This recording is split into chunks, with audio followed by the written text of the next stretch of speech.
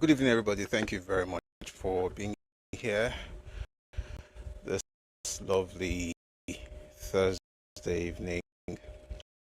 Good evening, good evening, good evening. Thank you very much. Akadol, evening, sir. Mr. Remy, you said the music was melancholic. You don't like Whitney Houston. Yesterday I played Aruna Shalao. Were you here? We listened to Kosolode. Shema Kosolode. Tí ó torí atẹ́gùn lọ ìbọn ọ̀fẹ́ ní èṣù bá ń ṣe. I play lánàá ẹ̀wà. Oyinta play R&B. Anyway, good evening, everybody. Thank you, Koboko. Good evening, sir. There's something is up in the plants behind me.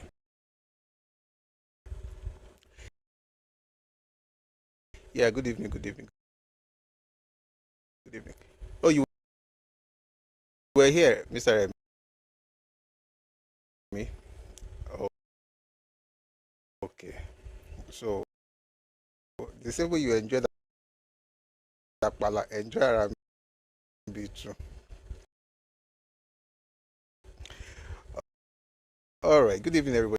Thank you very much for being here. Abdurrazak says, good evening. I rather prefer Aruna Shola. Yes, we have a mix. So sometimes we go that way, sometimes we go the other. Yeah, but oh, okay. Thank you for joining. All right. First, let me thank our folks who have really helped to power tap and keep the likes going. Special thanks to Koboko. Thank you very, very much. Mr. Remy as well. Thank you so much for liking the live. And every other person. I usually mention the names that I don't show. I know that other people as well. So thank you very much for your support. Thanks. I didn't come on camera, but it was still quite enjoyable. I had a great time. Because it's one of the things for you to read and study, then you're able to also understand things in context. So yeah, after the problem, you did what Napoleon could not do. Really, you made me join TikTok. Oh, I thought it was about companies. When you've been waiting, I apologize. Sometimes it takes a while to connect this other device. Even now, there's a particular one that hasn't connected yet. That's what usually takes me some time. So let's get into it. Hope you understand the adage. Yes, I do. I do understand the adage. We're going to be discussing that today. So a lot has been happening, and yesterday we spent time talking about the episode at Oshodi Isolo, where the House of Rep member representing that constituency these people treat, but by his people I don't mean the people of the constituency, I mean people of his ethnicity, right, including somebody, his relative, because one of them has the same surname as himself. So he decided to just spoil them silly, give them really lovely stuff, and China and South Africa. I guess it's to actually, essentially see what China has gone to do in China. Anyway, that became an issue. We're going to talk about that much later. And it's a very, very important thing. But we talked about it yesterday, and we focused on a plan that was hatched for that particular purpose. Whatever you saw on is not coincidence.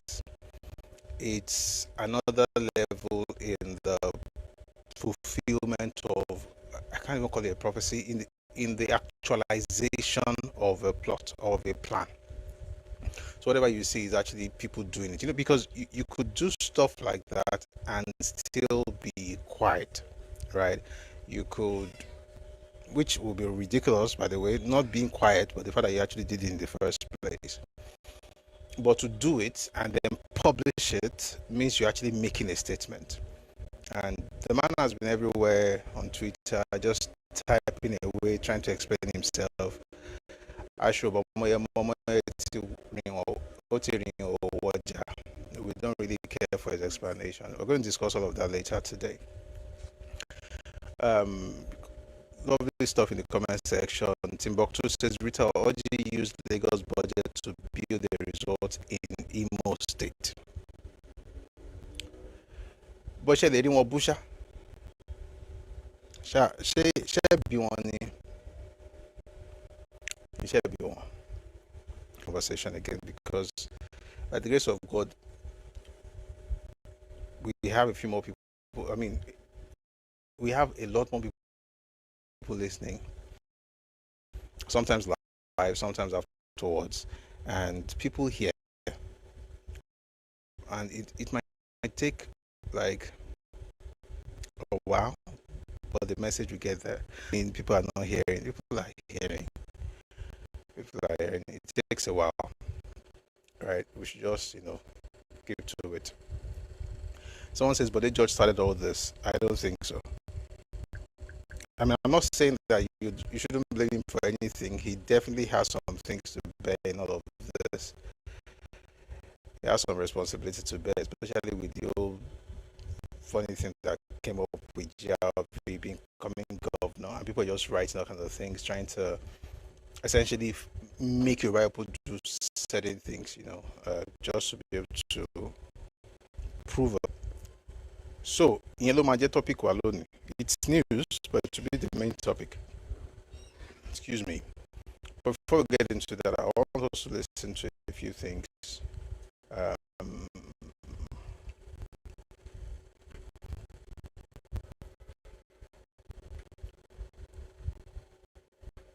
There was a podcast that I came across, and I felt maybe we start there so we can dedicate enough time to the Oshodi Solo thing. By the way, today's title is From 1964 to Oshodi Solo, the same old Igbo nepotism in Yorubaland.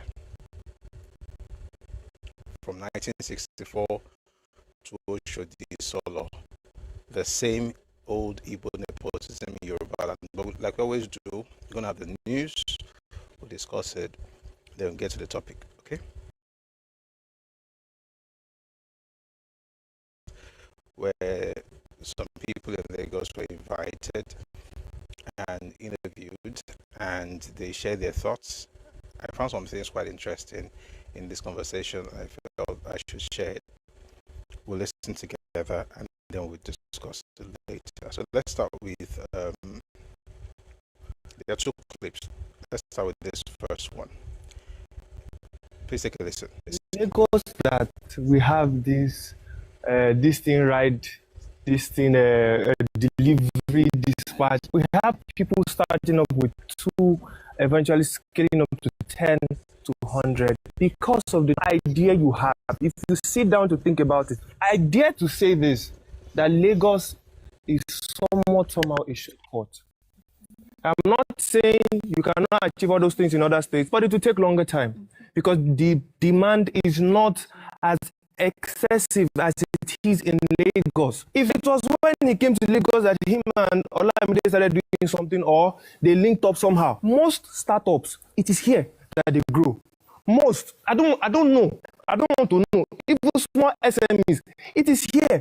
All the biggest fintechs we have, they started here in Lagos. Lagos has its flaws, yes. But if you are saying, can people benefit from Lagos? Yes. Everyone can. Everybody eventually needs Lagos. If the right things are done, if the government entertainment is starting to wake up in the southeast. Education is starting to wake up. There's a particular guy, I can't let other states stop stifling the growth of other states. Let them do what they need to do and watch how people are going to do everything they need to do without feeling like to do it in Ibadan or somewhere, but they know that wherever place the community is Lagos, they know that this high population that are going to use that particular product that you are going to put out. Lagos has to touch you for it. rent is ridiculous and so many other things we said. I'm happy. Let's repeat it one after the other. All right, the lady is just spewing rubbish. But let's not take too much at the same time. Let's start small. So she started by saying that because number one, you have to be very stupid to continue to say all this rubbish. Lagos things. So go back home. Like since you hate it that much and there's nothing good about the place, go home. Nobody is. You will not be missed. But let's even go back to the first thing. There's some things she said that I feel like I should respond to. And by the way, like I always say, if a Yoruba person and you're speaking about Lagos in derogated, is they've been able to transfer the victimhood mentality to the next generation. They've succeeded. And kudos to them, or kundus, whichever one works. If they know MCO or kundus to them, want to perfect there, such that a person opens their mouth and they talk about ports, and you think they know what they're talking about. They're talking absolute rubbish. Now let's start with this. She said, open up the ports in the southeast. There cannot be a port. That may make you feel bad, but that's because you are not thinking straight. There are no seas in Sokoto, there are no seas in Kaduna. There's no sea in Ibadan, there's no sea in Ofa. It doesn't mean that they are less productive. The assumption that sea is what gives you growth is the reason you are not growing, because you are waiting, you are discussing what you cannot have. That's one. Number two, open up the seaports. There are seaports working in Nigeria, and I have a list of them. I've mentioned some of them before. Like you have in Port Harcourt, there's One in Port Harcourt, there's Calabar Port, there's Delta Port Complex in Warri. They are operating. One actually makes some good dough. Like the government makes a lot of IPOP before they have to, change stuff. Maybe that's the purpose they think the place is meant for. The point is that there are ports working in other parts of Nigeria. The question you should be asking is this: why do people still prefer Lagos? And the answer is very simple. Even the Nigerian Port Authority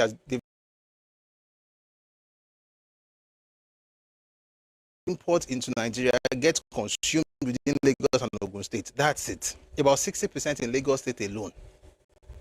In other words, they are using that port because of the purchasing power of the people living around that area. By the time you get to your state, everything don't finish. Like 70 to 80% of what you bring to the country, you've exhausted. As the importer is concerned, where can he sell and make his money so that I can get back in business? Not, where should I go to be able to prove that Lagos is not good?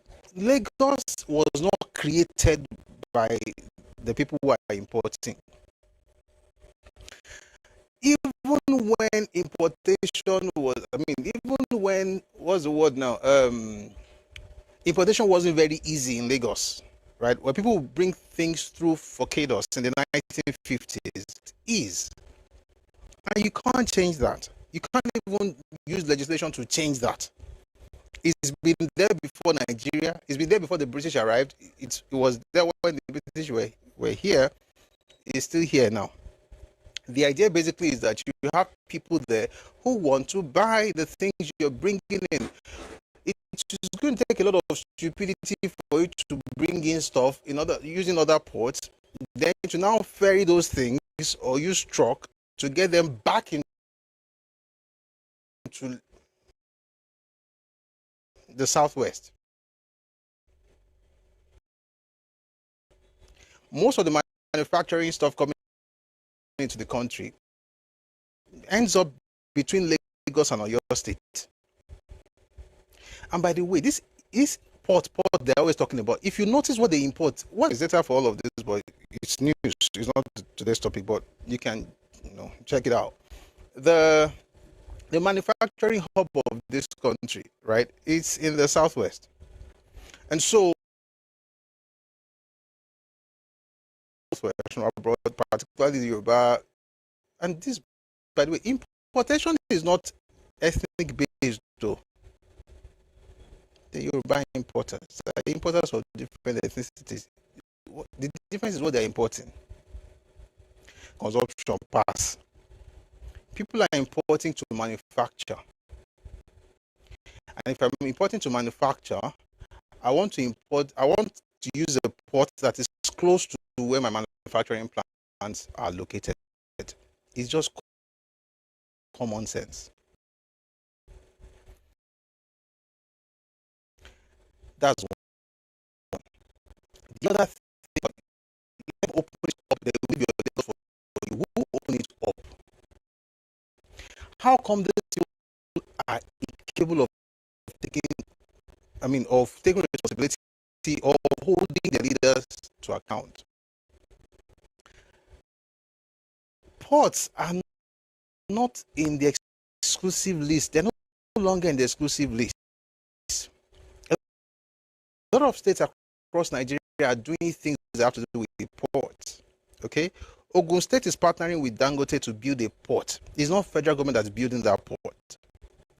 Lagos State built Lekki. Lekki was built in consortium. Akwa Ibom is building Ibom Deep Sea Port. You guys just keep saying, let them. Who are the them? State governors take in 4 times what they used to have before Tinubu.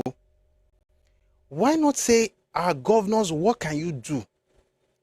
For instance, if there is no sea, and there's no sea in the southeast, and by the way, there's nothing like the eastern region. Eastern region ceased to exist in 1967. The eastern corridor, the port, the eastern corridor. There's River Sport Complex. There's port. A function is not verify, but you can go and verify. So this thing where go open it up.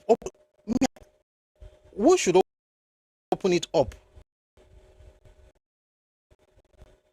The government should go. She said it in the video. The government should open up ports in the east. Number one, the government you're talking about is the government of the southeast. There's no east, there's southeast. And if the southeast wants to open ports for whatever reason, the governor should take responsibility for that. That's what other governors are doing. The ones who are doing deep sea ports in Ibom, in Akwa Ibom, or the folks in Ondo State, or what Dangote wants to do in Ogun State, or the Badagry Port and Lekki Port, the governors don't have 2 heads. You guys are smart now. Your governors are smart. They can do it. I believe in them. I really do. Direct all these things to your... And Nigeria, this is the problem with unitary mindset introduced by, interestingly, the people. Everything has to come from the top, because you're not used to the concept of high politicking or statecraft. So you assume that because somebody head, everything must go to that person. They are different. Government is not Tinubu. Government is not federal government. Basic government. Maybe they should do civic studies for people all over again. There are 3 tiers. Okay. Which one am I even talking about first? There are 3 tiers of government, right? And then there are 3 arms of the federal government. The 3 tiers of government: federal government, state government, local government. If you have a problem with the road in your street, stop talking about Tinubu. Okay? The idea that everything has to be about, let the government come and do something for us. What What's your governor doing? It's not government. That state governor is the head of the state government. I don't know. This is so simple, but sometimes it has to be said. The federal government is not going to open any ports in your region. Number one, there is no sea there. Number land port, which is what Oyo State did. Even Ogun State did it.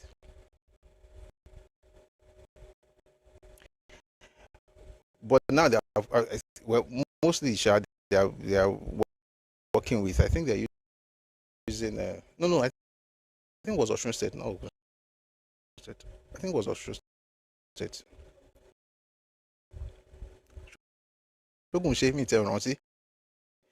What does that mean? What it means basically is that you don't have say, but you want to be able to maybe move things from the port. Having said that, let's do the second part. By the way, why is it that it's difficult to find a person from the southeast who can actually? Thank you very much, Shadow, for the gift. Thank you so much. Like, why must you? Let me tell you one Bible. In Genesis, the Bible says that God cursed Adam. God didn't curse Adam. What God did was to curse the land for Adam, not producing thorns and thistles. The land is producing blessings. You're able to make money off the land. And the only thing you can do is to curse the land. You are cursed. And the curse is coming from your own mouth. Because I don't understand how every time one talk about it, it's just something bad. Something is bad about it. It's not like you are from anywhere really grand like that. Anyway, let's listen to a few more things before we move on. Take a listen to the rest of the clip. They are going to use that particular product that you are going to put out. Lagos have to touch you for you to experience life. I think that you people need to get out of your high horse. First of all, accept the fact, you've already and so many other things that we've said. I'm happy you've accepted it. That's the step, because most of the people outside there, they are fainting from the bad smell in the Ojota, but they will tell you, Lagos, they smell, or you Chris, go back to your village. I think that when we sit down and we tell ourselves the truth, that for Lagos to become the actual mega city that it is being sold to be. Hey, my husband say, oh yeah, oh, you've been telling me let's go. Oh yeah, let's go. I'm moving. I believe so much that I can thrive in another country. I say country, in another state. In Abuja, there are lots of businesses that are thriving there. In Owerri, in Enugu, Sabinus does not need Lagos to blow. If I have not just renewed my rent, well, lie out them. Yes, now. You guys have been raising one particular issue that yes, they can thrive in other states. Nobody is countering that fact. But if people are skipping one thing, and this is not based on Lagos or based on any location, social media. A few years back, when everything was analog, let me put it that way, where you had to come to radios to play your music, you had to do this. Every artist were running down to Lagos because all the top radio stations were here, all the top TV stations were here. What happens to the ones around them? What social media has done, it has leveled the playing field to an extent. So if we take out social media, there is a lot of states that will in some sectors. Jesse, can I ask a question? Sure. Jesse, can you thrive in other states? Yes, I can thrive in other states. Thank you, that's it. What kind of Well, I cannot thrive in other states. I have traveled to other states before. I have gone to Abuja. They are slow. I can't thrive. Thanks for watching, guys. Catch you.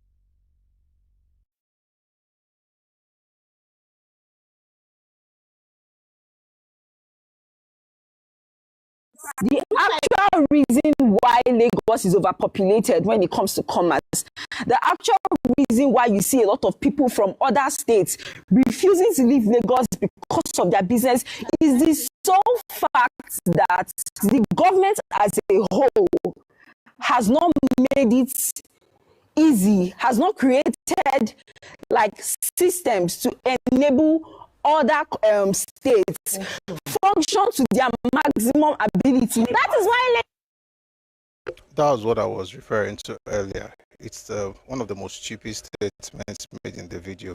The government as a whole has not helped other states to move. Who is the government that will help your state? Is your governor daft?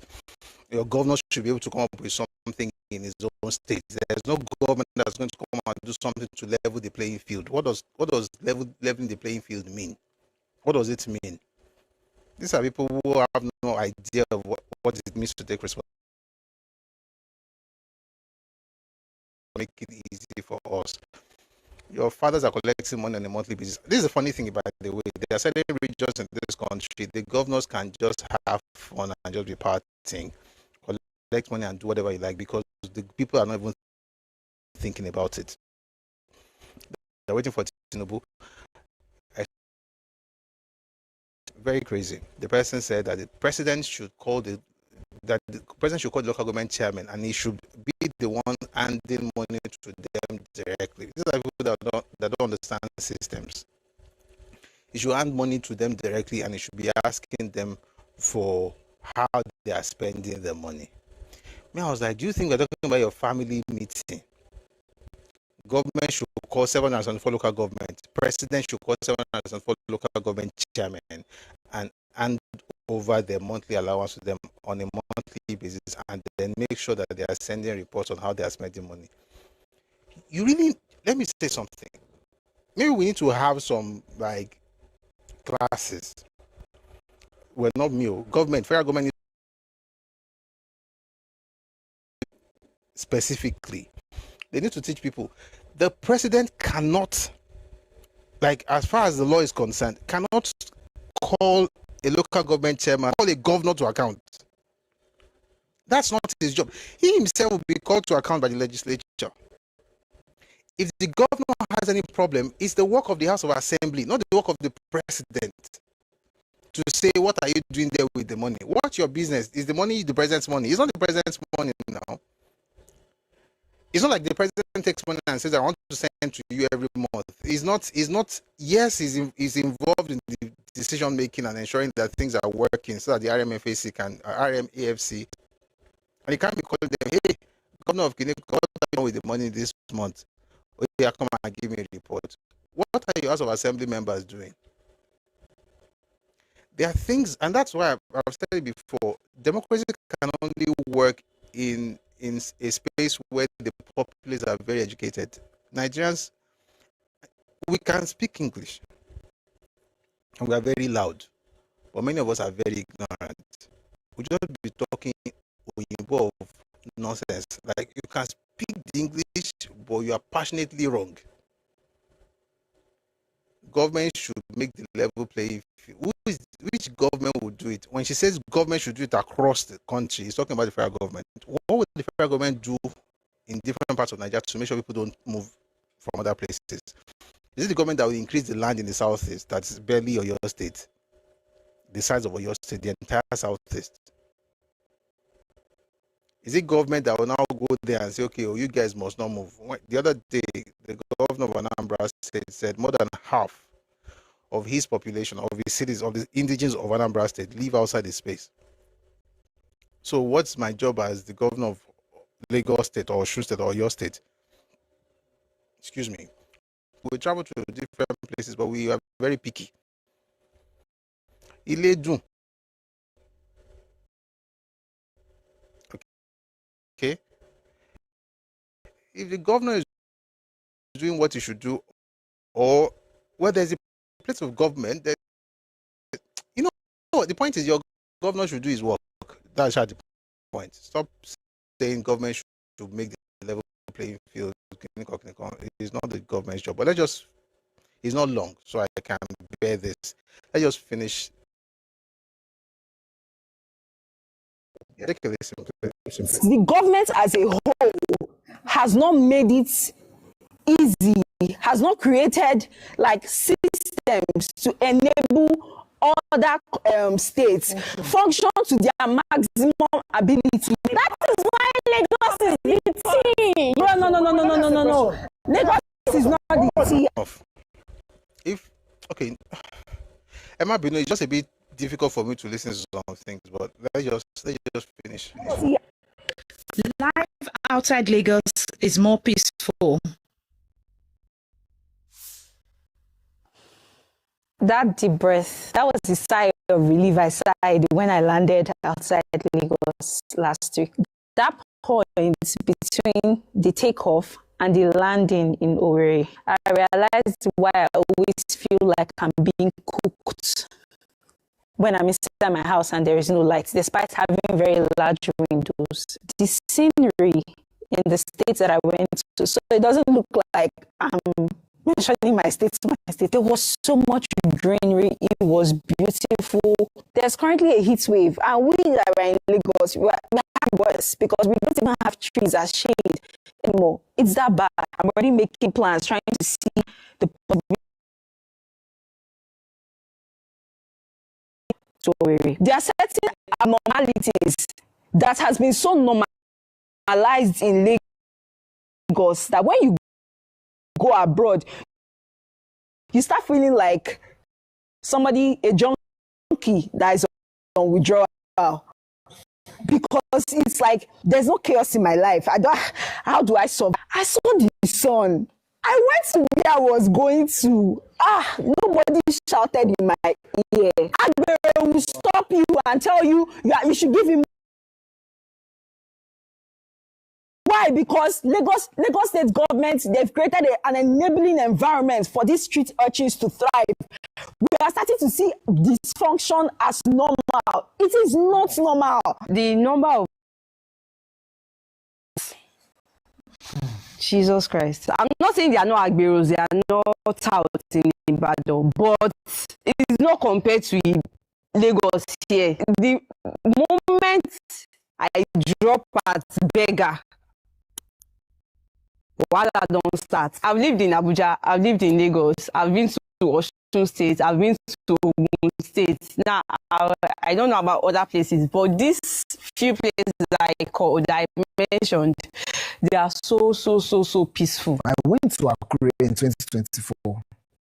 Trust me, Akure was therapeutic for me. It was like I was away from the noise, like the fresh air.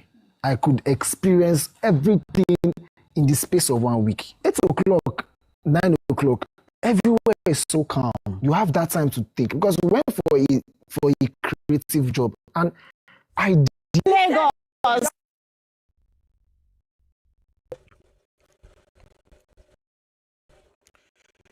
Is it different when you go outside Lagos? Are things calmer? Yes. It's like telling me that you want to compare Missouri to New York. If you want that peace and quiet, then go where there's peace and quiet. It's just basic common sense. You want, and you have a right to your peace and quiet. I'm trying to connect folks on Twitter. 1 second, please. All right, you have a right to that peace and that's what you prefer. You pack your bags and you move. And it doesn't reduce you. See, from Lagos, because he heard that the light, like electricity is stable. So he moved to Oshodi and he's complaining about what's happening in Oshogbo, but at least he chose what he wanted and he's sticking to it. I prefer him to these clowns who tell you that Owerri is better than Lagos. She went to it, but now she's back. Why didn't you stay where you went? Because that would tell me that you're a sane person who is actually serious about the things you're saying. Because when it comes to all this, oh, Lagos is this, Lagos is that, okay, I agree. It's everything you're saying. So why are you here? This, number one, is smelling, it's thinking, it's not good, it's dark, is because it's just the way the city is. And by the way, is the way some parts of the city are.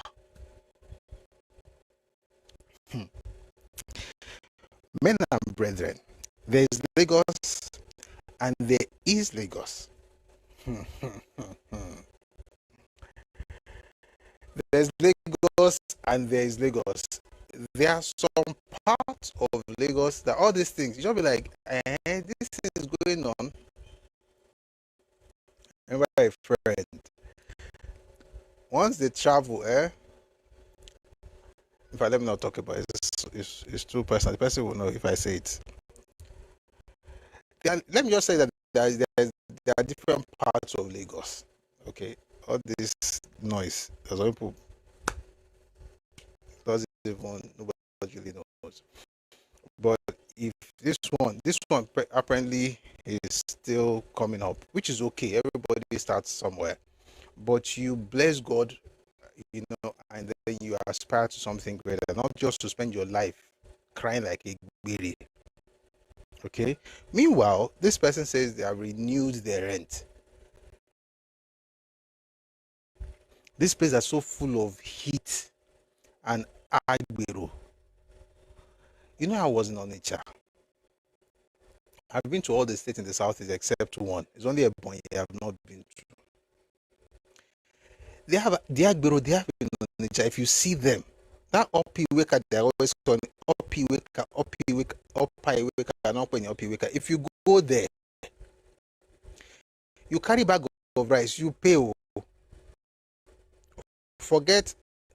Do we have agbero issue in Lagos? Of course. But if you the way they see, the funny thing is when they talk about where they are from, as though is this El Dorado, and this Lagos is just smelly and terrible. Where you're coming from actually has it worse. It's crazy. Does that mean we shouldn't fix up Lagos? We should fix it, but if you're going to fix it, the person will be criticizing. Let's be telling ourselves the truth. You come from the dunghill. And you should not be angry because you say Lagos, I want to renew your rent. Why are you renewing your rent? Why do you want to be in this place? But it is true. And this is a fact. It is true that Lagos, I was growing up, they will take us, to some parts. You will see people. So one day, this was before we were stabilized. I was still in school. My friend and I will now travel down. We came to Lagos and we were in Oshodi. This was year 2000. I was like, growing up, we would travel to Lagos, holidays, where it was that we're not used to see the city like that, at least not the parts that we went. So I was like, how come everybody is,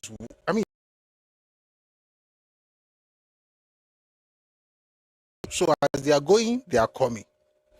But not Ajabota like that, but I should alone, they helped our parents tried. So he said, let's even go and check. Don't go and see another person who I had not seen, before then. You see a crowd of people going the other way. And you see the same number, like volume coming towards you. So I now told my friend, I said, do you know that the same number of people that are coming is similar to the number of people that are going, and that same number is at work, and that same number is at home. They will leave. Some of them are leaving. The city never sleeps. It's just how Lagos is. It's always been like that. Isolo was making a case in 1953 about how busy Lagos was. He was talking about Lagos town at the time. There was not Lagos State anyway until 14 years later. But he was talking about how Lagos has always been like that because it's always bustling. Someone says New York is bigger than Lagos with 8 million. Lagos has more than 20 million and is the smallest state in Nigeria. Yes, it's congested and it's true. But the question is that what's the answer to that? The answer to that really is for state governors to get busy and build and ensure that the environments are actually conducive for business so that the people can stay back and do well. You can travel to Lagos and live. It's about 20 million people. How many? The entire Lagos state is smaller than Ibadan. You know what? Let me read to you the size of Ibadan. I think I have it somewhere here. Lagos state is actually smaller than Ibadan.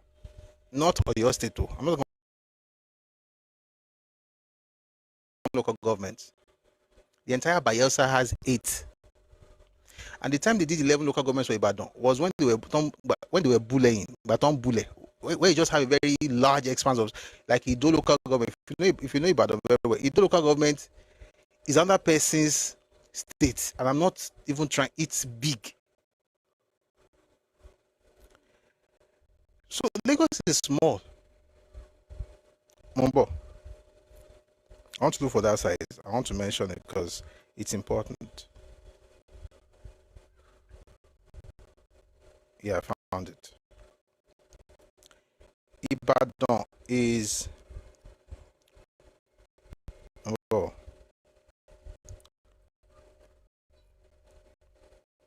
Ibadan is between depending on where you are looking at, whether it's the core of the city or the entire metropolis, 3,080 kilometers square to 3,080 square kilometers to 3,850 square kilometers. That's Ibadan alone.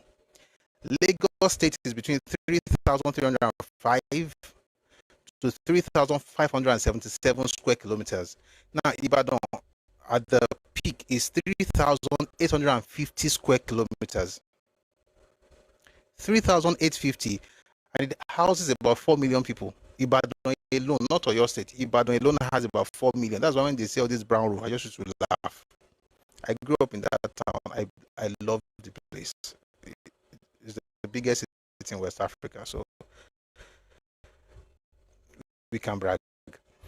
Anyway, Ibadan is 3,850 square kilometers, right? And it has about 4 million people. Lagos is 3,577 square kilometers with between 15 and 20 million people, 20 plus million people. So Ibadan as a city is bigger than Lagos State.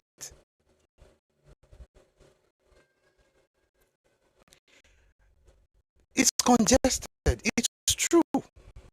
So what do we do about it? Number one, the city is bursting at its seams. The governor is doing what he has to do. They can do more. I mean, yes, it's not perfect, but there's blue rail, there's red rail, there are other rails coming. There are no other states building that.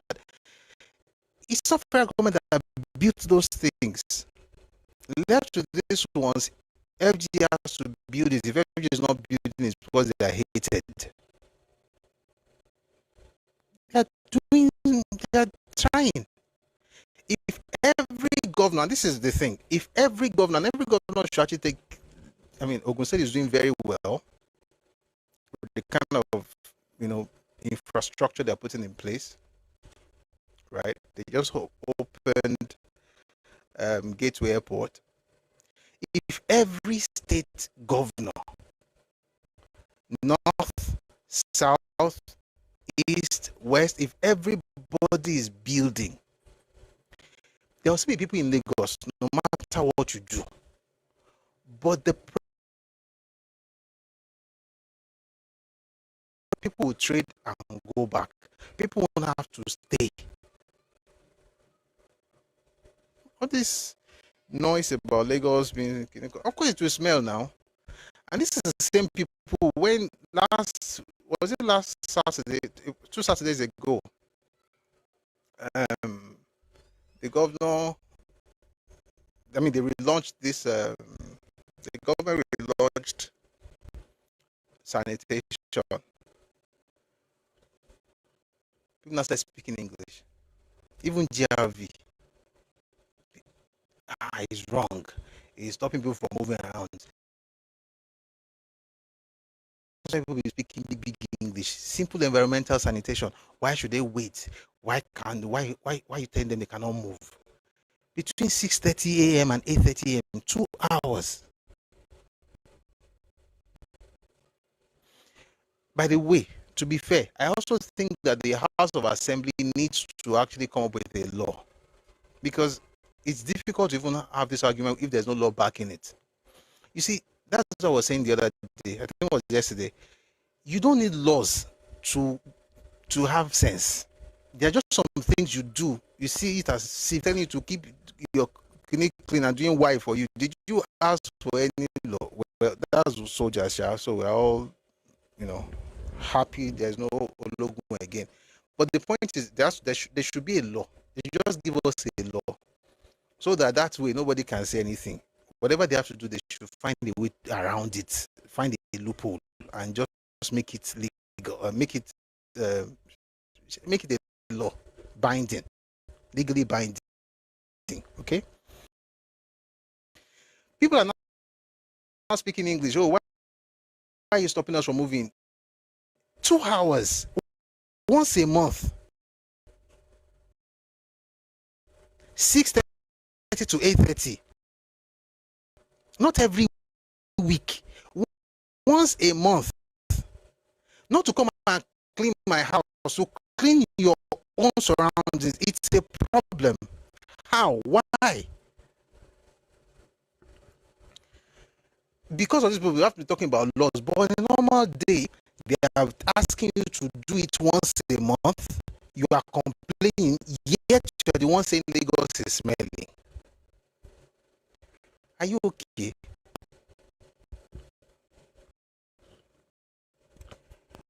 I hope people just get better, right? There are no perfect cities. Lagos is definitely not a perfect city. But I think it's more, there's a way you can look at your home. Do you complain about it? Say, maybe you have been trying to buy, I don't know, maybe you want to buy for whatever football, you want to buy 65 or 70 or 80-inch TV, and you don't have that yet. However, then you save towards what you want to buy. I'm saying that there's a way you think about your home. That's the point I'm trying to make. If Lagos, when it comes to taking care of the place, look at your Lagos is smelling. A high horse. You stand on a high horse and you look down on Lagos. Meanwhile, the high horse you are standing on is actually imaginary. Where you come from, you live underground. As far as this analogy is concerned, so you have no horse to even stand on. If Lagos is your home, and this is not just about Lagos, it's the same thing in Ibadan or in Akure or in Oshogbo or in Abuja or in Port Harcourt, wherever you are, there is a way you talk about where you live that makes Allah bless you. There's another way you speak. People be thinking you are cursed. If the land is not doing fine, and there's some things that are not working, and it's yours, it's my home. There's a way. Let me say this before we go on. And now I'm spending a lot of time on this because it's very important. Growing up, well, maybe it's because I think it's a sense of ownership, to be honest. Growing up, I'll tell you one story. I started working very early because after high school, I was like, I'm going to have to wait for exam results to be out. I don't want to start. So I went to teach. I laugh because I remember my salary was 700 naira. Anyway, so Now we used to do things back then. I mean, I think we still do it in our culture. You take the money, you take it to your father, and then you will share the money. Your father will have some, your mother. That day, I don't know what happened. Some people in my family just decided to shop. I thought they were sharing my money. Anyway, my dad told me something and said, go and buy a plant and put it in the garden. Now, I think about it now. What's the meaning? Why should I have to do that? So I bought some plants, planted those things in the garden. I water the plants, they were growing. And I understood what he was doing. He was trying to say that you have a stake in the house. You are beautifying this house. That's something that you could buy 1,000 times what I bought. It just needed me to have that connection.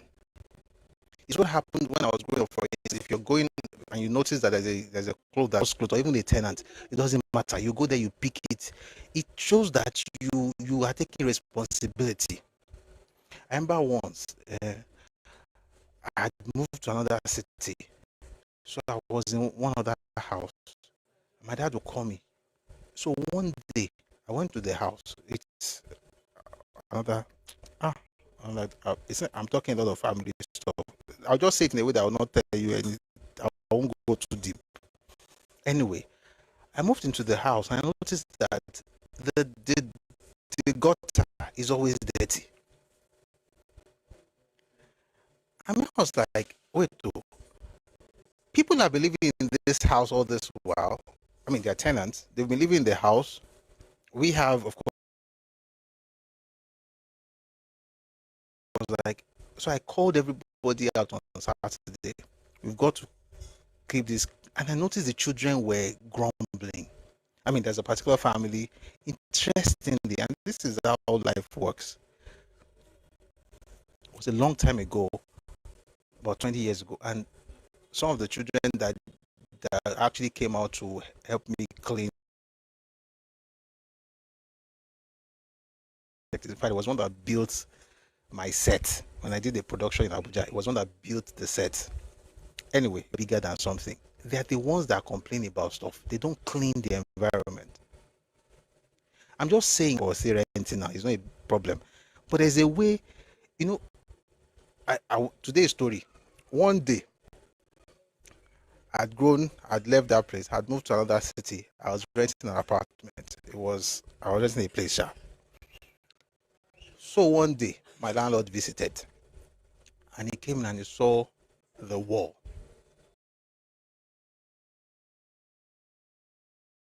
Called me. And I was like, shaking.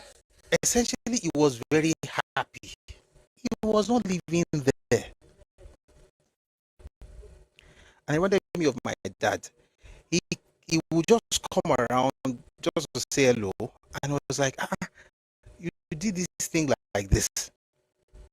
Of course, when I was moving from that place, the rent would go up because I'd made it better.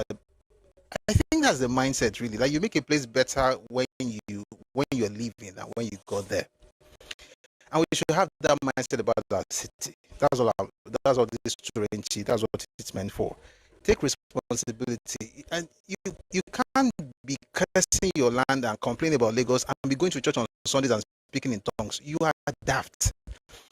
This Christianity is not showing. You just be talking rubbish, then on Sunday be speaking tongues, say Jesus is Lord. You don't know nothing. You're just joking. The people around you can never see Christ. And I'm talking particularly because most of us that we shout in Lagos is we go to church on Sunday. That's why the Lagos is not even blessing you, because you're always negative about the city.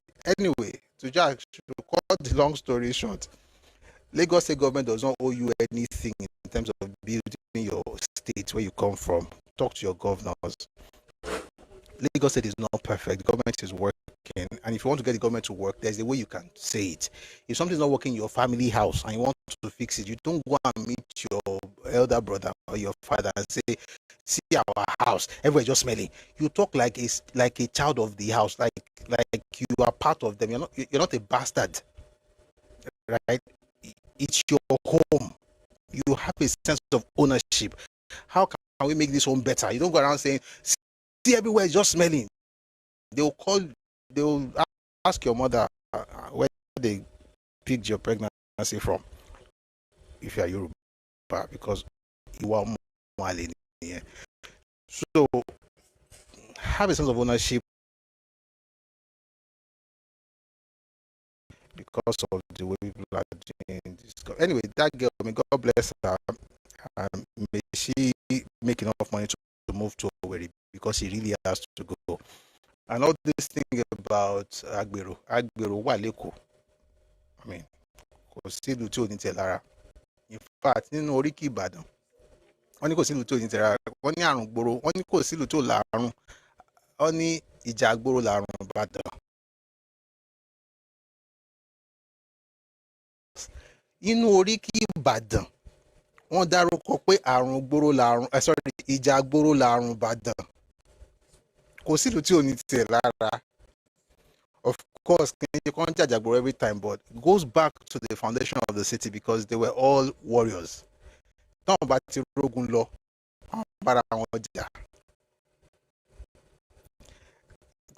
If you know Ricky Bado, you understand how interesting, how they were even confessing their own faults in their Oriki. Only ibiti o leti nje are olohun. Ìwọ náà ṣe fi sí bẹ́ẹ̀ ọ̀hún. Wọ́n ti kọ́ sínú oríkì, wọ́n ti sọ mọ́ oríkì. Agbero might be an issue, but to be fair, it's not a peculiar thing, because most of where you come from, it's worse. It's terrible. Okay? And for those in Lagos, if you are a Yoruba person, when you talk about Agbero, you have to also be very measured. Ọmọ burúkú lọ́jọ́ tiẹ̀, ọmọ burúkú ní ọjọ́ tiẹ̀, sẹ́là ẹ̀rà. Àwọn yìí ọmọ burúkú lọ́jọ́ tiẹ̀. Lórí gbogbo òyìnbó táwọn á sọ, a máa sọ òyìnbó kúrakúrakúra. Tó bá ti dé orí ìgbà tó máa ṣe nǹkan tó fẹ́ ṣe, ẹ̀yin ẹ̀kọ́ máa fi èbó ni, nílẹ̀ máa jókòó sí ọmọ burúkú lọ́jọ́ tiẹ̀.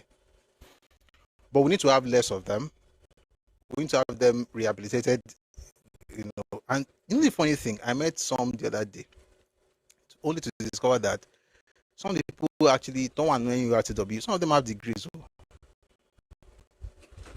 I'm not even joking. Some of those people have degrees. Maybe some of them went to school, some of them go back and send their children. Yes, you have the tout that you call tout, but Agbero is not a tout. Agbero ń ṣiṣẹ́ tiẹ̀ ni o. Kì í ṣe ọmọ ọ̀tá o. Ọmọ ọ̀tá yàtọ̀ sí Agbero, because ìgbà míì náà máa ń da ọgbọ ẹ̀ pọ̀. Agbero ó ń gba èrò, ó ń ṣiṣẹ́ ọlọ́kọ̀. Iṣẹ́ ọlọ́kọ̀ l'Agbero ń ṣe. Ọmọ ọ̀tá ló ń ṣe ọ̀ráìsà tó ń sọ pé ó ń pariwo tó ń ṣe kíní kan tó ń ṣe. Ìyẹn yàtọ̀. And be careful as well. Don't look down on road transport workers. Some of them can buy you. I'm not even talking about money. They can give you the connection you need for your next level. You just speak English. You are just speaking English without anything. They can help your destiny. I'm just saying, don't look down on anybody. Some of those people are educated. Some of them, there's one I heard actually has a master's degree. I was like, really? But does that mean that it should be like this forever? Of course not. Things should get better. I mean, the government and the unions, they have to work together, sanitize that space, make it a lot better. You don't have a lot of touts joining them and causing trouble everywhere. The government has a lot of work to do. You see the way I said it now? It's not that I think it's good. It's just that because I am a stakeholder and I am not a bastard, there's a way I talk about my home. Not that just be standing on one funny pedestal that does not exist, looking down at people that are bigger than you, telling them that all of you, raising your nose like you are anything. All of you are dirty, Agberu, you are disturbing you, your family house, the Agberus are better than you. If you have to say that. But the point I'm trying to make is that things are not perfect. Government has to do something about it.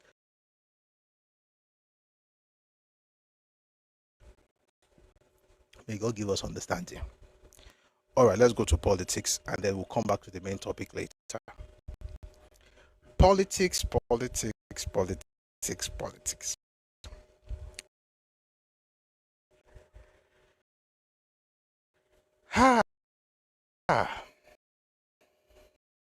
A few days ago,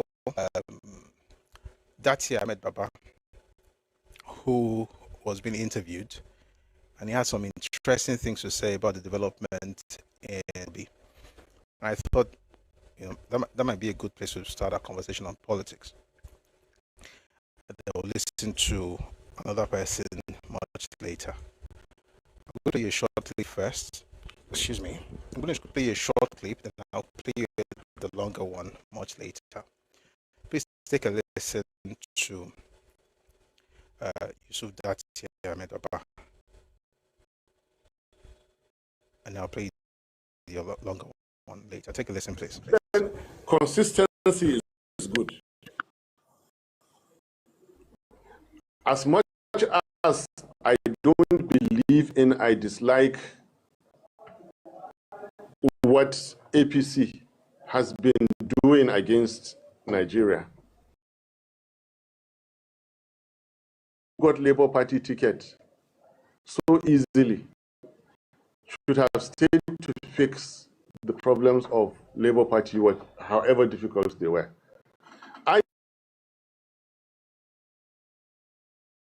First, and I'll play the shorter one because it connects with something else. Okay, so let's have the longer one, and then we'll come back to the shorter one. All right.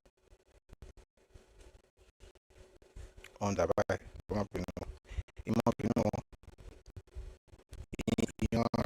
Of the two options you gave.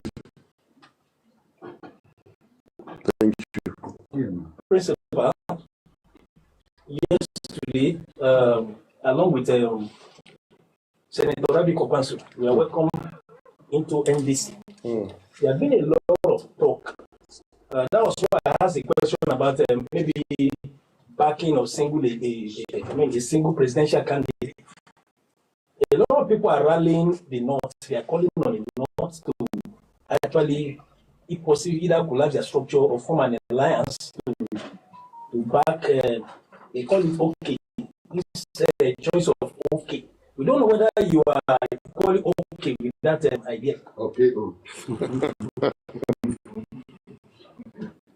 I, as much as possible, try to avoid at this stage all the politics of everyone. But it is very unlikely that the North will rally around KO. Okay. It's and this is my personal opinion. I still have an excellent relationship. I have much respect for both of them. I did say that I feel guilty because I was one who told Peter Obi on the 31st of January 2024 in John Wood's Hotel.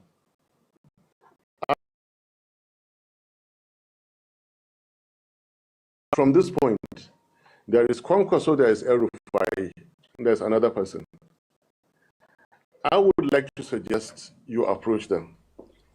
The business that I do now, which started around 2011, I was planning it as far back as 1996.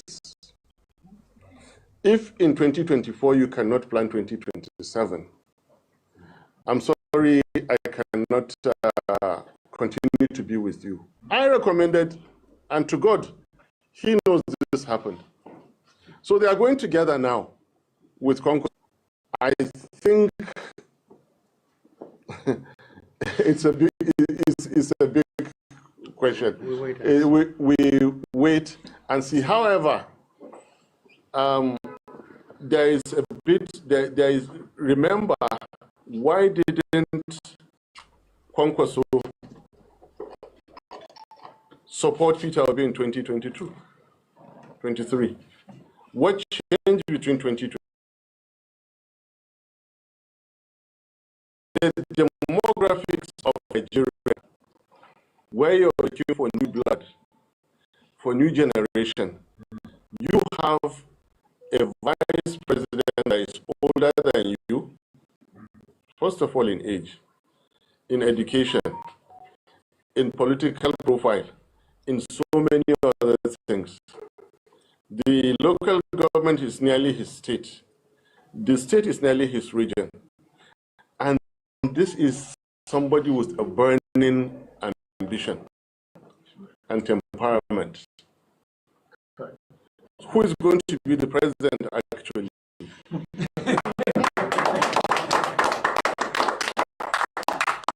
If you are presenting a ticket throughout history, there's a certain configuration that it goes. The respect that I still carry for Obi is because of the fact that we have that configuration. So even though I recommended Kwankwaso for Obi, as at the time I was doing that, I didn't really deeply reflect in all these political dynamics until it came now. I mean, how will Kanu think that their champion who has serially wanted to be the president serially wanted to be, will now go and how many votes? I know we got nearly 25% in Kano before the results were changed. From one of their champions who is now going to serve as deputy. And then the intricacies of, all right, certainly 2031 is mine. That doesn't play out well in any. As much as I don't believe in, I dislike what APC has been doing against Nigeria. But then someone who got Labour Party ticket so easily should have stayed to fix the problems of Labour Party work, however difficult they were. I stood and I earned the wrath of many because I said, come and reconcile in Labour Party. Only for me to hear, to read it, and to even view it in the news. Here's my former leader, my boss, whom I believed in so much, saying that wherever there's a quarrel, he will walk away. So there's a quarrel in Nigeria. You'll walk away? And these are things that don't add up. These are things that don't add up. A leader must be firm. However gentle you are as a leader, you must be willing to fight. Where is the first place you fight? You don't allow what happened in 2023. Clear constitutional breach. They left only one person, me, fighting the constitutional breach. Only one person. Nobody spoke about the constitutional breach. Only me. You don't do that. You stop. You must fight at that point. If you're not ready to fight, stay in your house. You're going into politics, which is a contact sport. In a country like Nigeria, that is so diverse, so heated, and you don't want to quarrel or you don't want to argue, then this is not your game.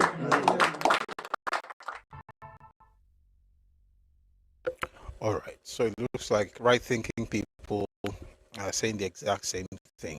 You can't claim to be a person willing to become the president of Nigeria and claim to be a leader, and you're the one running away from challenges. And you say things like, wherever there's quarrel, that can't be there. Perhaps you should be, entertaining people as a clown, because that way, hopefully, even then, there could be quarrels. It's the way of man. Like, people just do things. Your job as a leader, right, is to step in and resolve crisis. Crisis resolution is part of leadership, and it doesn't mean it's easy. Politics is not rocket science. It is rocket science.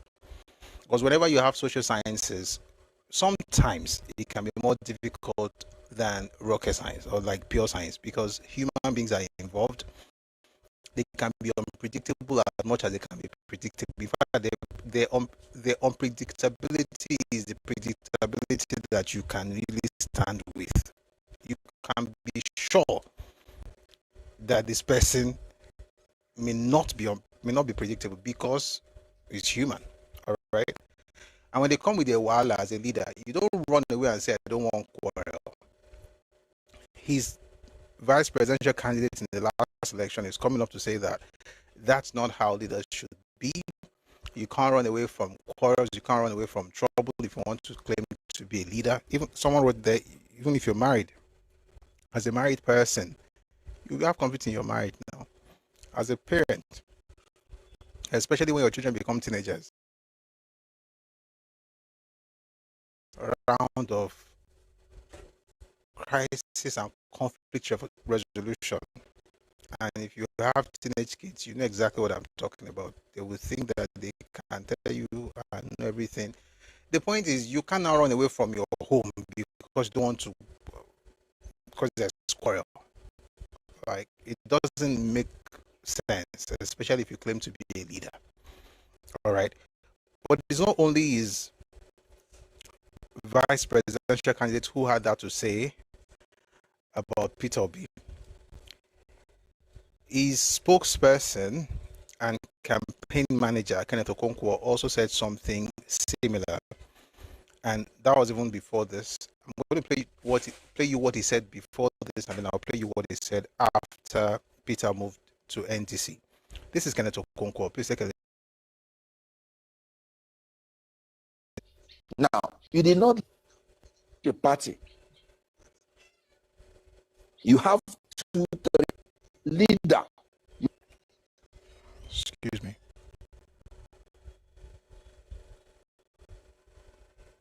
If you're a leader, you are in such a party, you have 2, 3 options. The first one is, if you see that these people are criminals, the way you want to paint them now, you leave the party. If you can't solve the problem as a leader, so that your followers will not be confused, and so that you don't get so close to the time of the next election that you would have nothing to do about it. Now, you did not leave. You remained with them. Why? Because you're in cahoot with them in everything they are doing. In all the primaries that the Aburedem organized, none was organized without Obi's approval, whether in Imo, whether in Edo, whether in Ondo, and now in Anambra. And that was why Obi campaigned for all the candidates that came out of it. So you're in cahoot with these people in private. In public, you want to paint another image. No, you're just being a politician of convenience, not a politician of conviction. So where does what I Someone says Obi that said he doesn't mind if are you sure, Bent? Are you sure that he said this? He said he doesn't mind if his wife cheats.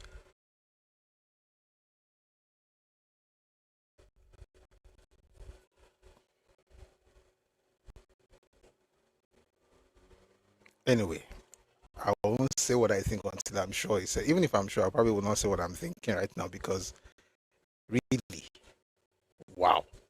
Anyway, the Minister of FCT, yes, he said that honest board podcast. He really did. A lot of people are confirming that he said it too. Wow. Wow.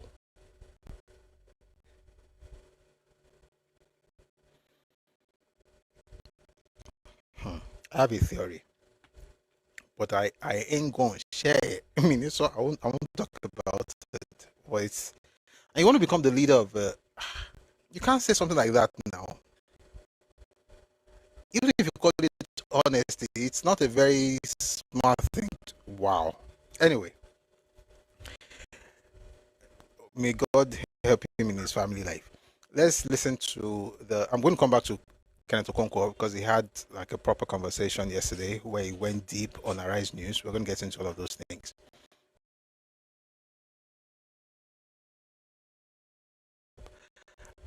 To listen to the Minister of FCT, Nyesom Wike, speak on this person who keeps going from one party to another in the name of not liking quarrels. Obi was in Abia. He couldn't build Abia. Crisis. What is called leadership? Leadership is for you to stand up to challenges and see how you settle those crises. He left Abia. He came to PDP. He ran away PDP. So there's one man in PDP who dominated everything. He went to Labour. Labour had crisis. You could also use your leadership skill, your leadership prowess to put Labour together. You ran away again from Labour. You went to ADC. Now ADC had a problem. Oh, I don't know what's happening there. You ran away from ADC again. You are now in NDC. All you are looking for, food is ready. Food is ready. Mama put, food is ready. Anywhere, who will stabilize if you cannot stay and stabilize? Why the people are called not run away from PDP? What all the giants with the huge allocation of money they have, who stood them, who said, we will leave.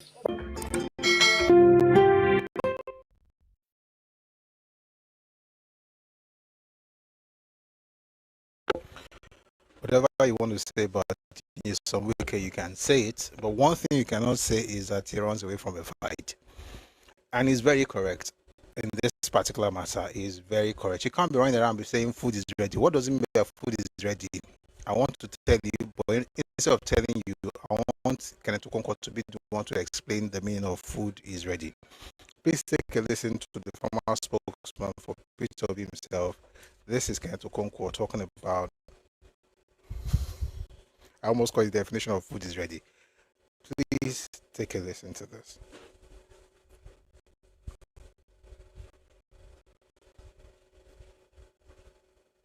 Let me review one secret to me. So how is the possibility of ADC performing in the Southeast? I told them plainly and straight away, don't build anything on P2B because he's not going to contest under ADC because he will eventually leave. Why was I so sure?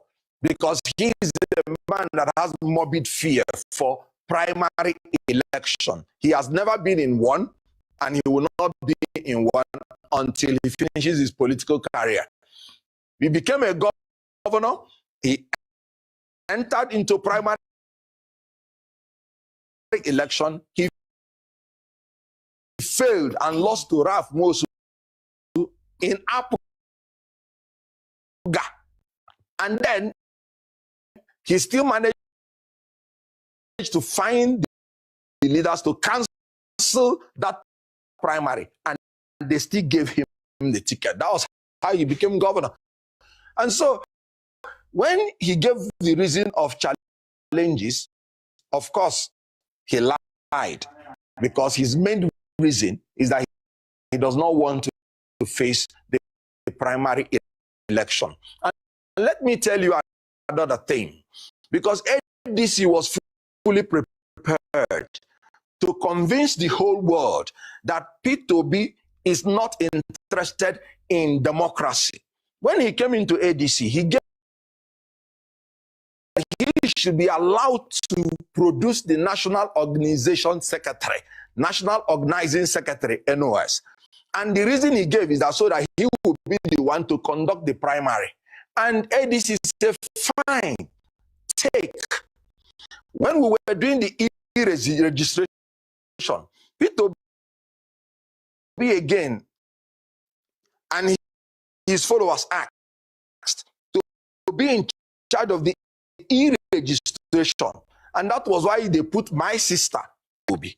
And then P2B was to organize the primary. That was why you did not hear him say, this primary is dollarized, is monetized. That's the reason I'm going. Be the one to organize the primary. Yet, he was still afraid of free and fair election. Not of course of Zodi. Because he wanted to and that's what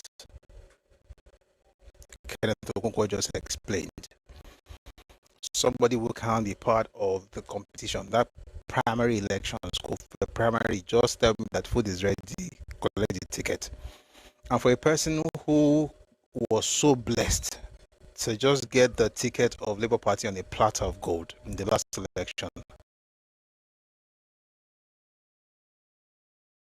statesman, it would have become what's the word now? Like a rock, so to speak, in Labour Party. To have become his home. They could have done anything they wanted to do. They could have built it. And I said something else that is very true. Regardless of how I feel about him, I mean, no matter what party he joins, he will not win. You know, I want Tinubu to win. I've said this several times. I'm not all this. I want Tinubu to win. No matter what party he joins, he will lose. But he will still gain my respect. I'll give an example. I mentioned it yesterday. President Buhari, Muhammad Buhari, he tried 4 times. It was on his 4th try that he became president. He was getting 12 million votes. Like, lira. Peter Obi got 6 million. It's not even up to Buhari's own, but even 6 million is a lot. Buhari got 12 million votes. But he couldn't become president until, because see, the way the Nigerian constitution, you also have to have spread 2/3. You have to have that spread. If you don't have the spread, even if you have 1 billion people voting for you, it will not mean anything. Now, he worked with that group. He didn't just cut everything. He was building, momentum. So yes, he created CPC. He stayed in his party. It was an AMPP, that's Buhari, moved to CPC that he created. It was in CPC, I think they went twice, right? That was the second time was when he went to Pastor Sunday Bakari. And then he now worked with ACM to create APC. In other words, it's coming to that, not just with the movement, but with the party structure. There are 2 things going on at the same time.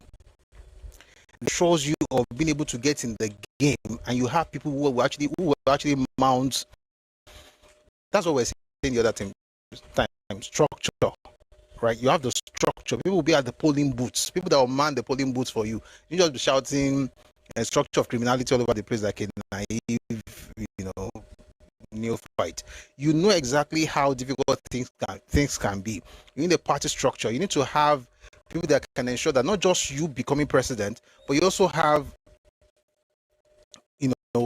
people that can get into the National Assembly, whether it's the Senate or the House of Representatives, so that they'll be able to help you make the laws.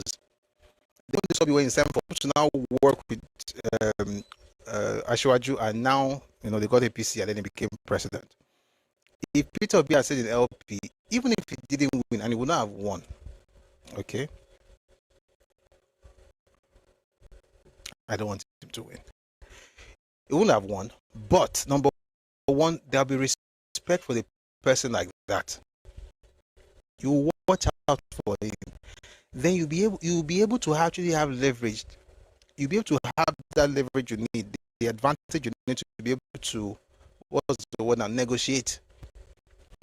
What is it negotiating with now? You think the obedience movement is worthy of being negotiated based? I mean, NDC put out a statement earlier today asking them not to bully them. It's on Twitter. We've been through this before. Please, obedience, don't bully us. I was like, what was that?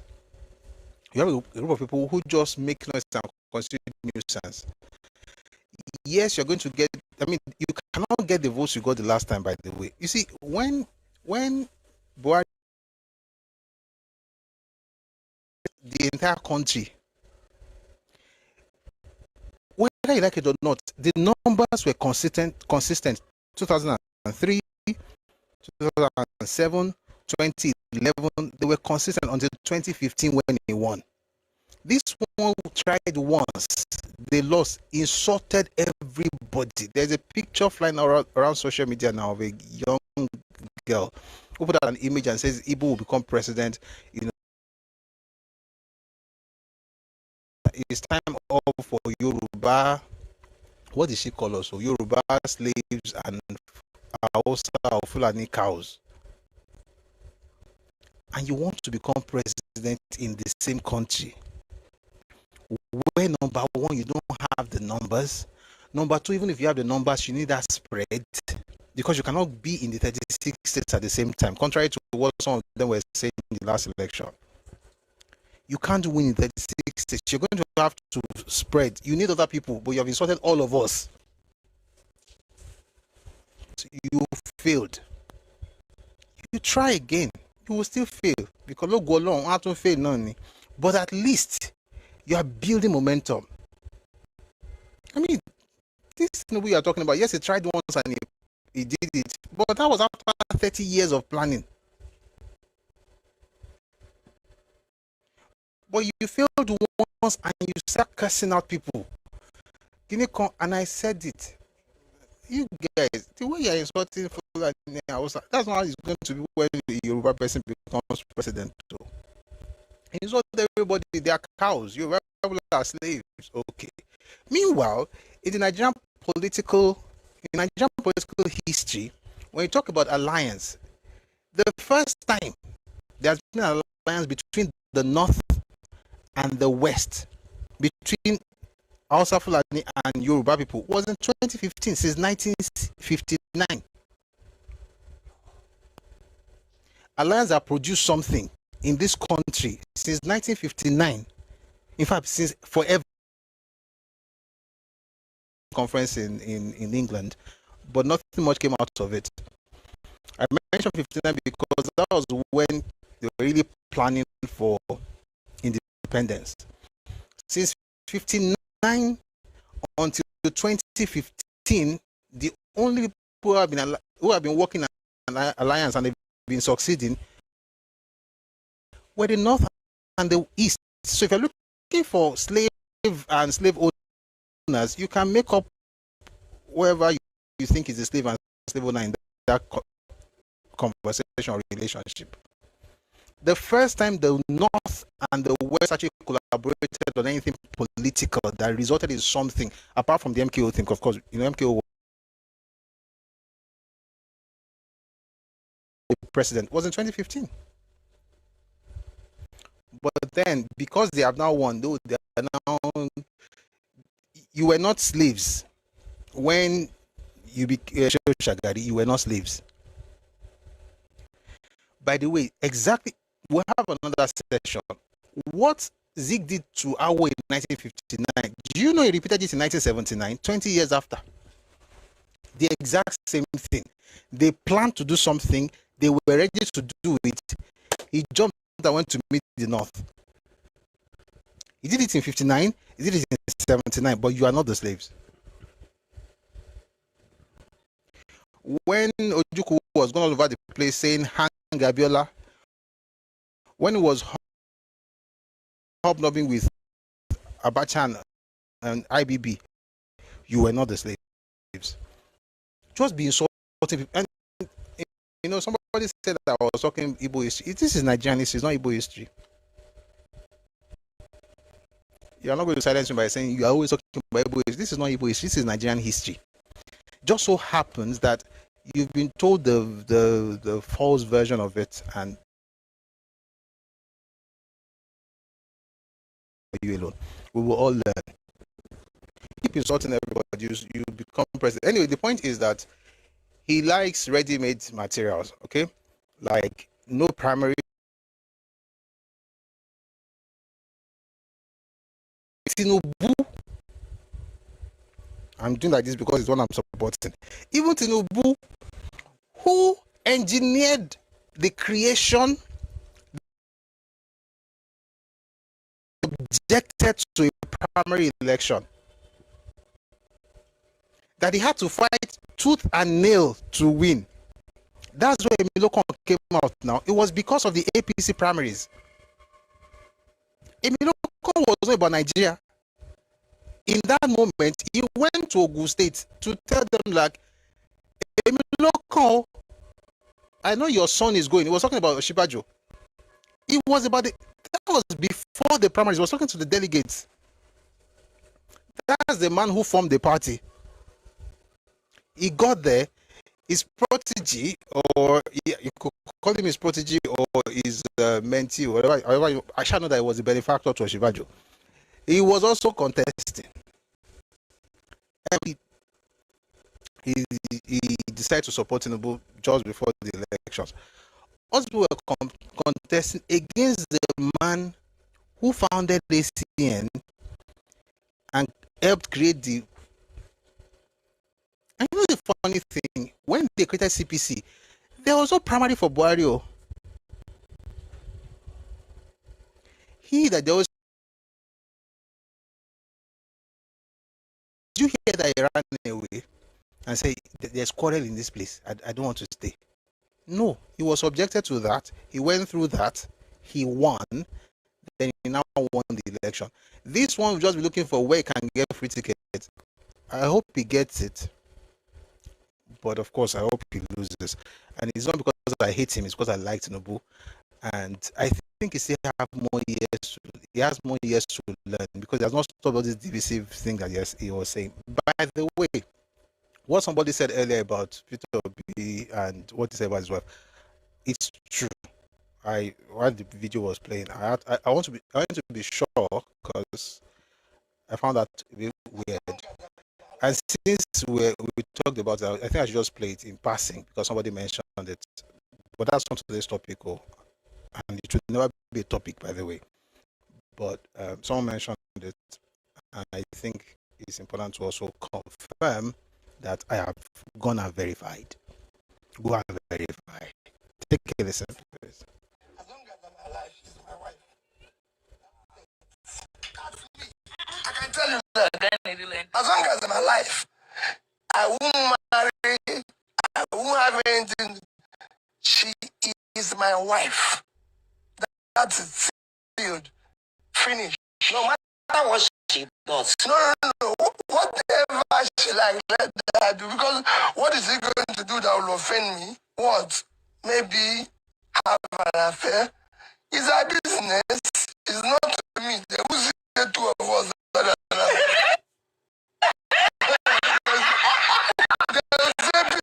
Is a very good man who married a woman who is. That's it. Nobody can describe it. You can't quantify me with the life of my wife or my children. No. We have different lifestyle. You know, even if I'm talking with my wife, people have seen it. People have seen my wife in business class. They've seen her in first class. I'm in different class. I'm in the same place. Because that's what suits her. We don't quarrel with it. It suits him. It doesn't confuse my interest. As long as my wife.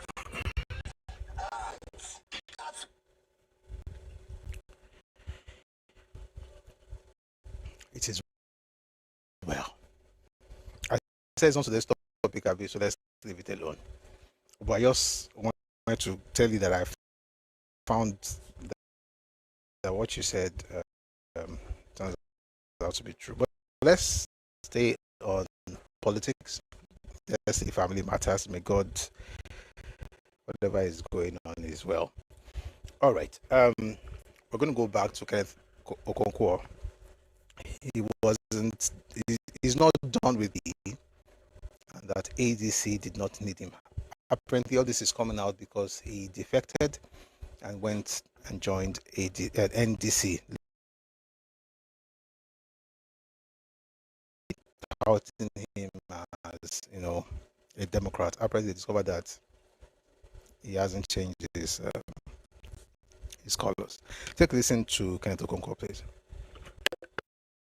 You recall that when I said I wasn't going to speak for him again, I said I will not speak for a man that I don't understand his position on important national issues. I say I will not speak for a man who, even if he wins and Nigerians give him his vote, he does not have what it takes. He does not have the capacity to even secure his own victory. So the issue of saying whether the coalition will be affected, the coalition will not be affected in any way. P2B, within 6 months, changed parties 3 times. You could recall, since he defected to NDC, I'm not taking it as anything serious or anything relevant to bother myself. Because by December, he was a member of ADC. By May 3rd, he's a member of NDC. I am sure, if not for the restriction in the Electoral Act, before the close of the registration or the membership time, I'm sure he will be a member of another party. That is his nature. But let me say it, changing parties is not what questions your character. It is the reason that you adduced for changing the party. P2B said, I don't have a problem with David Mark, meaning he didn't have a problem with the ADC. He said, I don't have a problem with Atiku Abubakar, meaning he does not have any problem with the aspirants. Then what is the reason he gave? He said, I don't like challenges. I don't like trouble. ADC is going through challenges, legal and otherwise. And I like to run away to where there is peace, to where there is no trouble. And I now ask, how can this same man ask Nigerians to entrust Nigeria in his care when Nigeria is the most challenged country in the world today? Nigeria is both physically and mentally challenged in all capacity. Nigeria is the 4th most terrorized nation on earth. Nigeria has borrowed itself to bankruptcy. Nigeria, as I'm talking to you, the bandits tie people on the tree and put fire under them to burn them in Kwara, in Kogi, in Niger. So how can a man who says running away from challenges be able to face the challenges we are facing in Nigeria today? I am sorry. The P2B's temperament and his capacity is incompatible with missing anything. Recall that before he came to ADC in December 31st, his political career was already dead. He was losing his polling unit in his own state by the gubernatorial candidate that he chose by himself. Recall that even when one member of the House of Assembly of Labour Party died, they fielded his widow to know whether they can get the sympathy of the people. But because of the rejection of Anambra people to P2B's leadership star, they still voted against the innocent widow. So recall that before he entered ADC, his political career was already dead. So dead that he could not even enter ADC from his own state, Anambra State. He entered ADC from Enugu State. my own state, where he believed that the toxic on the toxin will not overwhelm him. So ADC actually gave him a lifeline. P2B needed ADC. ADC did not need him because we were already moving on without him. So when he came into ADC with his normal toxic followers, with their own penchant of not wanting democracy at the primary level or at the secondary level. Obviously, I knew he was going to go. Let me review one secret to you. The first day I was consulted in this coalition, he failed and lost to Ralph Mosu in Apga. And then he still managed to find the leaders to cancel that primary. And they still is that he does not want to face primary election. Let me tell you another thing. Because ADC was fully prepared to convince the whole nation that he should be allowed to produce the National Organization Secretary, National Organizing Secretary, NOS. And the reason he gave is that so that he will be the one to conduct the primary. And this is fine. Take. When we're doing the registration, it will be again. And he was asked to be in charge of the e-registration. And that was why they put my sister, Aisha Yusuf, to be in charge and obey, so that all the members of ADC in the primary will be determined by not cost of voting. Because he went to even certain aspirants in order for them to step down for him. So he's a man who is afraid of unfair primary elections. So he left. This is moving on.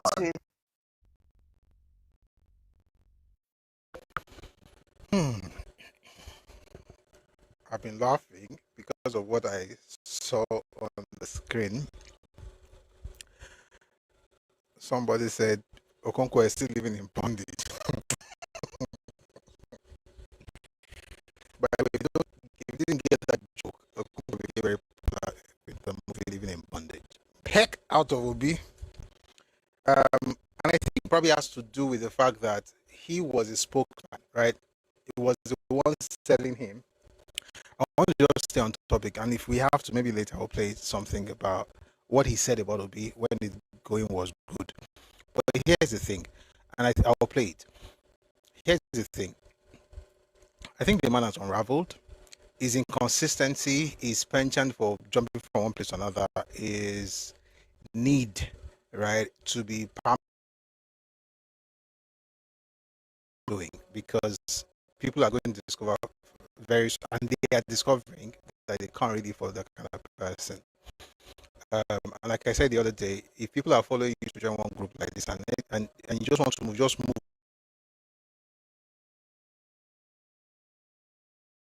Who join ADC because of him, they are going to have a problem. And one of them is GRV. GRV is saying now that he doesn't want to leave ADC. And I saw some people say things like, this is not time for ideological whatever. Just move if you have to move so that they can win the election. Listen, it doesn't matter whether he moves or stays, he cannot win. The next governor of Lagos State is Obafemi Hamzat, by the grace of God. And the reason by the way, I should also say this, the reason I want Hamzat to become governor of Lagos State is because of the blueprint, the master plan for Lagos State. Everybody has been following that blueprint since Asiwaju, even before he left office, he came up with the blueprint, right, about 32 years, right? Then you had BRF, Obasanjo Fashola, he became governor, and he followed that footsteps. Then you had Ambode, and then we now have have Babajide Sanwo-Olu. Are we going to just stop with blue line and red line? No, we know that there is more to come, and we're just going to keep building along that trajectory. Not somebody that will come and be telling us that they don't think in Yoruba and say Lagos is cosmopolitan belongs to everybody. It doesn't belong to everybody. We're going to talk about that one very soon, because that belongs to everybody is what's getting us in trouble right now in Lagos State. Before for Yoruba people who are in LP, you see, politics is not anybody's mate. And the person that asked the question, Kini Obira Lori boy, like, what exactly did Obi do to this person? It may not be unconnected with what I'm about to play in your hearing. The person who spent it way back, he was the one pushing in our faces and telling us how it's the best thing since sliced bread. Listen to Kenneth Okonkwo has talked about Peter Obi. Take a listen, please. Listen. P2B 7-point agenda. Tell you about P2B 7-point agenda. 1. Securing and uniting Nigeria. 2. Effective legal and institutional reforms. 3. Production-centered growth for food security. 4. Leapfrogging Nigeria out of oil dependency to the 4th industrial revolution. 5. Human capital development, infrastructure through market-driven reforms. 7. Robust foreign policy that will restore Nigerian strategic relevance in international community. In all these things, they are the things he did and he had done as the governor of Anambra State. Recall, when he was in Anambra State, security was so, insecurity was so removed that the IG of police then, Mohammed, said within 5 years of Obi, none is on record. The kidnapper, Evans, ran away from Anambra State, and he said Obi security tactic chased him away. Obi was the first person who started demolishing any home that is owned by kidnappers. And you know what?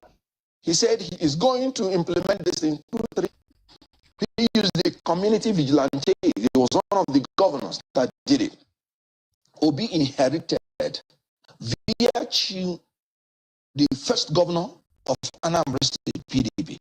He was the only governor in PDP that was not returned because of his maladministration. So,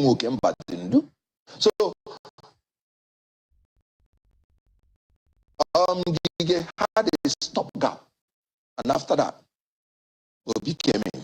So he inherited terrible Anambra State that was coming last in WAEC through human capital development. Within 2 years, Anambra State started coming first in WAEC. So can you imagine? We had APC that inherited foreign currency.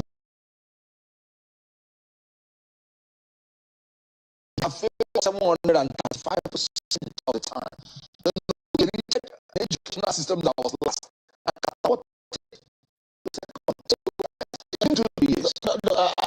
And I'd like to ask you. I have more things to talk about. So think about the passion with which he was trying to convince the rest of the country that they must vote for Obi. Someone says there were special miracle signers. Of course, yeah. But see all that he was doing, Kojo, drama Kojo performance, but at least he put all his energy in that, only to discover that Anton Shefun could have preferred water. And I think that's why he's very angry. Okay, whether or not, I think it's something that we're going to have to. 1 second, please.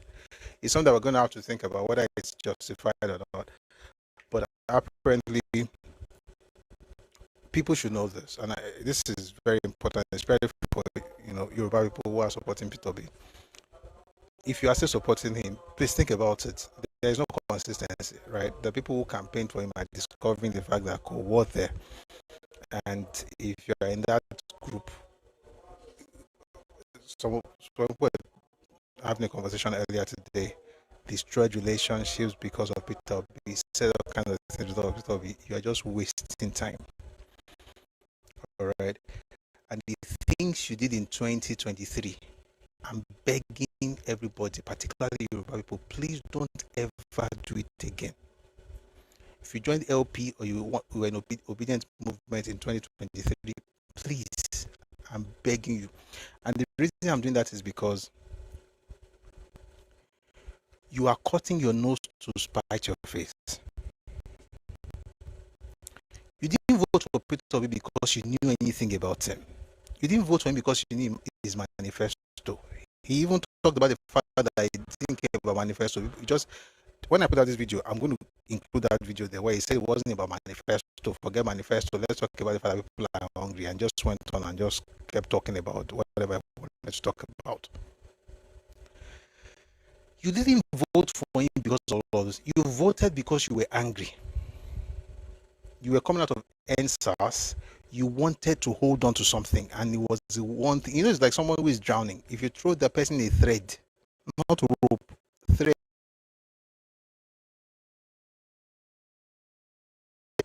But that thing you did, we are paying for it today.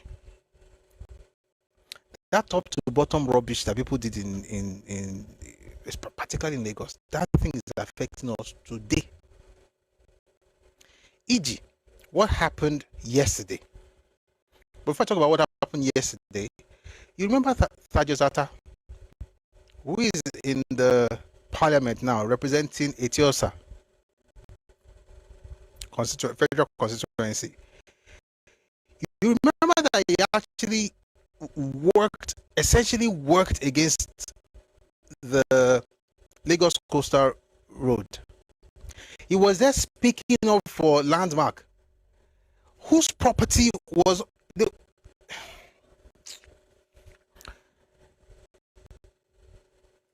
many buildings were touched.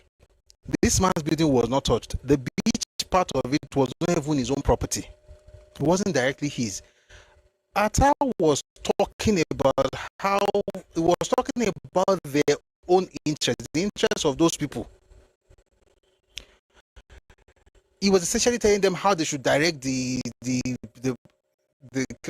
Lagos, the coastal road, that Lagos Calabar coastal road. It was as if he was working against what would have benefited the majority because of whatever connection he had with certain people.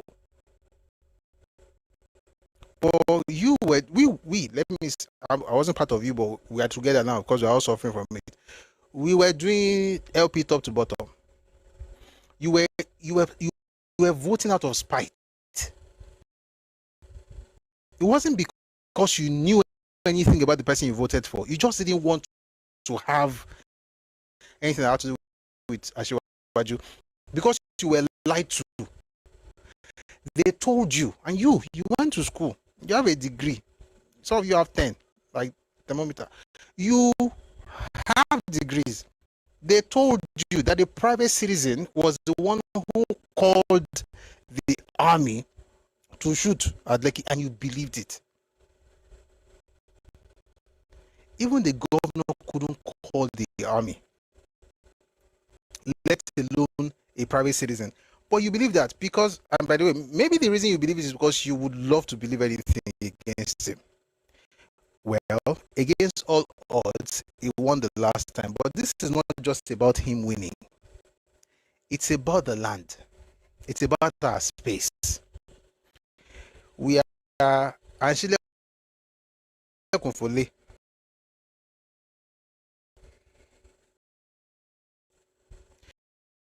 something happened on Twitter yesterday. We talked about it during the live session yesterday, but today we're going to go a bit deeper.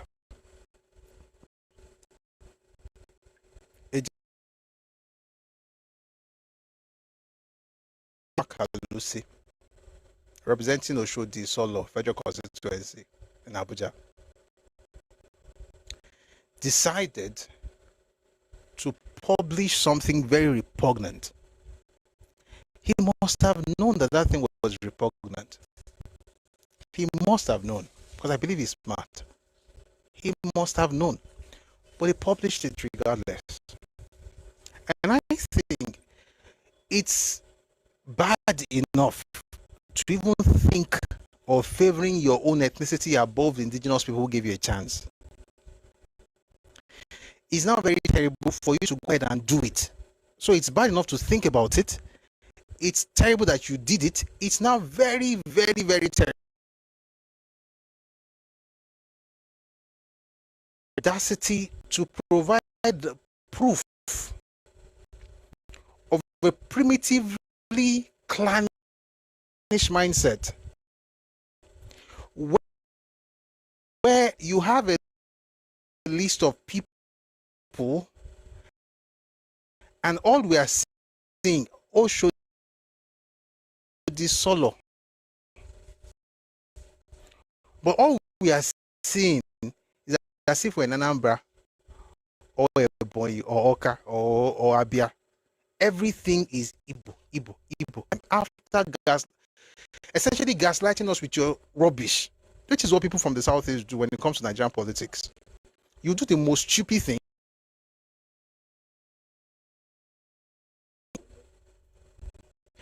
Which one of the things that he did? So the statement.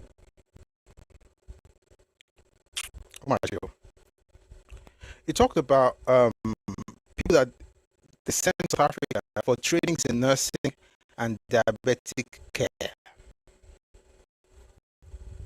There's Gladys Chijoke, there's Jerry Osaba, Chidima Uchenna, Oluchi Chioma Mark, Chidima Constance Highway, Banachi Buzo, Precious Adaoku, Uzonwa Bufo. They now found somebody and called Abyss home, where you got an opportunity that you can actually treasure, cherish, and pass down to the next generation.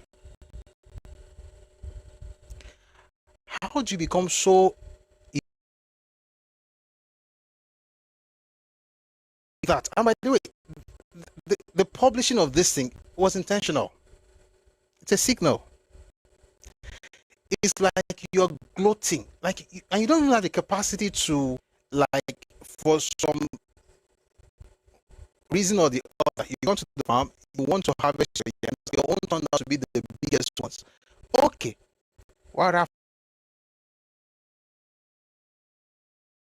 You're saying a signal that these people are conquered. Now we get this place, which was the same thing that they were doing after Obi won the presidential election. Last election. Who own Lagos? Now we own Lagos. Where is the king? Where is the Oba who would deal with them? This penchant for just being abrasive, unnecessarily loud, on top of nothing. It was just because of all these people saying LP top to bottom, LP 75, LP 70, LP. If you do LP, God will judge you, because alright, I'm laughing, but it's a serious matter. LP top to what do you do? Even if it's for optics, forget the fact that you are honest. Maybe you are not honest, but you just understand the concept of perception. You would have at least find a way to make sure that the other people, especially the indigenous people of the land, are involved in what you're doing. But no, we look least be like say with the Abba. Of those 9, 8 are Igbos. Then they had some people who were sponsored abroad in Taiwan. This one is Taiwan and China. China went to China. There's AGKOB who went. Someone says, was he LP candidate? Of course he was. Don't worry. When I put out this video, I'll put a picture there, his campaign picture. He's LP candidate. He was LP candidate.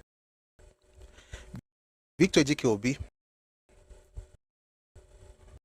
Again, this man,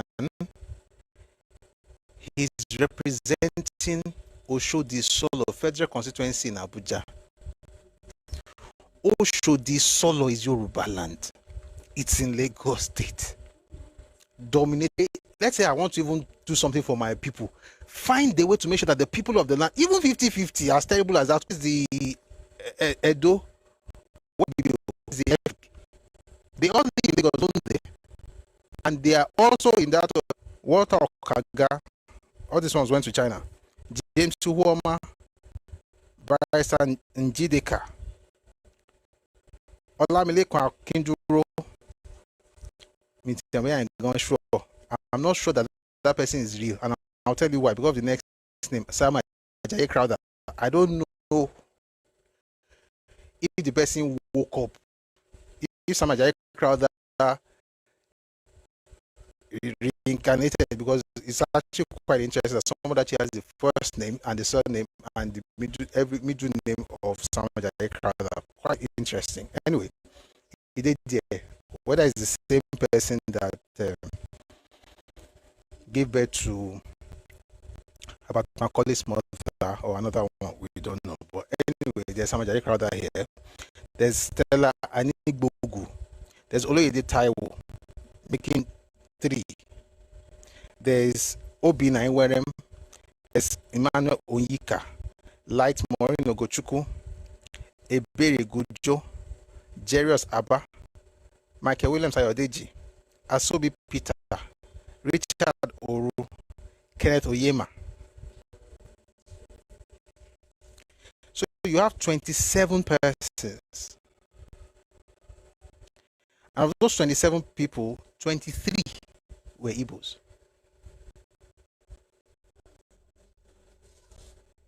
And someone wrote that Igbos are changing to Yoruba names now. Yes, some of them have been seeing some people, even the one they called the other day, carrying is it cocaine or heroin, calling himself Ajayi. He had to write his real name there.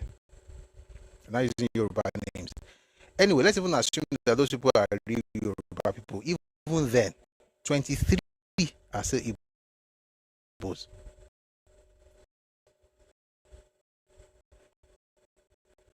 You are the representative of a constituency in Yorubaland, and you want to send people abroad to South Africa, to China, to Taiwan, and you send 27 of them out.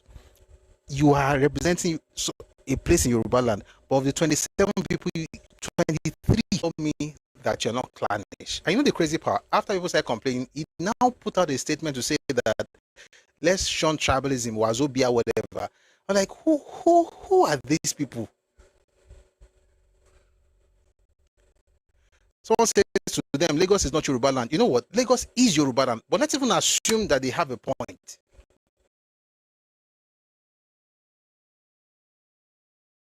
It has always been before their fathers were born. But let's even assume that they just discovered it today. Would you not see that reflect in the list?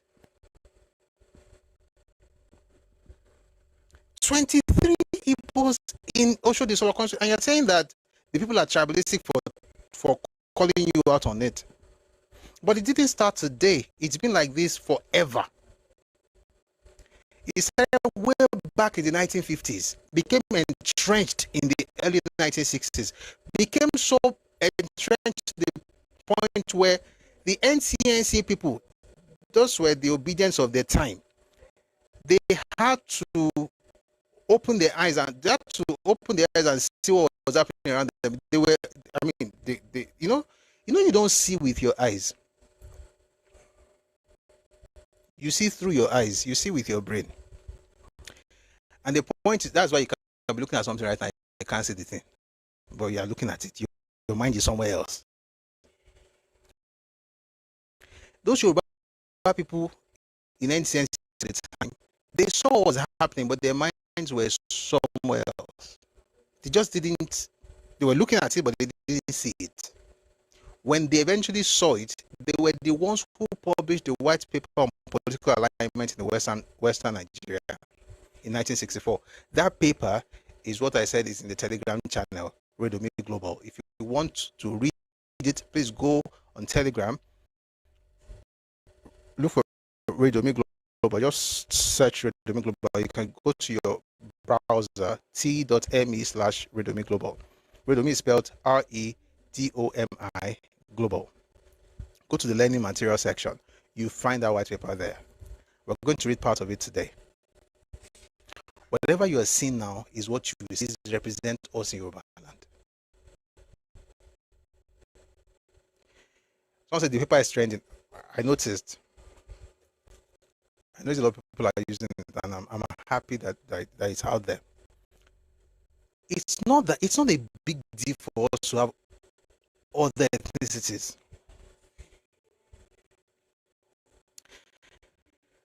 You see, all this cosmopolitan thing that people used to Kualomi Obeje is rubbish. But let me tell you something. It didn't start today.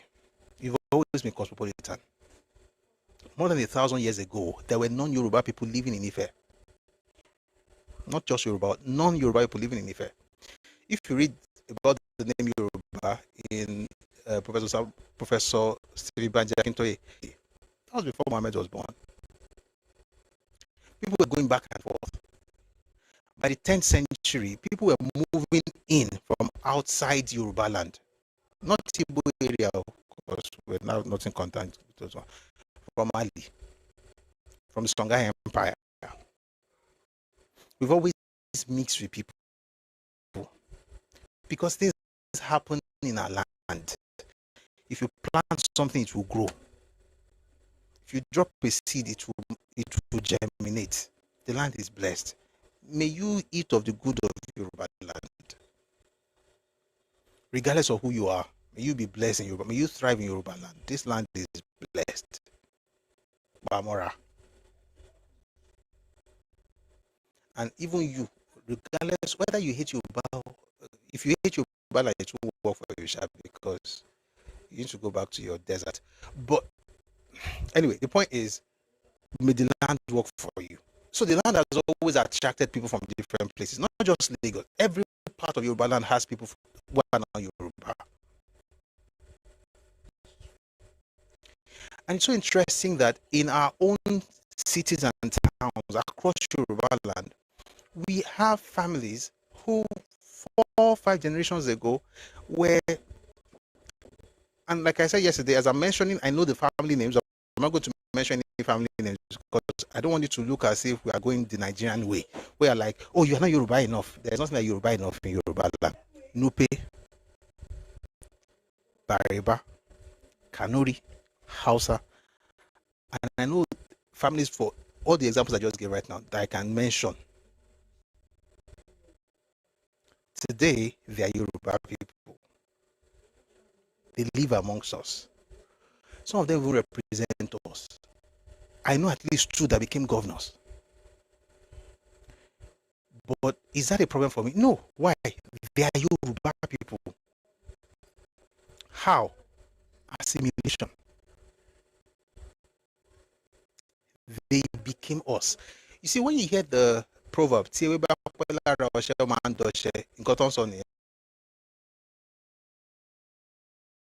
kí àwọn kan débì kan wọ́n máa dárúkọ bí tán ti wá, àwọn kan Benin náà ti wá, ṣùgbọ́n wọ́n ń ṣe Benin, Yorùbá ni wọ́n. Àwọn kan wà tó jẹ́ pé ilẹ̀ Tápà náà ti wá, ṣùgbọ́n wọ́n ń ṣe Tápà, Yorùbá ni wọ́n. Wọ́n ti dára wa. Now, those people get in positions of power representing us, and they are representing us. These other ones from the southeast get into positions of power not to represent us, but to get the largesse and share it with their own people. And it's not I always talk about what happened in 1964, 1967, 1970. This is 2026. How do you, in good conscience, how do you give 23 out of 27 positions to Igbo people in Yorubaland? Does that not tell you what I've been saying about cultural evolution? How some people are stagnated as far as evolution is concerned. They just can't move beyond a particular level culturally.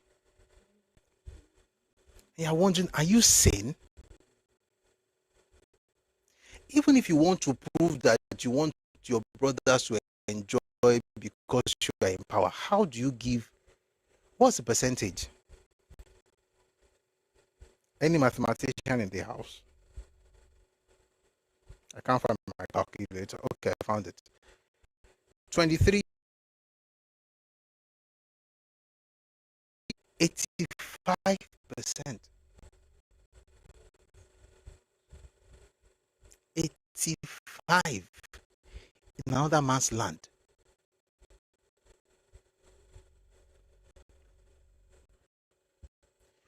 What do you think you've done?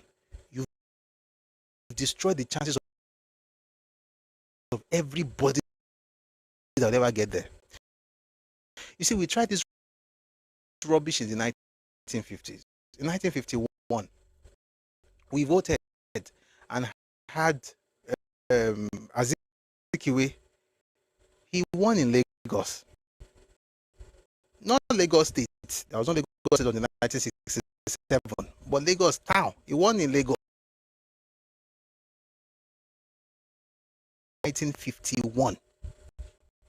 So when all these clowns come around shouting, we had Otine. Otine was the mayor of Enugu. The Otine number one, yes, he was mayor of Enugu, but ask them what happened.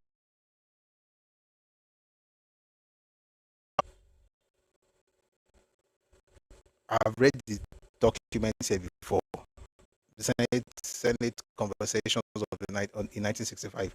They sent him to Enugu. So they sent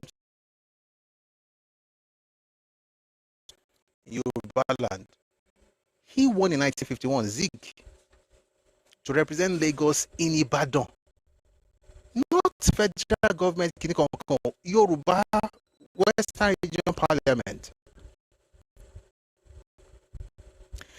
Then he said, oh, he wanted to go and represent us at the Federal House of Representatives. That was when we said, okay, wow, so he was in Ibadan as the minority leader. He got angry and then moved back to the east. People say, oh, they went to become premier. It wasn't about premier. There was no premier in Nigerian politics until 1954. This was 1952.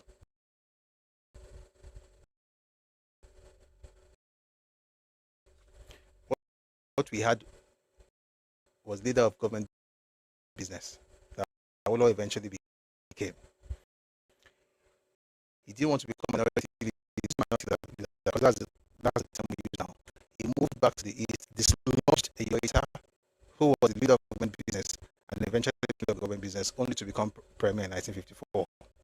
But what he didn't was the fact that we didn't allow him to represent. See, let me tell you, by the way, let me just stop. It's not that he wanted to become premier.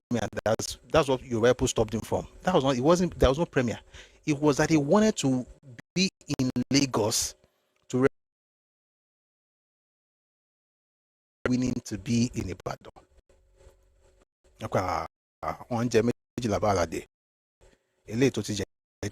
Stay in Ibadan. It's okay. 1962, when there was crisis. The crisis in the parliament in Ibadan, who threw the mace? Who broke the mace in Ibadan?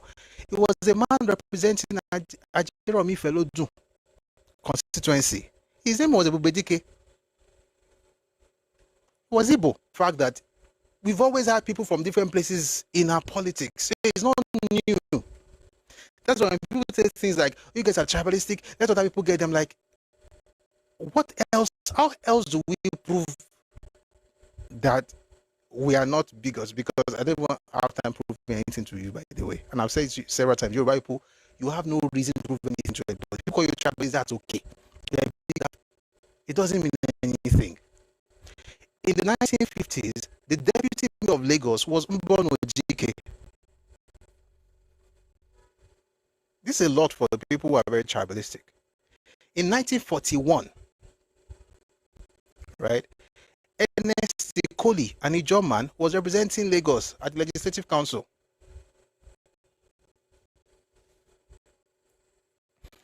As a matter of fact, it was because of that election that Azikiwe introduced ethnic politics into the Nigerian political landscape. Before then, there was no ethnicity in terms.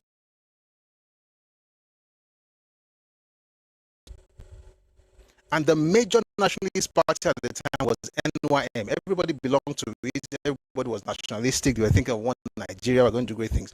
The first time, contrary to the rubbish you've been hearing from South, the first time the Nigerians woke up to the idea that we can even introduce tribal concepts into politics was in 1941. And the person who did it was Azikiwe. And what happened was between Ernest Koli and Samuel Akisanya, who became the Oba of Ishara later, Odem of Ishara. And he said, oh, they didn't want Akisanya to run for that office because he is Ijebu. That's what he put in his own newspaper. Now, his paper was very influential, if not the most influential at the time. He just put it there. The reason was because he was Ijebu. Ijebu people got angry. Ijebu people and Igbo people began to work against NYM.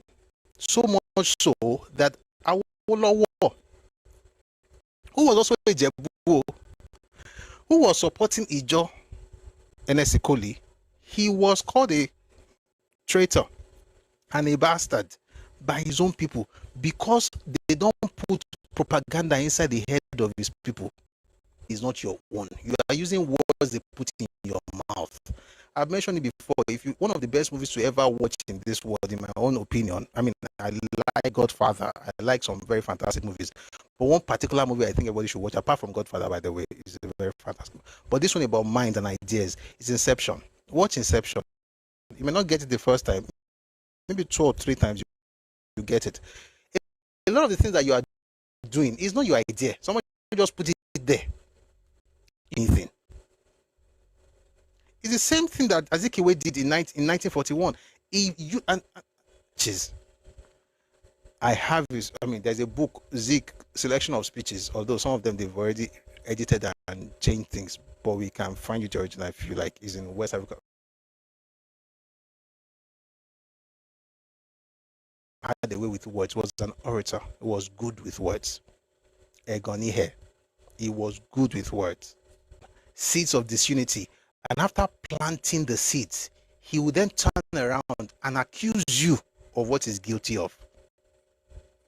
And the rest of you will now be spending time to try to exculpate yourself to say, I didn't do it, it was not me. I don't care if you think it was me. That's your business. This starting from 1938. And now it became very quickly, before I get into what happened in 64, 1928, EBBO Union was formed. They were the first to have a organization in Nigeria, the EBBOs. 1936, and then they began to grow, right? By 1944, they had a federal thing where they were going to bring everybody together. The Igbo unions all across Nigeria. That same year, they came up with something called Igbo National Caucus. They had the plan, and the plan, they wrote it down, was to dominate Nigeria perpetually. I read the document yesterday. If you were not here, please, it's a fantastic session what we had yesterday. So please, you can go back. You hear what Akintola said. You hear, I read some of those things yesterday. So you can just go back and check. Akintola was right. That's the title of yesterday's session. Akintola was right about the Igbos. And then you can see everything there. 1936, they started having unions. 19 44, they had like a federal union. 1944, yeah, they had, everybody came together. But before then, they were already having unions. So they had unions in Lagos, in Calabar. They also had in England. By 1943, they established one in London. 1945 was when Awolowo, Akerele, Rotimi Akintola, the student, Yoruba students, formed Egbe Modudua in London. And when they did, the people who had had Igbo Union since 1943 called the Yoruba people who were creating Egbe Modudua tribalists. And guess what? They had some Yoruba people, dolts, they had them to support the Igbos to call their fellow Yoruba tribalists for attempting to even create something called Egbe Modudua. Why would you have Egbe Modudua? You know, one Nigeria. Meanwhile, the person who is criticizing you for having Egbe Modudua is leading Igbo Federal Union. Our fathers did something in 1945 that nobody in Yorubaland will ever do again. They decided to have a meeting with these people. 1 second.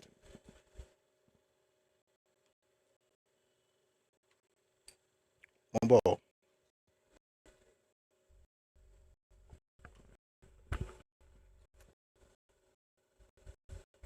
Okay, good. I need to connect a device so that it doesn't go off. Yeah, they set up a meeting with folks from the Southeast. And they said they're going to talk about everything that Egbe Modudua was about. They had sent out, you know, the documents that had to do with the objectives of the group and everything. Well, a day before the meeting, the guy sent a message that they were not going to be available. That was in 1945. They have not had that meeting. This is 2026. The same thing that happened in 45 played out again in 1948. We're going to get there later. So 44 was when they came up with the plan to perpetually rule Nigeria. And they gave themselves 20 years. I have a video on YouTube. If you go to our YouTube channel, Pursue Your Race, look for the video, the 20-year Igbo plan for Nigeria. Nothing I say is made up. You see you hear the sources, right? The primary source for that is the IUL collections on the Civil War. Igbo National Caucus Protocol, and it was marked secret and confidential. It came out after the war. Please read it. Not to demonize any group, just to tell you exactly how intentional this is. So what you are seeing in Oshodi Isolo has been on since 1944. That's what I'm trying to, in fact, 1938. But has been now, they now wrote the plan in 1944. So if you think that something just happened, like, why did they do like this? It's not new. The plan was to accomplish it in 20 years. By 1964, they had a meeting to say, let's review. And that's where we read everything we read yesterday. They hadn't done much, but they had done enough to shock everybody in the country. And I'll quickly say something. So think about this. I'm going to connect it to what happened in 1951. If in 44 you plan to rule Nigeria perpetually, in 45 one of your own people said the Igbo domination of Nigeria is only a question of time. By the way, that was what caused the riots in the north. The killings of people in the north is condemnable. It's not justified. It's terrible, right? You can't justify it, but you have to know why it happened. As terrible as that thing was, it happened because C.D. Onyema, for whatever reason, decided to tell the world in 1945 in Lagos, no other place, but it was in Lagos, that the domination of Nigeria by the Igbos was a question of time. That was in 1945. In 1947, that was formed in 45 in London was formed in Lagos in 47. In 48, everybody gathered, Lagos, London, everybody gathered in Ife. And, go back to the source. That same year was when Zig began an attack, major attack against Yoruba people. We're going to do as a fascist organization. It has to be crushed. You have to attack the leaders, whether they're at home or abroad, uphill or downhill. This was in West African Pilot, September 1948. There was going to be massive attacks. It led to what was called Lagos Press War of 1948. That was when Yoruba men, Yoruba women, Yoruba elders started speaking up. When you read Macpherson's speech, the one I read the other day, the one he delivered in 1955 at Chatham House, and you see there that he said that the Yoruba people of the Western region were intellectual group to steer them out of their lethargy. That's what he was talking about. The people who went to school then, the Awolowos, the Rosijis, the Akintolas, right, the Dohertys, the Williams, they had something about self-preservation. That's what a lot of us are losing, and we're losing it to propaganda and nonsense. Oh, we're all one Nigeria, open the place up. Let everybody have an opportunity. Now, if you are supposed to even open the place up for everybody, what should you have seen when it was time to give people opportunities in this Oshodi Isolo constituency?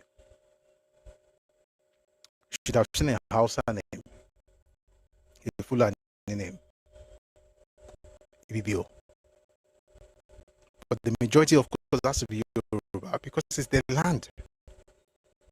And they're the majority in their land. But that's not what you see here. What you see is that these people would rather import, if they have to, import people from everywhere else, as long as they are from the ethnicity. It's the same thing Ojukwu did. 1966 September, Ojukwu was east. Well, sorry, we were not from the eastern region. Everybody out. However, if you were Igbo, but you're from the west or midwest, you could stay.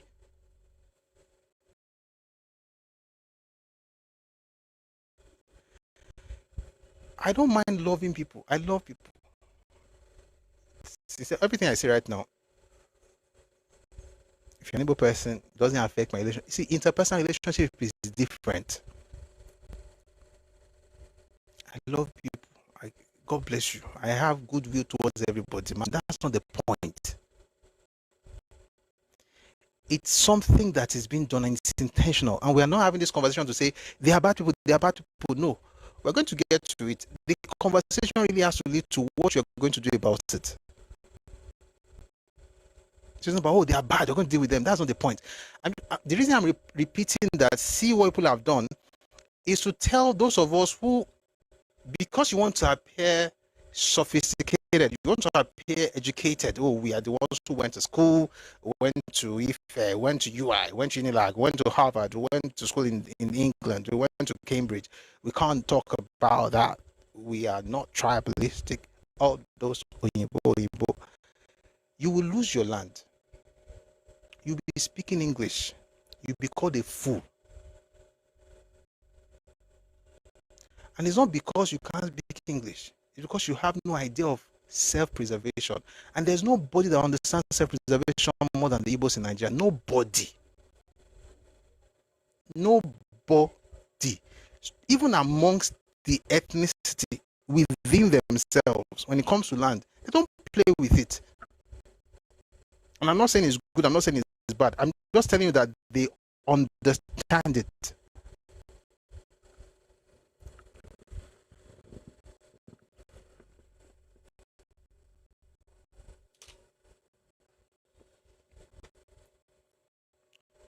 We are still on that journey. By 1944, so 44, Zik joined NCNC.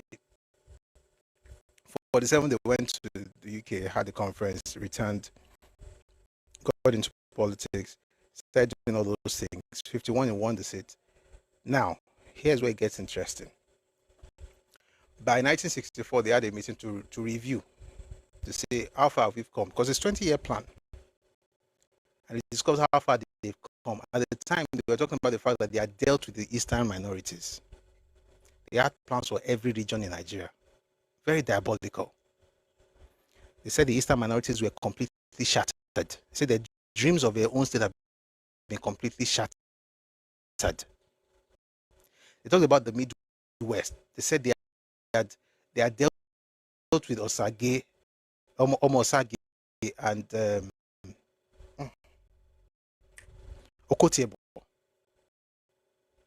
They've dealt with Okotebo, who is a Shekiri. They've dealt with some Omosage, who is Edo, and they have, this is what they said, they have successfully clamped Osadebe on the Midwest saddle. I'm quoting them verbatim.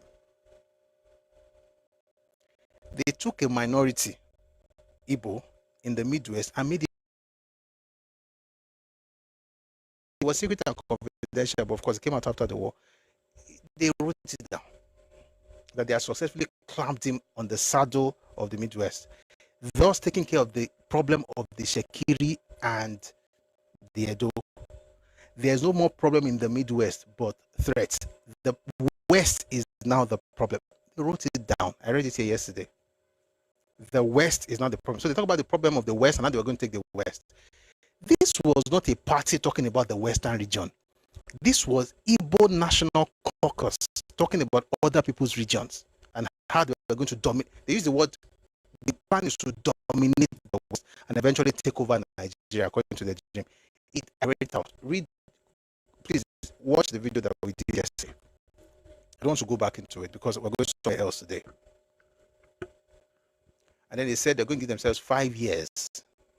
By 1969, they must have accomplished that goal. But here's the crazy thing. That year, 1964, something that this idea of one Nigeria, it looks like it's favoring only one group. And you see, let me tell you something. There's nothing bad. There's nothing bad if one Nigeria favors you. But it should not favor you at the expense of others, especially when you engineer it to be that way. Once you start engineering something to deprive other people, you are a child of the devil. You have a Luciferian ideology. I said something yesterday. Yoruba people, they call us Egbe Afenifere. Afenifere. I want you to succeed. Listen, even with what I'm saying, if I say an Igbo person around me, I still want them to win. I want them to succeed. If it's election in Yorubaland, they will not win, but when it comes to business, life, I want them to thrive. I want them to do well. Hausa, TV, it doesn't matter to me if you're a human being, succeed. I don't mind. I want you to do well. Afenifere.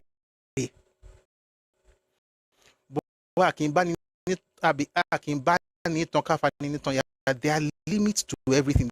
There are boundaries that sensible human beings will recognize and they'll be like, they don't have to tell you that according to constitution of Kiniko, subsection, section, you must have enough brain to know that this thing does not make sense. How can you have an opportunity in another person's land and you don't know how to manage it such that it doesn't end with you? You are so short-sighted. Everything that the next generation could have shared, you just finish it. Because you have to show us that you have conquered Yoruba people in Yorubaland. Well done, sir. You have not conquered nothing. There's going to be a wave this next election. People will be shocked. So all those people that have been LP forever, You know, a lot of them are angry with themselves. Forget, that's why I'm very careful how I talk about who voted LP in the last election. I'm very careful because, you know, you guys are more a beer, but the Palori Kunle, what's in my beer, Lebi, but the Palori Kunle, they know they are wrong or they were wrong. The way they are moving now, they are moving like chillers. Come back down, come. I want to share LP last time. The way they are moving against Obi now, you'll be wondering, well, you're not the one that was shouting LUP 74, LUP 75. They are angry. So all those things that you think that will happen is going to happen again. It's not going to happen again. But just in case you still have some people who don't understand what's going on, we are having this conversation. The point is not that, oh, it has happened. Not just in Lagos State, by the way, just to be clear. If I mention the other states, you know the people I'm talking about. I don't want to mention them. Like I said, we've had people rise to the level of governors. 4 generations ago, they were not even Yoruba. But they are Yoruba today. And we are proud of them. And we are siblings. Why? Because they are not representing Ibira in Yorubaland or Takpa in Yorubaland. They are Yoruba people representing Yoruba interests. These are not people Tongba, but they follow Yoruba. But here's the thing, they will not be able to do body for you if you were taking of your own house. You are saying you like to vote for Tajosata. It was time for Lagos Coastal Road. It was one speaking in National Assembly why Nigeria should slow things down. Why are they in a hurry to build this thing? They should take care of the people that have, even when their business was, even when the land that they put the business is not even the land though. She is in Ethiopia, is in Abuja. Thanks. I'm going to zero in on 64. But I want us to build up until that moment so that you understand that what you're saying now has happened before. I'm going to read you an article.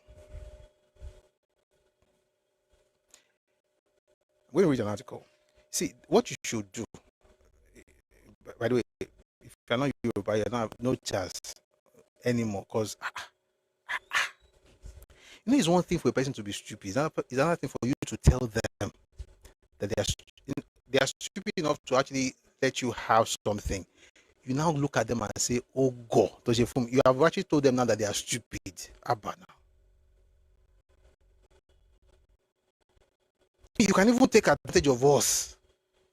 Do like a rat. You know what they say rats do? Like you nib. You nib on the toes or whatever part of the body. You nib. See the way rats behave in dirty areas. You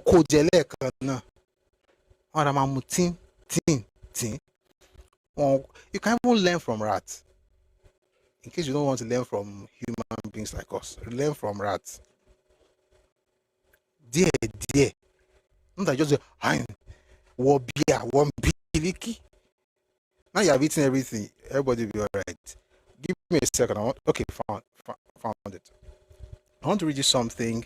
This started after Ezekwe became Governor General. He began to really do stuff. Yes, what means greed. Thank you.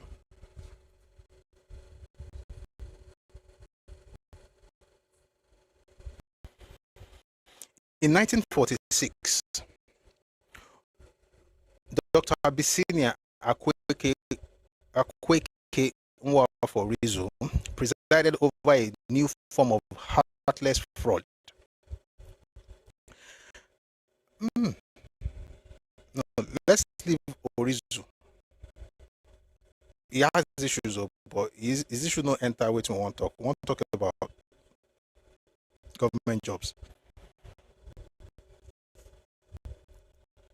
Orizu are taking 32 £2,000 back in the day and squandered it and all of that. But let's leave him. Although Zik eventually worked to make sure that he got pardoned by the British government. I want to talk about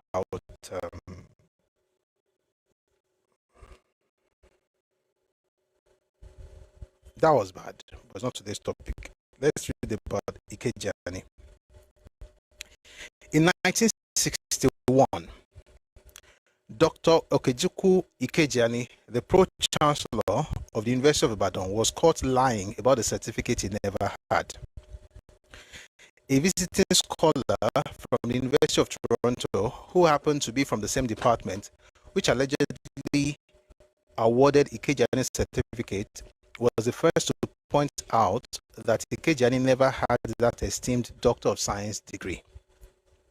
Ibadan erupted, and there were calls for Ikejani to resign and be prosecuted.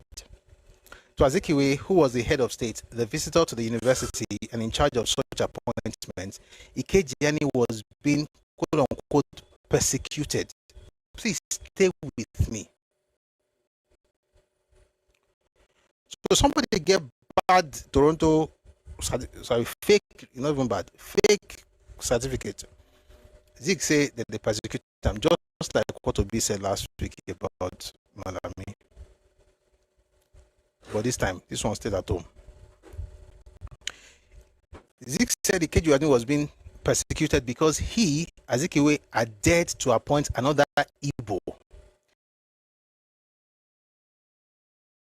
head of the governing council of a flagship federal university in a non-Igbo region, in particular, when the vice chancellor was already an Igbo. What does it say in this range? Let me quickly explain very quickly. Oyinbo used to be the ones in charge of University College Ibadan, UCI.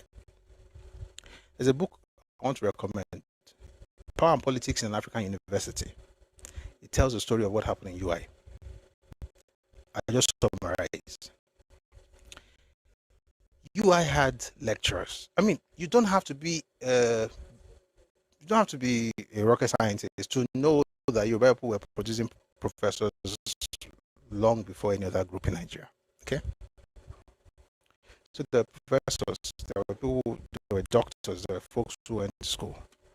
But Zeke was not the person in charge. And then, of course, you had the British to work with. And somehow they got weak decay in there. Decay was Igbo. Became VC of University of Ibadan. Was he qualified? Of course he was. Was he the most qualified? Of course not. Whether Yoruba people could have... Why? They were not Igbos. But you know what? It was the first one, so no big deal. I mean, we're all Nigerians after all. Although there was no Nigeria. I mean, we just got independence anyway. So yeah, we're all Nigeria. Let's have a look. Then it was time to appoint the pro-chancellor. Guess who was appointed? Francis Ibiam. Is he Yoruba? Listen to the name now. Now Igbo. How is that different from what this gentleman is doing in 2026? It's not different. We are going somewhere. I want to start from Ikwelebe. You have the VC Igbo in a Yoruba university, in a university in Yorubaland. You have the VC who was Igbo. Okay.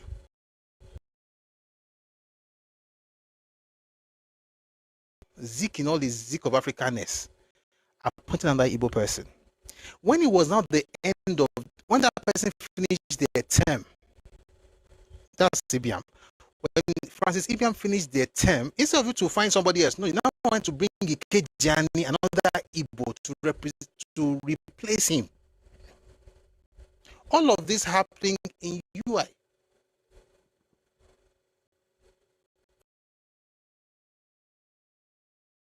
And around that time, I mean, a while,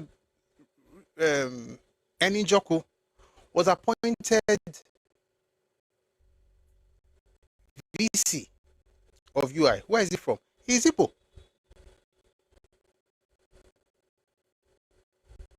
He appointed Eninjoku there. His term was over. just like Francis Ibiam's term was over in Ibadan. And instead of putting someone else, thank you for the gift, Koboko. Thank you so much. Instead of putting somebody there, someone else there from another ethnicity, no. Has to be able. Why? Because you see, in 1949, Zik gave a very, very fantastic speech in Aba. It was in June of 1940. Of Africa had specially created the Igbo nation to lead the children of Africa from the bondage of the ages. In other words, they were the masters. They had the right to rule the rest of us. As a matter of fact, Igbo intellectuals codified it. They wrote it. I'll come back to this book in a bit. We're going to Yaon Bikoko. Just stay with me. We're coming back to Eninjoku as well. They had everything I'm saying was written. And it's crazy because at least you want to be stupid, do it off record. But tell them about Munya. Ole, tell them about Mue, Kolomamua, Kaimamua. I read something to you from what they said. This was they published this in their own newspaper, the Biafra Newsletter, Volume 1, Number 8, 1st March 1968. They said it would be wrong. These were intellectuals, so-called. In fact, let me read it from the beginning. The self-styled leaders and spokesmen of the Igbo people, mainly university intellectuals, argued passionately that it would be wrong to see the Igbo as grabbers of most of the offices in the country. Rightly considered, they contended. By the way, somebody came here just now. Somebody came here, a flower Igbo guy. He was writing things in the comment section. I did as if I didn't see you. He used the exact same excuse that his fathers used in 1968. You guys are not evolving. It's a shame.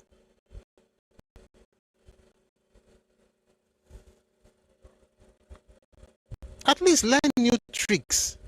Haba. As I'm reading now, you connect it to what you wrote in the comment section. I don't want to talk about what you wrote because it will take us off the topic. The self-styled leaders and spokesmen of the Igbo people, mainly university intellectuals, these were lecturers, these were professors, these were not riff-raffs on the road. As a matter of fact, I think they were the ones that even corrupted the Igbo people. Because the Igbos were created by God, they also have conscience. But these so-called intellectuals just came with their nonsense and destroyed the culture of the people. Anyway,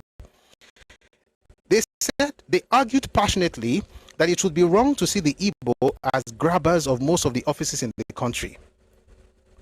Rightly considered, they contended they deserved to hold these posts by virtue of their special talents.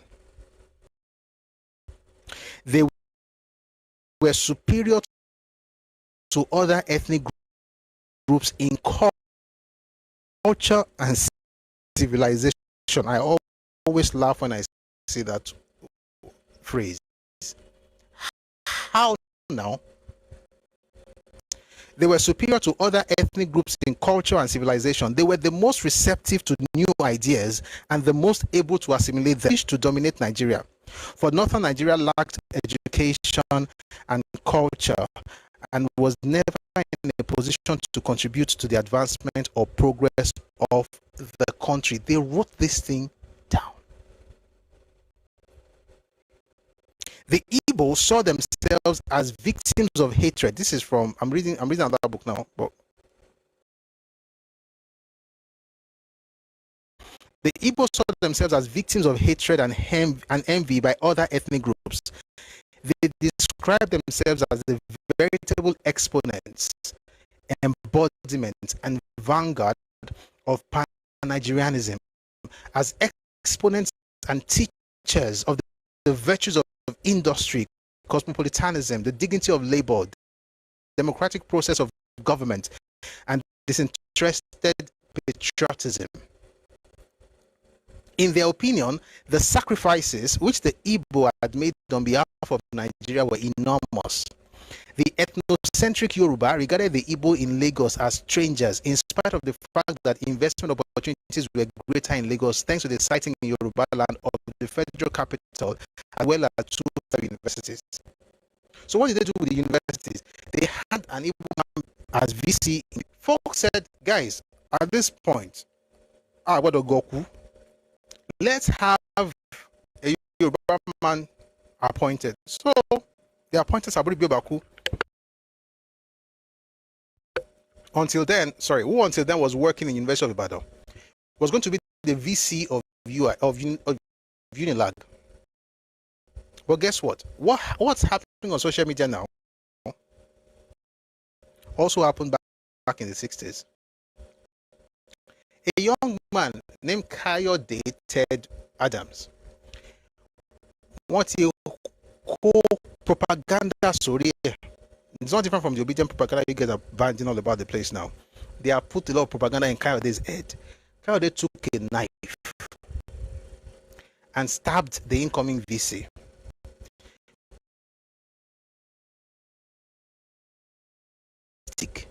We're not tribalistic for having a VC who was Igbo in UI, a pro-chancellor Igbo, in fact, two pro-chancellors later in UI who were Igbo, a VC that was Igbo in Lagos, in Unilag, were not tribalistic. As soon as we had one VC who were tribalists. And he was stabbed. But guess who stabbed him? Yorubas. Or why? His rhetoric was the exact same thing that the Igbos were using.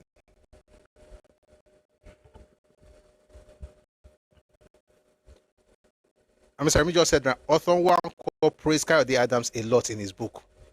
If you're a stupid person and they can use you, they'll praise you. There are some people in life that must not praise you. Once they begin to praise you, it means that there's something fundamentally wrong with your brain makeup. The guy stabbed the Yoruba man, Yaba, from Yaba. Later on, left Yaba. Of course, was rusticated. Eventually, was found dead on Bar Beach. That's the end of Entubati Lokpolo, Entubati Lorie. And we've got to actually wake up to this truth. That period, back to Okechukwu now, when Ibiam left, you would expect, okay, I remember what I was going to say, that period, around that time, before that time, but around that time, you had Azikiwe working towards the establishment of the University of Nigeria on Nsukka. If we are to go by Azikiwe's original quote-unquote ideology in the book he published in 1934, Renaissance Africa, where he said there's no Yoruba, there's no Igbo, no Tuareg, no Bubi, no Hausa, no Fulani, we are all one. Sure, you would expect to have a Yoruba person become the VC of UNN. After all, there are more Yoruba professors than Igbo professors anyway. But no. They did exactly what they said Ahmadu Bello, what they were criticizing Ahmadu Bello for saying. I'm going to play that in an interview. When he talked about the fact that he would rather have an expatriate than a Nigerian, and he would have them on contract. That's exactly what Zig did in UNN. The VC of UNN was a foreigner, was an expatriate. And when that one left, was it Yoruba man that got there? No, it was the one that left UNN and Njoku that became the VC of that same UNN. You will just be sitting down, you just be hearing that you are tribalistic, you don't know Jack, your own is just good people, great nation. You will think you are doing well for Nigeria. No, you are doing badly for your own part of the country. I'm going to continue with Okejoko Ikeja. Before I go on with that story, I want to play you something from Ahmadu Bello. This was in 1964. Okay, now I have to reconnect. This was in 1964. You may have heard this before, and maybe you, like others, have also called him a tribalist. I want to tell you that you are wrong. And I think a good place to start, I'm not going to do it tonight, but if you are interested, is to read his own autobiography. The book is called My Life. That's when you read his book, you understand why he did what he did. 1 second.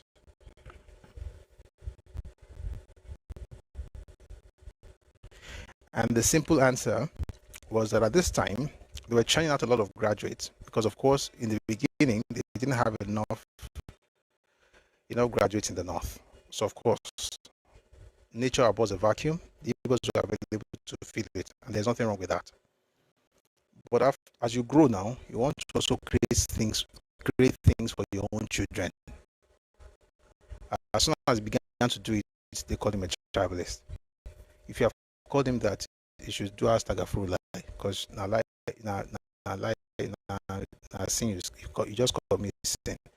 May I play you something from Ahmadu Bello? This was a 1964 interview on the BBC. Take a listen, please. One thing I've noticed, Femi, while I've been here, is that about the Igbos. Could you perhaps explain that to me? Well, the Igbos are more or less the type of people whose desire is mainly to dominate everybody. If they go to a village, to a town, they want to monopolize everything in that area.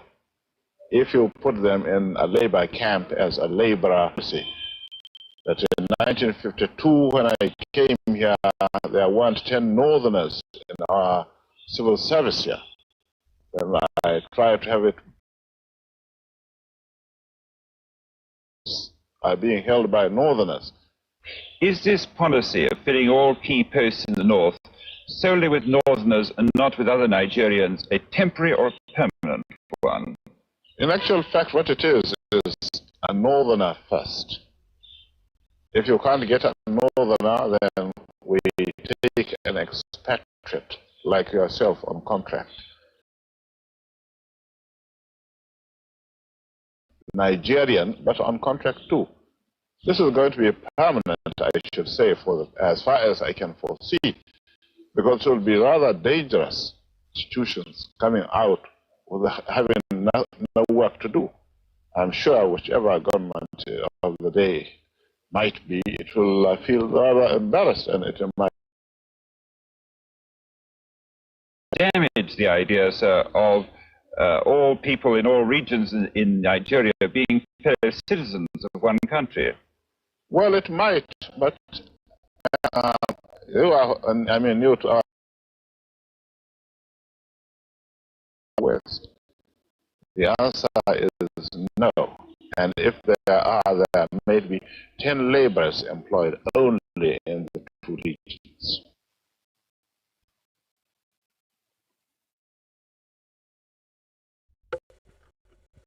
He said something. The first time I listened to that, I was like, what's bad in a person wanting to get to the top? What's bad in that? Like, the person is ambitious, yes. What's bad? What's bad is unbridled ambition. What's bad is the fact that as soon as you get there, your clannishness shows up. In other words, you are not there for the people. You are there for yourselves. And I think I should say something before I want to read something to you. Oh, I just remembered now. Is the book here? Is the book here? Is the book here? One second.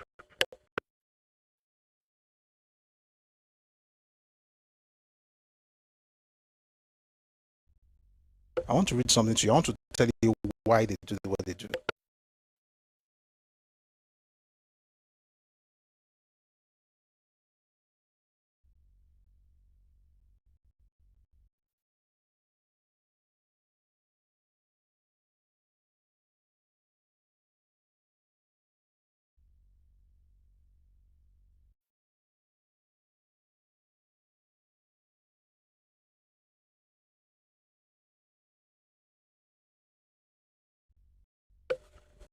Thank you.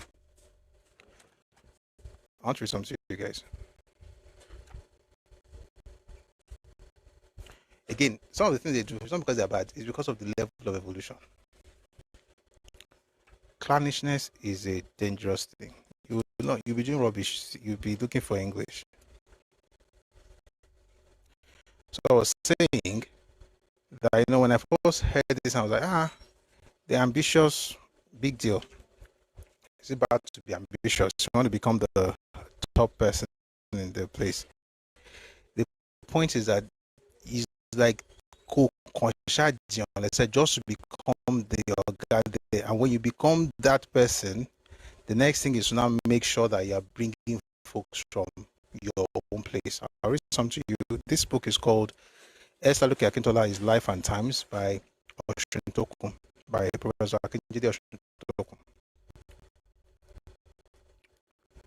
It says here, with his arrival in Nigeria and the founding of his newspaper business, Azikiwe was able to fire the imagination of his people and mobilize them to catch up with the Yoruba with regard to Western education. But unlike most of the Yoruba, this goal was sometimes achieved by community effort. Members of certain villages or clans usually collected money to send ambitious and brilliant young men to the United States of Britain in search of the Golden Fleece. This practice, which was widespread in the eastern part of Nigeria, meant that when the young men returned to Nigeria after their studies, they would be obliged to return the favor of their own people, either by directly repaying the union that sent them, or by using their newly acquired status or position to somehow advance the cause of the clan or ethnic group. In a pluralist society such as Nigeria, this payment of an educational debt through favoritism and jobbery to one's own ethnic group was to exacerbate inter-ethnic rivalry, if not antagonism.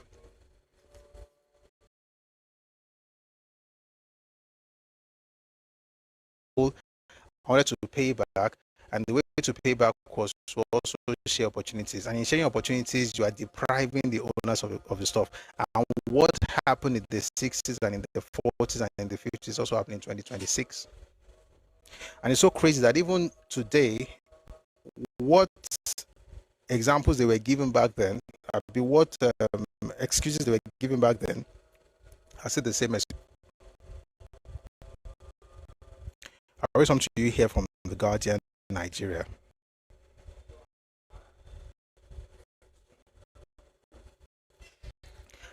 Outrage as Rep favors own ethnicity over Yorubas in Lagos. The Federal House of Representatives member representing Oshodi Isolo 2, Lagos State, Okejo Onuakalusi, has come under intense criticism after publishing the list of people in his constituency who have benefited from his empowerment scheme. Onuakalusi, a non-native and non-Yoruba who got elected on the platform of Labour Party in 2023 in a Yoruba state, is accused of empowering people of his Igbo ethnicity while sidelining the Yoruba indigenes. His program sponsored 20 participants in China to study cybersecurity, food processing, and artificial intelligence, among others. Another program sent 9 participants to South Africa to study nursing and diabetic care, while the Yoruba participants are 5.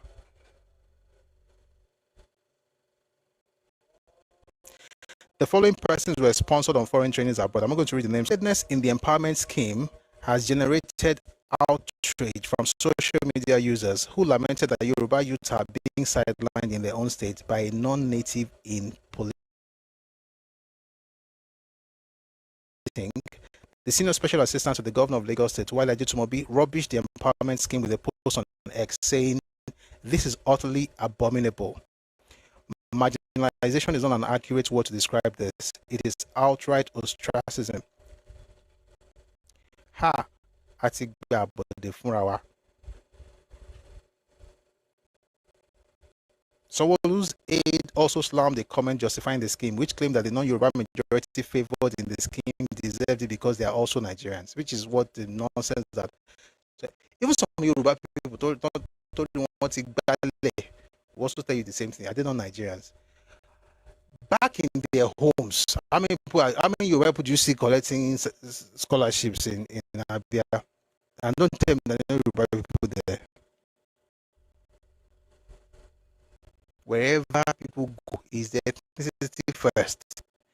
But they want yes, open up, let people enjoy Yorubaland. But you want to just eating as if you're a glutton, just eating with all your hands and your eyes and your mind.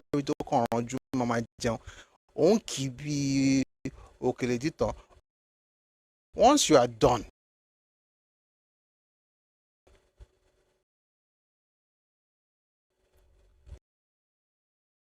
you understand.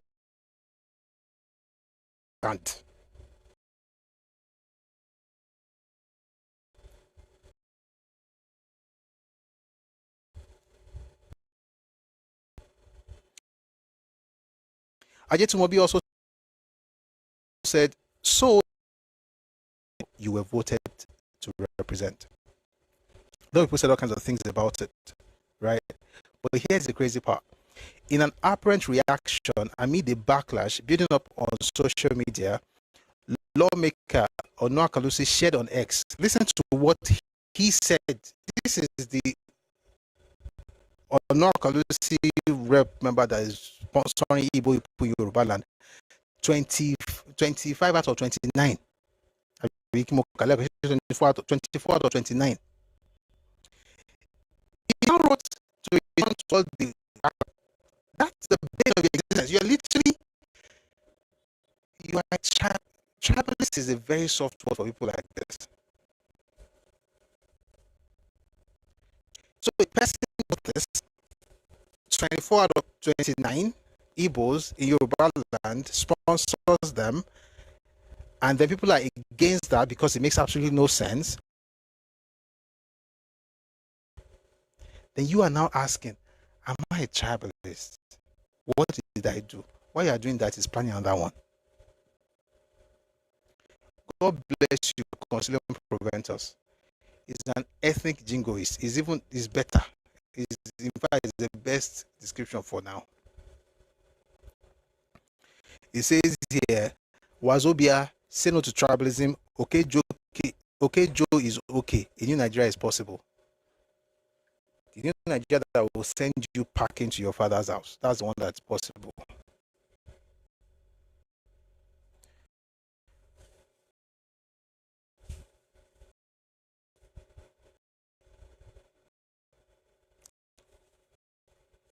We're going to come back to this. Let's go back to the story we're reading about Ikejani.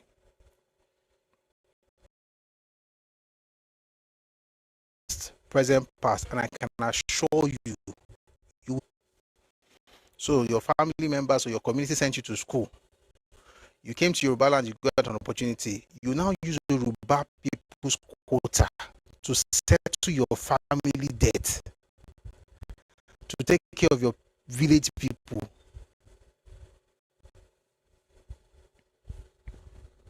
And when we talk, we are tribalists. Other people are not.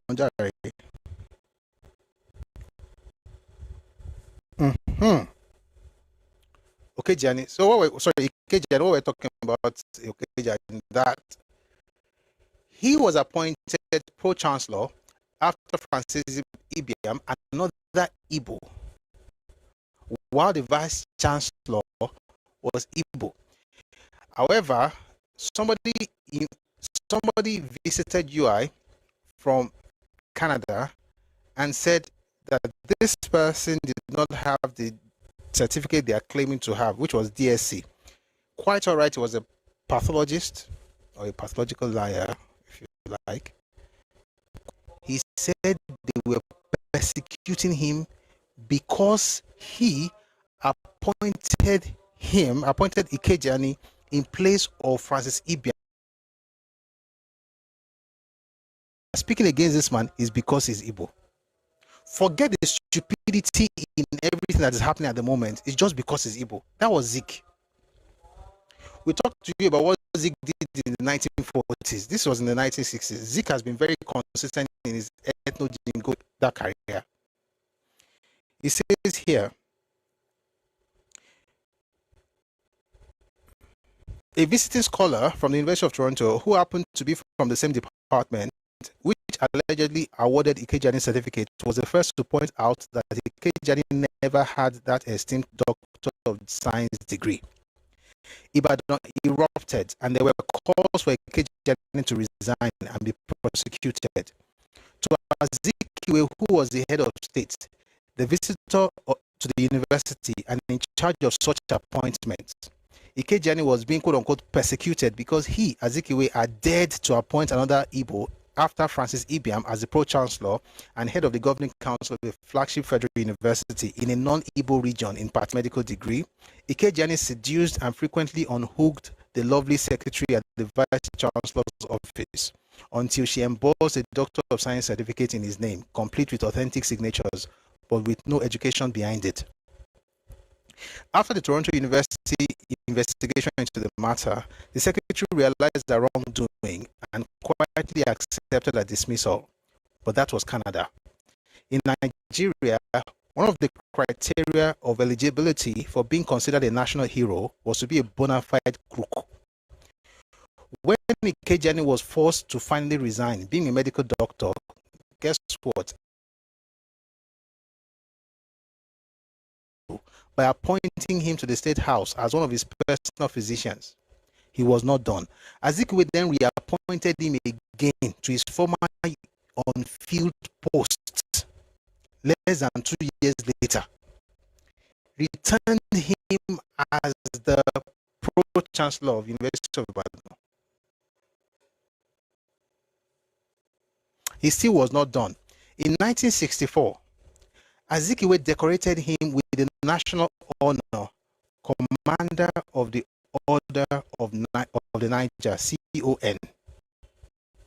Pun intended. It was a con.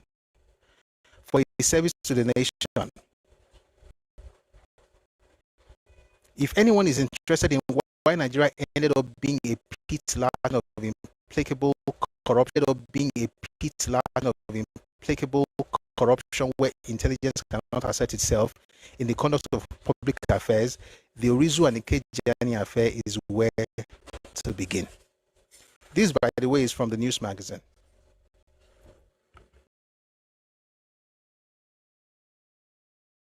That one is another matter. We'll come back to that.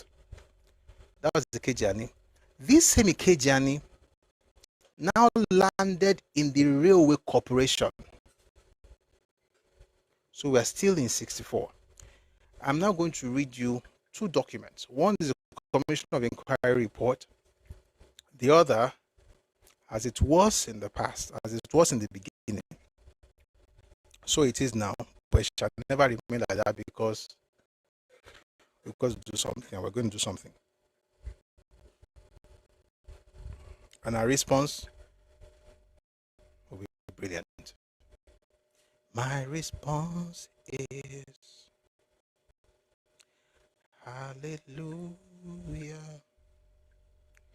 You're my redeemer.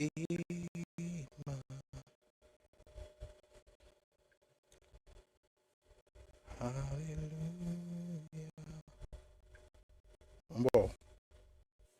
I want to read the Commission of Inquiry report before I read the white paper. Brilliant. This is a report of the Tribunal of Inquiry into the affairs of the Nigerian Railway Corporation. I'm going to read some things about this same person called Ikejani. You ready? Let's go.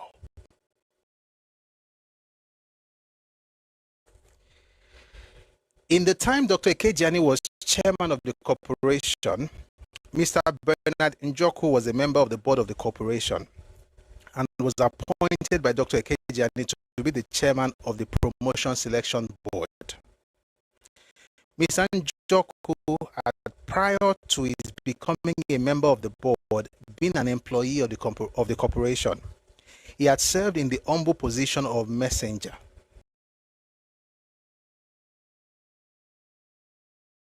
With good academic standing. It seems to us unwise to have people of limited education on promotion boards. We were told some stories. In fact, let me just explain. What it's saying basically is this. There was a man, Bernard Njoku. He was a messenger working in Nigerian Railway Corporation. When he retired, Ikejani appointed him on the board of selection committee, which means if you want to say employ an engineer, he will be the one to tell us whether you are fit for the job. He was a messenger, but he was Igbo. We'll talk more about him in the white paper because he also became a contractor. You see, it would even be better for just contracting, just collect money, do your business and go. But he became the chairman of selection committee.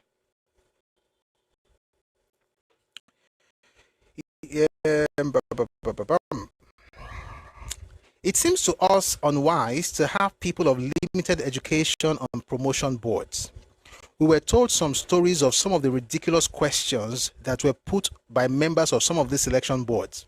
For instance, Mr. F. Falade, a highly talented officer, was being interviewed for promotion to the post of senior establishment officer by one of Dr. Ekejani's recruiters. Asked him, Mr. Lade, wetin make you think you go chop this post? And he answered, Sir, in the first instance, I am hungry. What kind of questions do you expect from an uneducated person? What make you think you go chop this post? Judging from the terrible activities of the promotion boards in the time of Dr. Ekejani, we have concluded that these promotion boards were a mockery. We are of the opinion that promotion board, in order to justify their function, must have on them members of outstanding technical skill and or administrative ability with good educational background and of high integrity. We find that Dr. Ekejani was in the habit of interfering unduly in matters touching recruitment and promotion. This was the same person that got the Toronto certificate.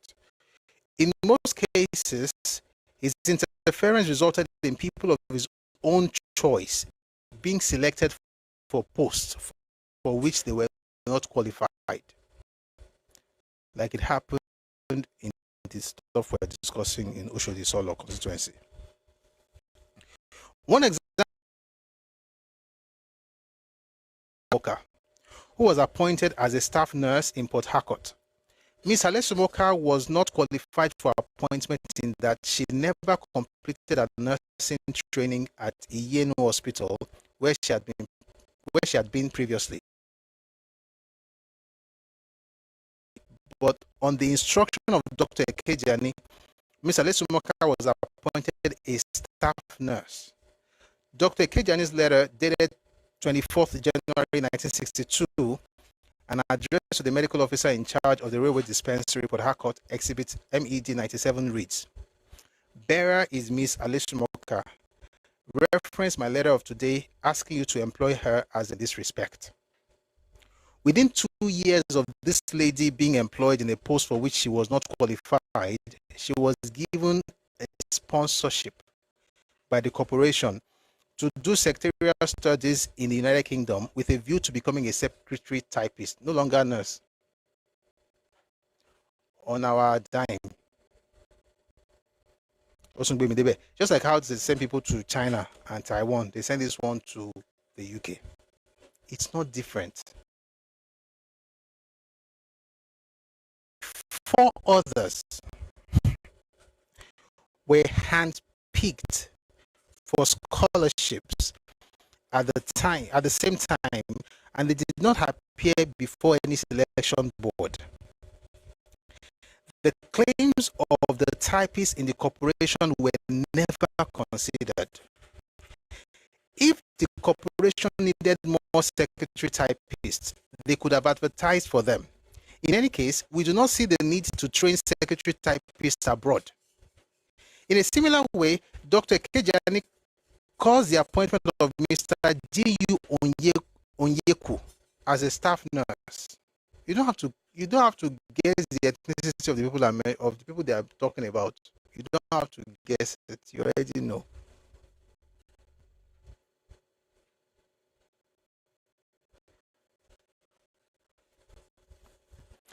In any case, we do not see the need to train secretary typists abroad. In a similar way, Dr. Ekejani calls the appointment of G.U. Onyeku as a staff nurse. Mr. Onyeku had been in the employment of the federal government and was employed by the corporation without the circumstances in which he left the service of the federal government being investigated. Dr. Kejani said such a bad example. I'll tell it again. Dr. Kejani said such a bad example that officers of the corporation were only too willing to follow. Dr. Formata, following in the wake of Dr. Kejani, wrote a note to his staff assistant as follows. Remember the male nurse being sponsored by Mr. Njoku, board member. That's the messenger. That's the messenger that became a board member of the selection committee. He's the one sponsoring a male nurse in the same organization. He was a messenger that was appointed as a guard that would determine who will be recruited in the. Remember the male nurse being sponsored by Mr. Njoku, board member. Kindly minute for PMO about my comment to you that it should be favorably considered for PIV. Please, when PMO comes to consider filling the vacancy. Thank you. In the course of course Mr. Ekwe by Mr. Inoma, it was brought out in evidence that Mr. Ekwe sent notes to Mr. Inoma requesting for the employment of some persons in daily paid jobs. Mrs. O. Ekwenyong, Mrs. Udi, Mrs. Moses, Mrs. Inyang, Mrs. Udoka, and Mrs. Ekwe were employed in this way between 1963 and 1965 to the Senior Labor Relations Officer, which reads, will you please arrange to engage Mrs. C.U. Udoka, wife of ex-craftsman Udoka, as canteen attendant, surplus to establishment. Someone says it's called good governance in 2020. Now I'm going to go to the white paper because it's the same spirit. By the way, if you read, there was a country by Chinua Achebe. Chinua Achebe, in fact, I think I should read that before I read. Chinua Achebe,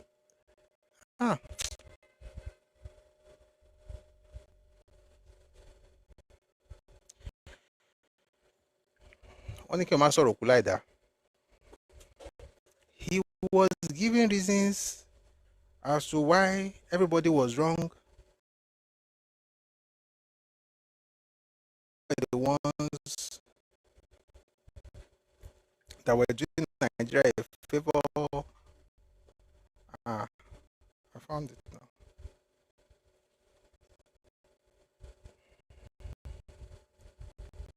Well,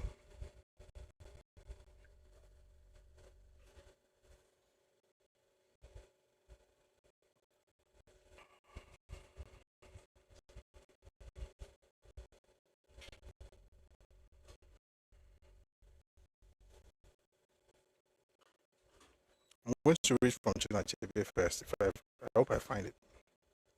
What he said basically was that, you see, the Igbos were the ones who could have given Nigeria what Nigeria needed in terms of meritocracy. But that what we had but I'll find it. Mawari. Àwárí ni obìnrin wà nǹkan oṣù.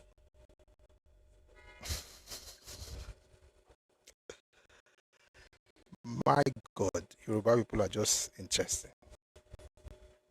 Mo ti sọ́dọ̀ kí n tó rò pé wọ́n gbìyànjú.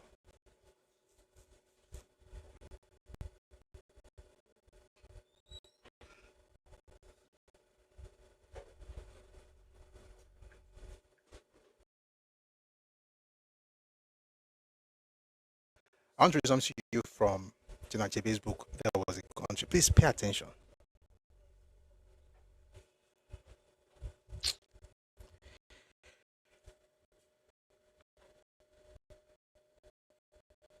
It's okay if young men misbehave. They are young. But when old men misbehave intentionally, you know that this is not a mistake. And it's not a product of case of shaping the minds of the young ones. And that's why I feel sorry for a young Igbo person who reads Achebe's books. Apart from his stories, it's not. I read the one that wrote in 1983. He was blaming everybody. The only thing he said about them was that they were flashy. When it came to things, he was just lying. He said he was in the house when they were doing carpet crossing. I was like, which house were you in 1951?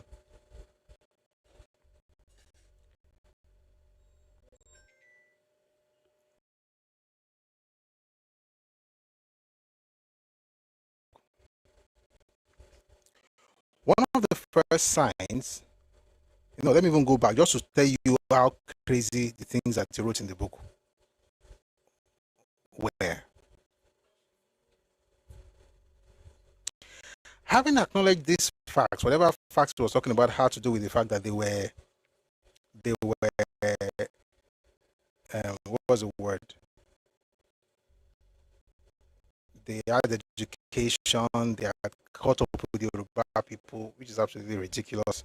They had caught up with the Yoruba people, although they had pride and thoughtlessness as the people, but they were educated and so on and so forth. Having acknowledged these facts, any observer can clearly see how the competitive individualism and the adventurous spirit of the Igbo could have been harnessed by committed leaders. Listen, is this different from what the girl said in the video we listened to earlier?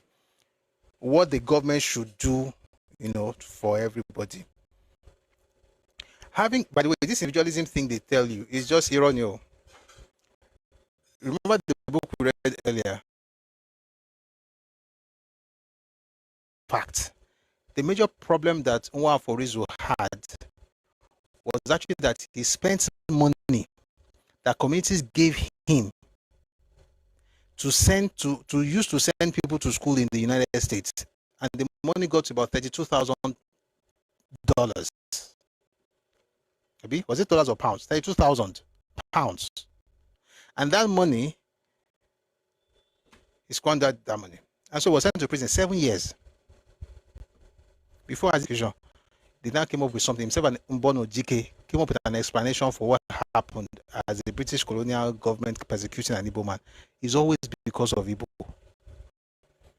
Anyway, so all those individualism things is a lie. It was communal help, and there's nothing wrong with that, by the way. The only problem is that when the kids return and they get opportunities, they then use the opportunities to pay back the debt by filling the spaces up with only their own ethnicity. And that's what the Sadana was talking about in the video we listened to earlier. Which is why I said if you think that is wrong and you've been blaming him or you've been insulting him, you should ask God for forgiveness. Because leaders have to think about their own people. The Sadana had no duty to Igbo people, not to Yoruba people. His primary duty to my people, because he was a regional premier, not the president of Nigeria. And the one who became the president of Nigeria did not think about other people. He thought about his people. That's Zik. Igbo people. But let's read what Chinua Achebe, the wise one, in quotes, had to say. Start by insulting, by shifting.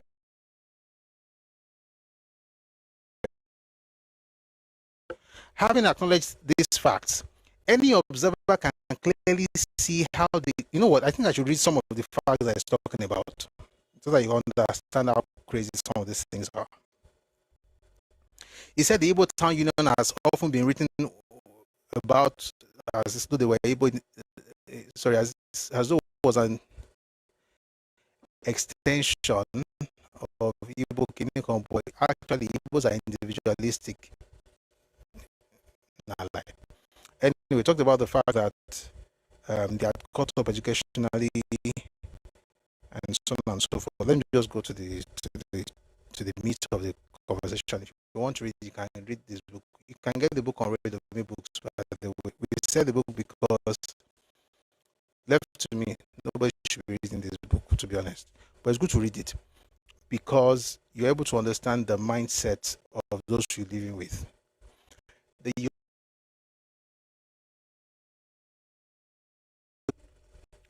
Igbo man is not intrinsically evil. He's not terrible. It's just that they've been cultured that way, so that what they did is evil. So even if I'm not calling you an evil person, you will not have the opportunity to repeat the actions in my space. That's the point. Back to Achebe. Having acknowledged these facts, any observer can clearly see how the competitive individualism and the adventurous spirit of the Igbo could have been harnessed by committed leaders for the modernization and development of Nigeria. How come Igbo leaders did not do this thing? How come it's always Nigeria doing it for? Nigeria's pathetic attempt to crush these idiosyncrasies rather than celebrate them is one of the fundamental reasons the country has not developed as it should and has emerged as a laughing stock. In other words, because you are not allowing Igbos to do whatever they want to do, is the reason you are not developing. Develop, God, don't open it. The development spaces with your own people. The ploy in the Nigerian context, according to Achebe, the ploy in the Nigerian context was simple and crude. Get the achievers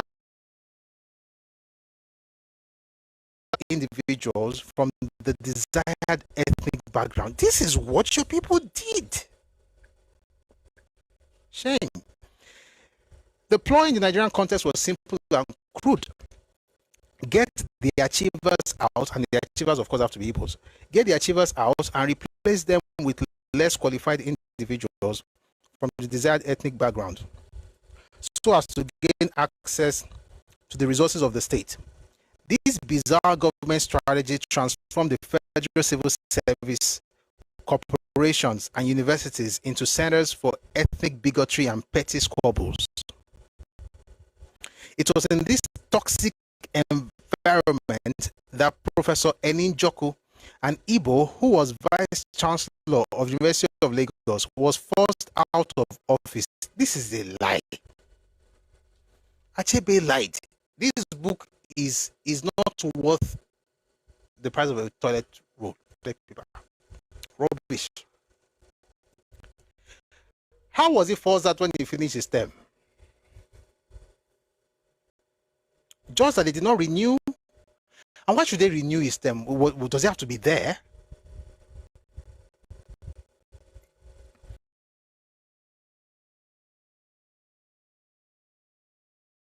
Francis Ibiam was the pro-chancellor in UI. Ikejani became the successor in the same UI in Yorubaland. Eninjoku was VC Unilag, served a term.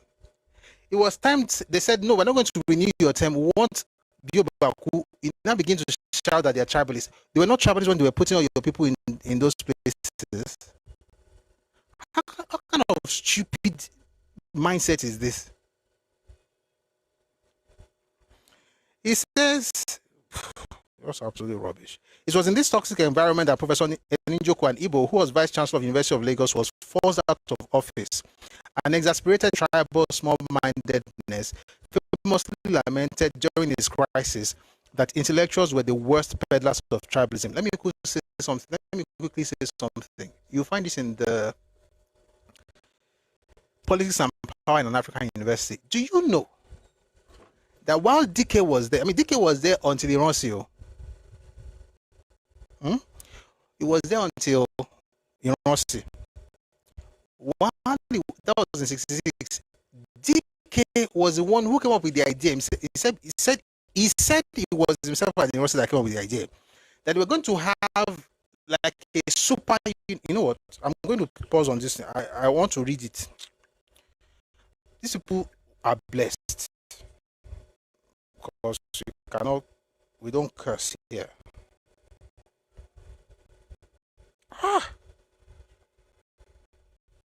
Power and privilege at an African university. I'm going to read something to you that the same decay did when he called all university professors and VCs rather, and he told them the great idea that and privilege.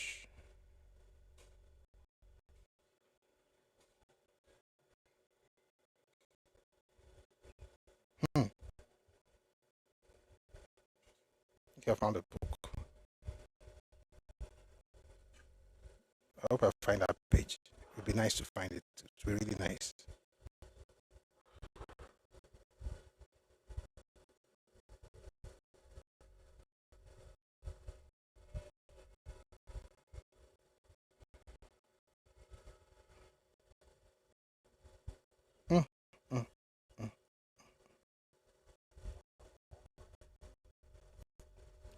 In the total university community, talking about UI at the time, the Yoruba have always been the largest single group, but never a majority until the 1966 crisis when most Igbo went home. Until 1966, the Igbo were consistently the second largest Nigerian group and in fact close seconds to the Yoruba.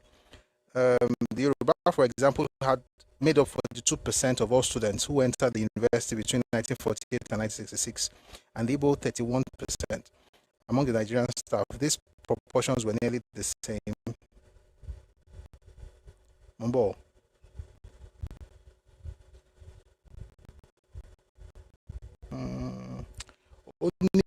So I'll tell you what he said, that they were going to put together all the universities in Nigeria.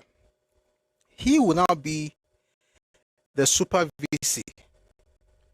In other words, the unitary system that Ironsi was putting together for the entire country, he will be the representation of that in the university system, where all universities will now look up to one VC or one super VC. I would love to sound like a young paro, but I'll tell you the book if you can find it to be nice. Power and Privilege at an African University. Okay? For Kennedy.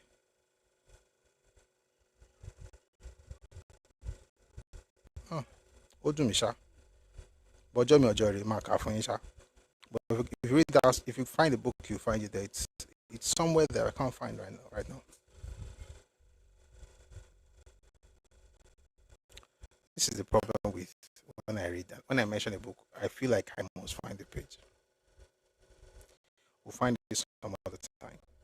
The point here is Mozik Achebe is saying that there was tribal small students who were the majority of the staff.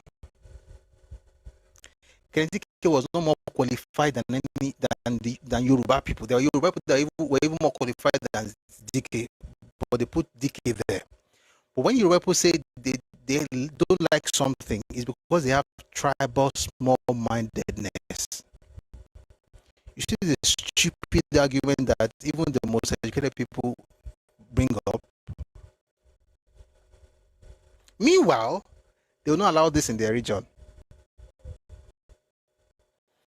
Sure, you will even open up your space and let anybody come and become your guy. No, you will not do that, but you go everywhere else to tell them exactly how they should move, because after all, you are the one that God sent to the world. I mean, Ezekiel literally said it, that God specially made them to lead the rest of the country. Absolute hogwash. We're going to read more from Achebe before we go to the white paper, because it's important. And I'm doing that because Achebe also mentioned the white paper. And in trying to condemn him, he showed his hands very quickly that he was nothing but an ethnic jingoist, not different from Zeke or the rest of them, just the same. And it's a shame, because if you think about it, at least let the elders be elders. Let the young people make mistakes, and the others will correct them. Not that you see problem among children, you go to the fathers, they are even worse. The children are just learning. He said it was in this toxic environment that Professor Eninjoku Anibo, who was Vice Chancellor of the University of Lagos, was forced out of office, facing similar bouts of tribal small-mindedness, famously lamented during this crisis that intellectuals were the worst peddlers of tribalism after filling every place with Igbo people. One of the first signs I saw of an Igbo backlash came in the form of a 1966 publication from northern Nigeria called The Nigerian Situation, Facts and Background. In it, the Igbo were cast as an assertive group that unfairly dominated almost every sector of Nigerian society. No mention was made of the culture of educational excellence imbibed from the British that pervaded Igbo society and schools at the time. Special attention instead was paid to the manpower distribution within the public services, where 45% of the managers were Igbo, and it is threatening to reach 60% by 1968. Moreover, regrettably though, the North's future contribution was credited with only 10% of the existing posts.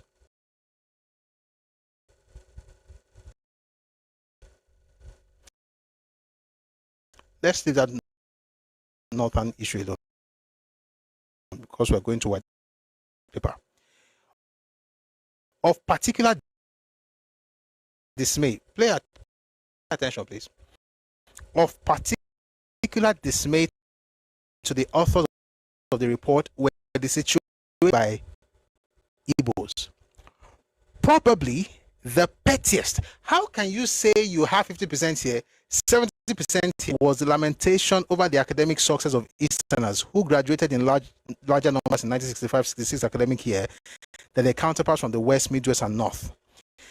By the time the government of the Western region by the time the government of the Western region also published a white paper outlining the dominance of the ethnic Igbo. By the way, the government did not publish the white paper.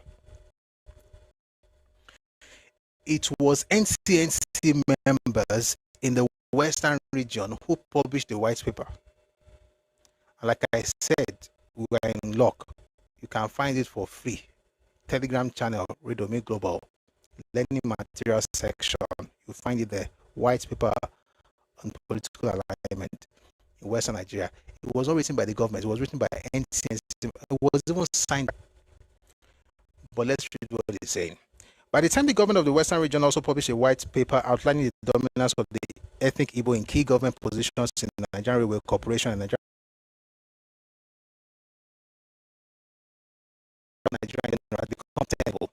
the government sanctioned environmental thoughts and resentment created by self-serving politicians resulted in government supervised persecution. What did Peter Obi say last week? Persecution. In most other nations, in most other nations, the success of an ethnic group as industrious, since nobody else knows what industry means. As industrious as the Igbo will stimulate healthy competition and renaissance of learning and achievement.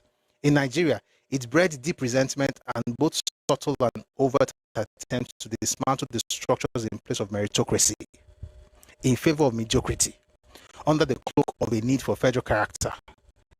A morally bankrupt and deeply corrupt Nigerian form of the in the United States. He's saying that what you guys have done in Nigeria is that you have instituted mediocrity instead of meritocracy. You see, it was meritocracy when Igbos dominated the civil service. It was meritocracy. But now you're talking about federal character. You want to have equal representation like the affirmative action in the United States. What you're doing is a poor version of what you're talking about. I want to play you something from a recent engagement in the House of Representatives in Nigeria. I want to hear the definition of meritocracy according to Achebe and in the Igbo mind. Here, we're going to listen to a woman who is heading a federal government.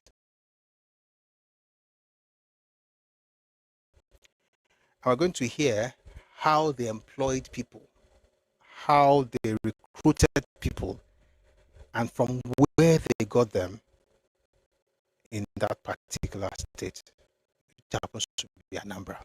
Please take a listen.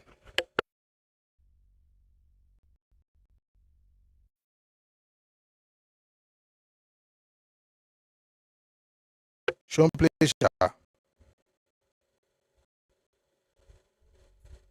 Oh, you play. Can you play? I play. You've got to hear this part. 1 second. Say the way I said, take a listen. Timothy build Kini. Oh my God. Oh my God. Mambo, 1 second. I'll find you the video in another device. I don't know what's happening with this one.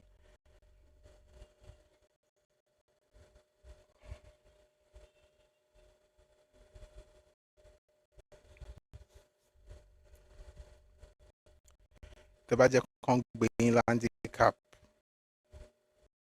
A being. The same person who tells you that you must hope, I found it. The same person who tells you must open the place for everybody and says that there are Nigerians everywhere. That same people denied Bianca Ojukwu from running as senator in Anambra State. She's Igbo. Forget Yoruba, don't worry about us. She's fellow Igbo. The person will now come to Yorubaland and be man for all left and will be telling you exactly how to run politics. So politics that you don't understand. Listen to this. Now, back to what I was saying about Anambra, the same Anambra State.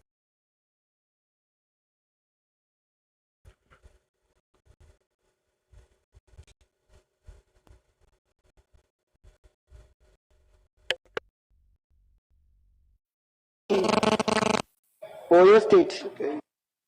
Oyo State. Okay, so 0. We don't have. We don't have. How many are from Ekiti State? Ekiti is 2. How many are from Enugu? Enugu.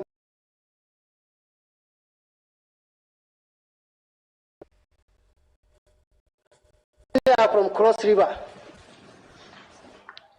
1, sir. 1. Yes, sir. How many are from Bauchi? And how many are from Kano?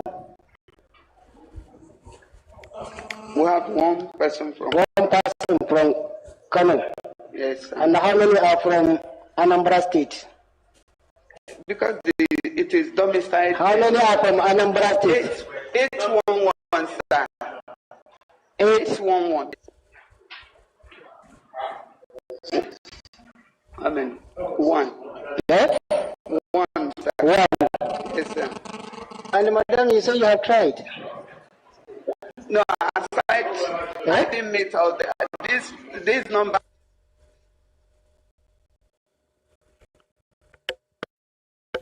That's Achebe's definition of meritocracy. You know what? Forget about Lagos and Oshun and Oyo. Even amongst yourselves in that place, how do you employ less than 1,000 people and 811 are coming from one state in a federal government establishment? But you understand meritocracy and everybody is mediocre.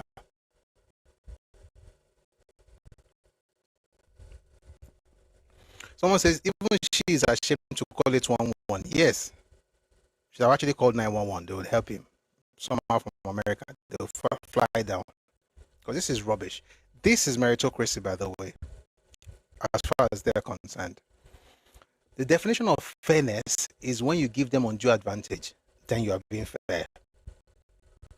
You know, people say things like you are marginalizing us. It doesn't mean you are denying them of anything. It just means that you are not allowing them to be dominating you. In other words, you're not giving them something more. What do you mean federal character? You should have meritocracy. But from what we've been reading since, this meritocracy, does that sound like meritocracy to you? Well, you have a person who did not even finish training, Koloshe as a nurse. 6 months later, you are sending the person to the UK to become a secretary typist. Meanwhile, there are people working as secretary typists in Nigerian Railway Corporation. Those ones don't have to go to the UK. You send 4 people to go and study how to type in UK. In 1960s, where there were folks who could type, who were looking for jobs, you didn't even advertise to employ them. But that's meritocracy, because as long as you are the ones in charge, it's fine. He calls it the denial of merit. That's what Achebe called it. Denial of merit is a form of social injustice that can hurt not only the individuals directly concerned, but ultimately the entire society. It is what is hurting the Igbo society today.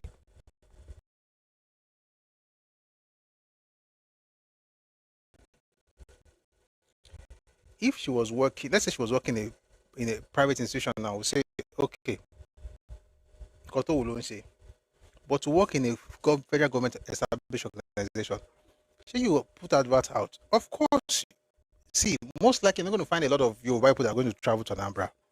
But are you telling me that you can't find substantial numbers from Imo State, from Abia State? At least they got 65 from Enugu, which is a miracle.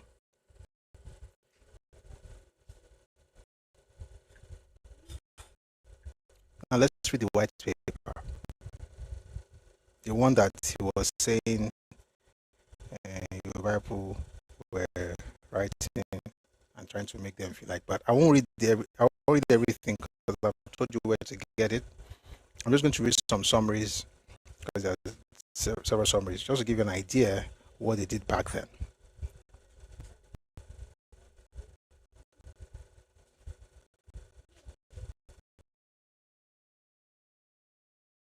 Total of 431 names on the current staff list of our railway corporation. Of 431 names. You see, today we say of 29 names, 25 were Igbos. That's okay. Now Kalusi of Oshodi Isolo sends to China, Taiwan, and South Africa using money from that is meant for Yorubaland, for Lagos State, sending Igbo. Okay. Of a grand total of 431 names on the current staff list of our railway corporation, 270 are Igbos, and 161 belong to other tribes.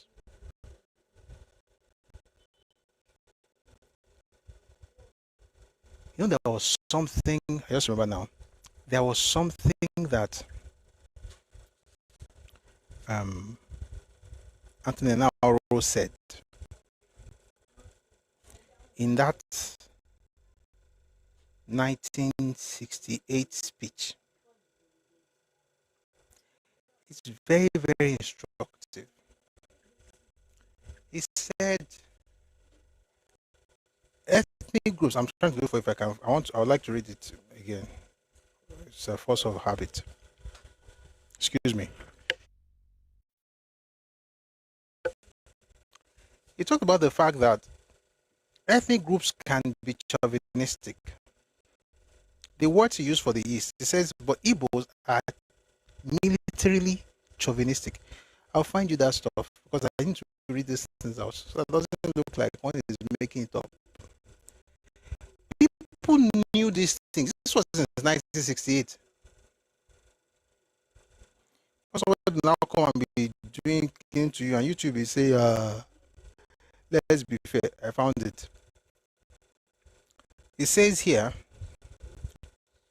I'll come back to what we're discussing. I just want to jump and come back. The opportunities of January 15 were misused in several ways by the Rossi regime in the months that followed. For a while, every Nigerian hoped that the country would go on to achieve greater progress in its development generally. Unfortunately, General Rossi allowed matters to be taken out of his hands by what? By prominent Igbo leaders in the army, in the public service, and in public life. Affairs in the public service, the impression that the coup of January 15 was designed to install Igbos in position of power. Listen to this. Out of 21 promotions in the army in April 1966, for example, 18 were Igbo officers. You see, they were supposed to also, what's the word? Promote Yoruba officers, 5 of them. They did not promote them. They went under, took 3 Northerners, added it to the 18 to make 21. General Rossi drew his principal advisors from the Igbo ethnic group. Ethnic groups tend to be chauvinistic, but the Igbos were the most militantly chauvinistic, and this naturally created apprehensions in the minds of the others. Of 21, 18. Occasion of yesterday of 29, 24. What's the difference? It's not like a person is bad, hates this person, you don't like him. It's not, I don't have time. That's not what we're discussing here. We're saying there's a culture, and I'm saying this because if a Yoruba person, I am saying, no, let's just open it up. I will not want Nigeria. Use your brain. The person who you are opening your doors for does not care about you, nor about your land. Is the one that says your land is smelling, it is stinking, doesn't pray for your land, doesn't care about your land, curses your land. Wants political power, not to favor your people, but to favor his own people. He would import his people first to favor them before thinking of you. So to open your door in that kind of situation makes you a fool. That's the point. He's even telling you that you're a fool. How else would you tell a person they are fools rather than bring this kind of thing on social media? It's a sign of triumph. I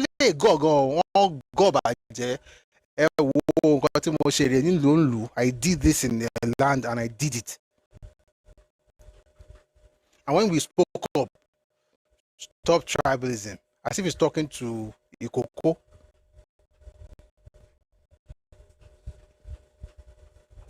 That was from 12th August 1968, discussing what happened in August 1966. If you read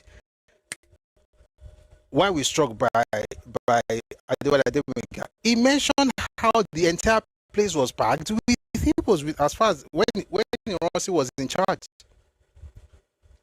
How did you get your unity decree of 1966? It was one Igbo man committee, one man.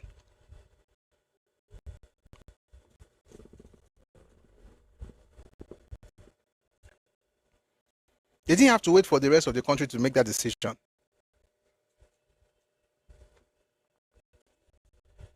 Let's do a little class here before we continue. Let's write in the comment section. If you know the name of the man who was the one-man committee in 1966, write in the comment section. We're going back to the white paper very soon. But let's see if people remember what we've done in class so far, because we've had this conversation more than, a number of times. Let me not say more than 1 or 2 times, but a number of times. Thank you. That's the surname. Who remembers the person's first name? People are very brilliant here. You are correct, though. I'm waiting for the first name.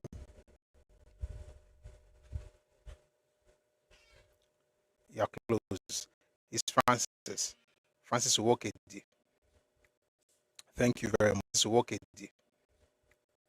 Thank you very much for committee.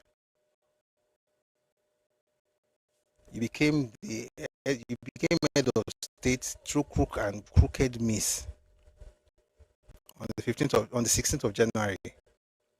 Then you appointed the committee. While people were thinking of coming for their meeting, one man has already said that, he's the chairman, secretary, treasurer, financial secretary. Got it.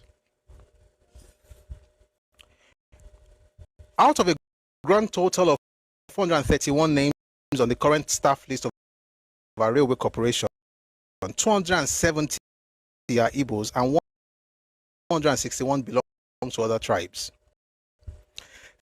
57 direct senior appointments made by the Nigerian Railway Corporation during the tenure of office of the present chairman, Dr. Ekejani. 27 were Igbos, 8 other tribes, and 22 expatriates.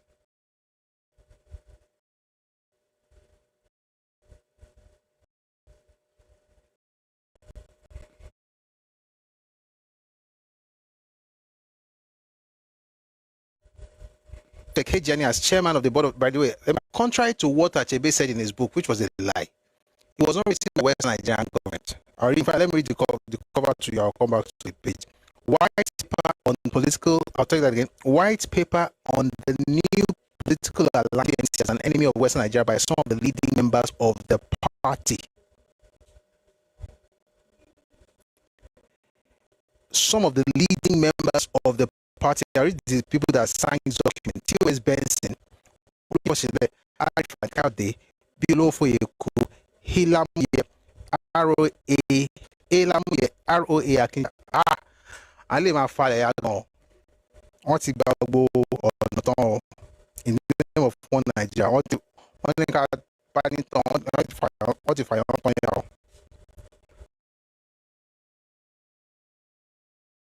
So you take the bulk of it, and then take the entire country to be working on crumbs. And if they open them out, this is why you cannot have Obi become president now. You guys remember during Jonathan's era,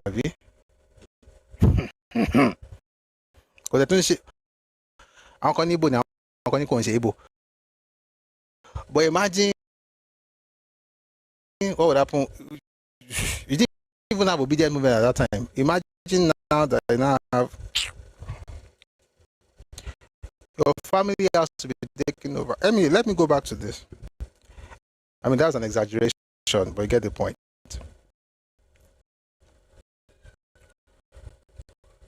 You just be hearing that your Kinikon is if you talk now, it's not one Nigeria. It's not one Nigeria. All these things you see, people they taught everybody. I don't like nepotism, by the way.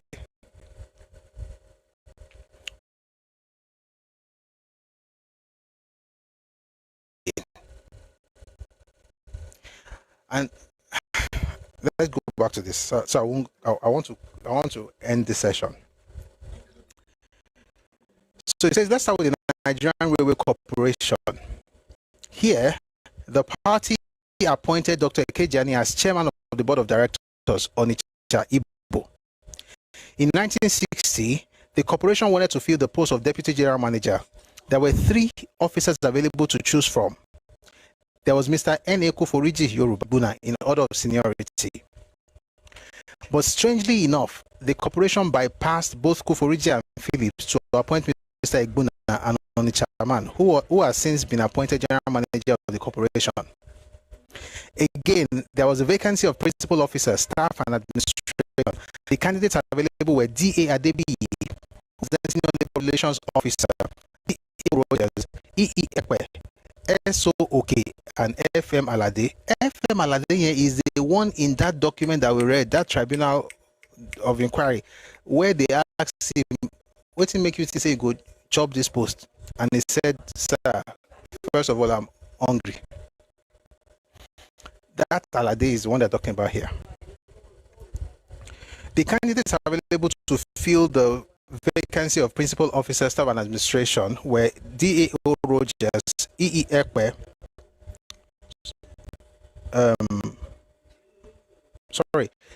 D.A. Adebiyi, D.A.O. Rogers, E.E. Ekwe, S.O.O.K. and F.M. Alade, all establishment officers in order of seniority. The corporation skipped Messrs. Adebiyi and Rogers, both Yoruba, to appoint Mr. Ekwe to the corporation. To appoint Mr. Ekwe to yet. The corporation had room for a deputy assistant general manager staff, for which there were 3 candidates in order of seniority. Messrs. D. Adebiyi, F.M. Alade, the 2 men superseded for the post we have just dealt with, and E.A. Imokwede were lined up. Again, the corporation ignored Adebiyi and Alade and chose the man at the bottom of the ladder. 5 men applied for the vacant post of training and education officer in order of seniority and qualifications. They were R.A.A. Junaid, Senior Assistant Works Manager, T.O. Grillo, S.M.O. Denloye, A.O. Adewoyin, and A.N. Inoma. The first 4 candidates who happened to be Yoruba men were thrown off in favor of Mr. Inoma and Igbo man. All this happened in the management sector of the corporation. Why did they do that? Because Mr. Inoma was the one that they were going to write a letter to in that tribunal stuff. They told that you should appoint this person into the office. They needed the people in those places so they can funnel. It's like a funnel.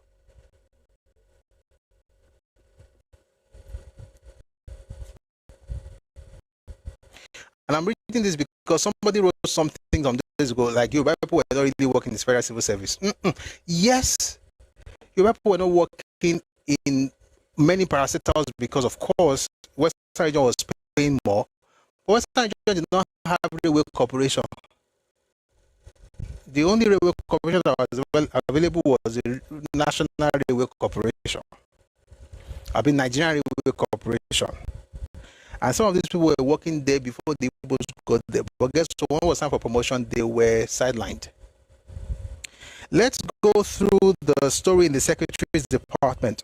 There was a post of Deputy Secretary Legal to be filled. Mr. Megwa, LLB, vied for this post, but as usual, it was brushed aside for Mr. N.C. Ikejani, brother of Dr. Ikilist, that this Honorable Onokalusi put out yesterday. One of his relatives is there. Is there. Wow. Afinare Turesita, because you must be seen. Folks who actually qualified, you take the brother of the chairman. So the chairman's brother got the job. There is still further evidence of tribalism and nepotism in all their nakedness. Let's see what goes on in the medical department. The post of hospital superintendent was opened to 3 men, to wit, in order of seniority, Dr. S.E.A. Ewa, Railway Medical Officer since 1958, Dr. S.O. Ejiwumi, a Railway Medical Officer since May 1960, and Dr. D.B.A. of Formata, Medical Officer July 1960. The corporation bypassed Dr. Ewa, who is EFIC, and Ejiwumi, who is Yoruba, and went straight to the bottom of the ladder to pick Dr. Formata Igbo.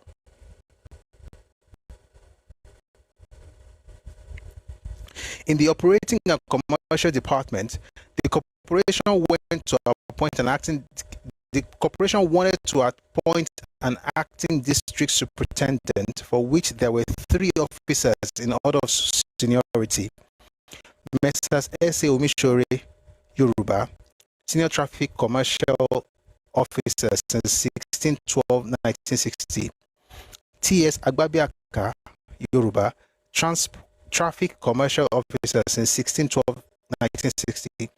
And E.O. Agusiobo, Igbo, who became traffic commercial officer on 22/5/1962.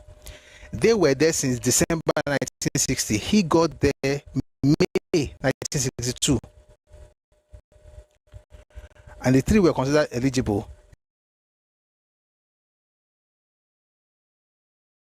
Mr. Gusiobo Onitsha Igbo. The story is the same in the mechanical department. Once there occurred a vacancy for a works superintendent in this department. Messrs. H.A.A. Junaid, AMI Mech E, T.C. Grillo, S.I. Mech E, that's mechanical engineer, SNC Ogbo, AMI Mech E, and NN Obinwa were put forward for the job in order of seniority, which went to NN Obinwa, who thus superseded Messrs. Junaid, Grillo, and Ogbo. Having failed to get this job, Messrs. Junaid and Grillo again tried for the post of production engineer, which, alas, was given to another child of the bedchamber by name SNC Ogbo, Igbo. He thus superseded Junaid and Grillo, both of whom have been senior assistant works managers since 1960. In 1962, Mr. Obinwa, who was made to supersede 3 senior officers for the post of works superintendent, was again appointed acting deputy chief mechanical engineer over another 3 senior officers, Messrs. B. Ajose Yoruba and T. I. Awoshika Yoruba. You see how Achebe was right with his meritocracy crap.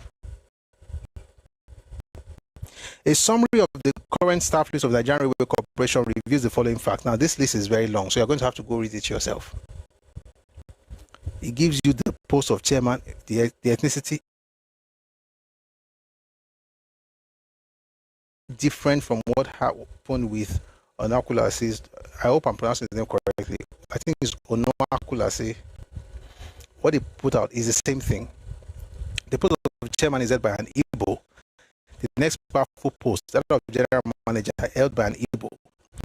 The 2 private secretaries are Igbo. Assistant general manager is an Easterner.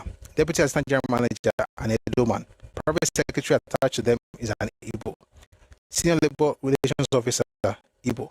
There are 2 posts of senior establishment officers shared by another Igbo and a Yoruba. There are 15 assistant establishment officers. Of the 15, 9 of them are Igbos. The only post of office superintendent is verifiers. 2 of them are Igbos. There's provision for 1 deputy secretary. It is held by an Igbo. You read it.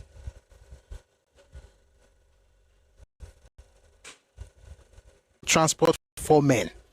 Igbos. Pharmacists, 10 pharmacists, 6 are Igbos. Only health officer, of course, is Igbo. Hospital administrative secretary,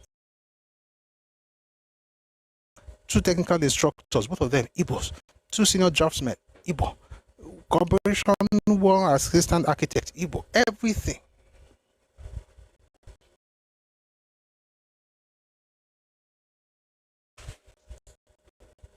You can have and share. A thief, a proper buffoon. Your idea of growth is that you are just chopping, and what you are chopping is not your own. It's commonwealth. You chop it to the point where you will eat onjeomonuyu.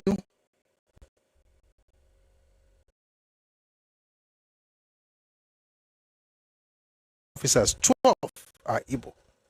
The only wharf plant inspector is Igbo. Out of the 14 work supervisors, 9 of them are Igbos. Of the 32 works foremen, 20 are Igbos. How? How? There are 16 executive officers, 9 of them are Igbos. There are 2 senior officers, and they are both Igbos.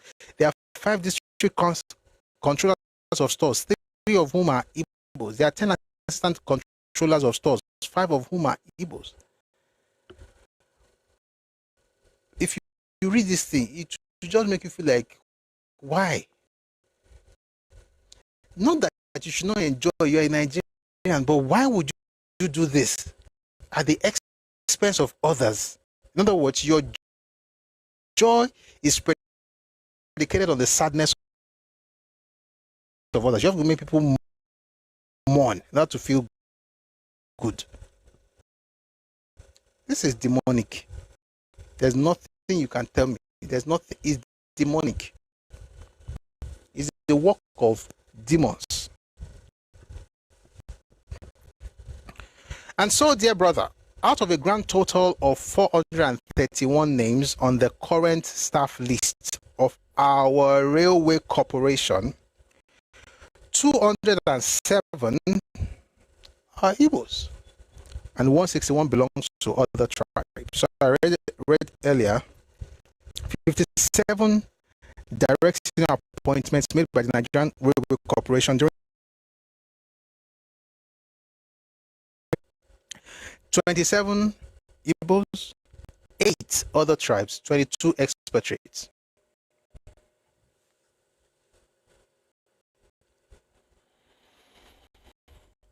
Someone says winner takes all. Yeah. If you ever come from a culture that is winner takes all culture, you are primitive. Very. You've not learned the beauty of give and take. Even when you win, and this stage you didn't win, you didn't compete for anything. Just there. Through Nepotism. So if the funny thing that the person was even putting all of these people there, who actually started putting them there, go there because they didn't want to go to prison.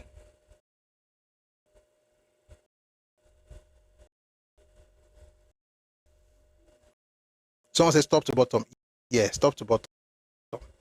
He got it because Zeke would have gone to prison. He didn't go to prison, so he said to work with the North. As soon as he got there with the North, just began to funnel, just began to put his people everywhere. Igbo. This is not the end of the railway story of tribalism.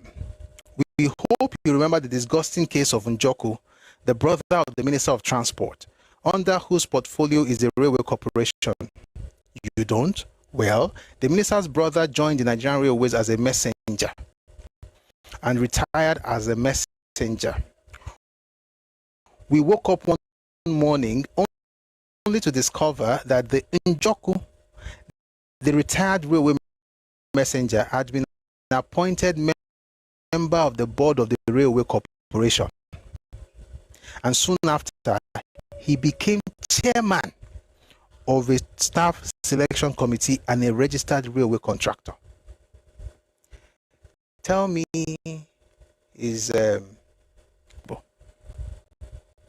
there's only one case of one Okere. There's also one case of one Okere, Okere, I don't know how to pronounce his name, who is cousin to Dr. Ekejiani. He was the clerk in the accounts branch of the railway. We know you will be staggered to hear that this fellow is now the Railway Corporation's representative in London.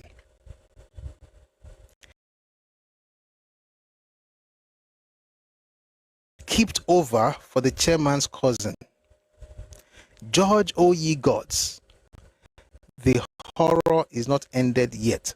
Do you know that in addition to being chairman of the Railway Corporation, Dr. Ekejiani is also pathological consultant, call him pathological liar or whatever. Anyway, he's also pathological consultant to the corporation at an additional salary of £1,500 per annum. Apart from being the Oga of the railway, corporation. Oh. You don't have another person that can be a part consultant. You can't take that job again to collect another £1,500 per annum. As per Dangote, see they find money. You know, everybody needs more money. Praise God. So far, there have been 4 corporation representatives in the United Kingdom. So far, there have been 4 corporations in the there have been 4 corporation representatives in the United Kingdom. All 4 have been Igbos. Mr. Egbuna, Mr. Egwatu, Mr. Megwa, and Mr. Okeke. Let's see what the picture looks like in the Port Authority, which is also within the portfolio of Mr. Raymond Njoku, Minister of Transport and member for Owerri. The first thing that strikes one in this department is that, barring the chairman and the general manager, the first 25 topmost officers are all Igbos.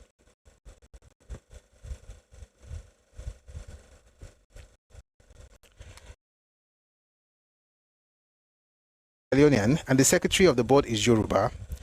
The 1963 staff list of the Port Authority reveals that the acting personnel secretary is Igbo, the charges officer is Igbo, the only senior executive officer is Igbo, 2 executive officers are Igbo, the only assistant executive officer is Igbo, chief clerks are all Igbos, only acting senior establishment officer Igbo, 4 chief clerks Igbos, only training officer Igbo, 2 chief labor relations officer Igbo, everything. Port engineer, deputy chief engineers, chief engineer, labor establishment, everybody. Out of a total of 104 posts in the Nigerian Ports Authority, 73. It's you.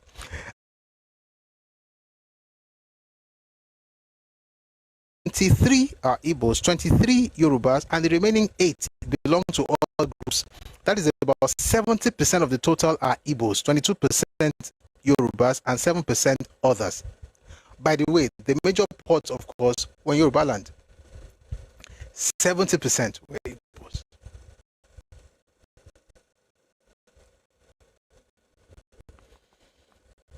That's what Achebe called meritocracy, and that what we are doing now is what? Mediocrity. Even though the woman that was earlier had 811 from Anambra State, 65 from Enugu, 1 from Bayelsa, 1 from Lagos, 1 talking Nigeria. How can you have 73 out of 104? Are you a thief? It's not even your land.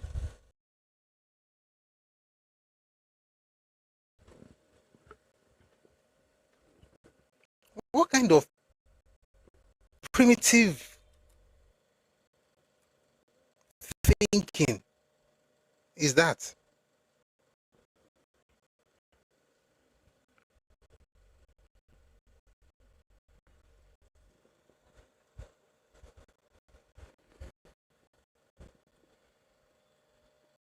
People are having a great time in the comment section on YouTube and Facebook. Thank you. Listening to Akintola yesterday. Said they are funneling the money from the federal government to their region because they were the ones in charge of it. Federal Civil Service, far 70% in Port Authority, and there is no single port, no single drop of water called ocean in Igbo land. And then you say what Sadana was saying was wrong. Now, let's have a look at the Yaba Technical Institute. That's what we now call Yaba Tech. And see what the picture portrays. Are you ready? Of a total of 29 indigenous senior members of the staff, 21 are Igbos and 8 Yorubas. The minister in charge of the institution is, of course, Igbo. You go to Yaba Tech, 21 Igbos and 8 Yorubas. Why? Are you cursed with primitiveness? What kind of rubbish is this? Yaba Tech. We shall in due course furnish you with a detailed picture of the very disquieting situation in the Ibadan University and the Ibadan Teaching Hospital, where 2 gentlemen in charge are of Eastern origin. I heard some things about him. My mentor was telling me things about UCH back in the day. I was like, ha! We're working on something. I'll read those things out. People are demonic. It takes the grace of God to still love everyone regardless of this past. I know the crazy part. It's not that it's in the past. It's that it's still happening. That's the sad part. It's easy to forgive the past, like wrongs past now, forgive and forget. You can't forget, shall, because you'll be stupid to forget or repeat it. In case they repeat. This was even in the past. It's still happening. And they'll tell you exactly what Achebe said. You are tribalist. That's what the man said yesterday. He still posted some things today, alluding to the fact that the rest of you who are against what he's doing, you are just tribalists and you are not thinking of one Nigeria. Just a bunch of clowns. So you are the one thinking of one Nigeria by furnishing, filling the entire place with your people.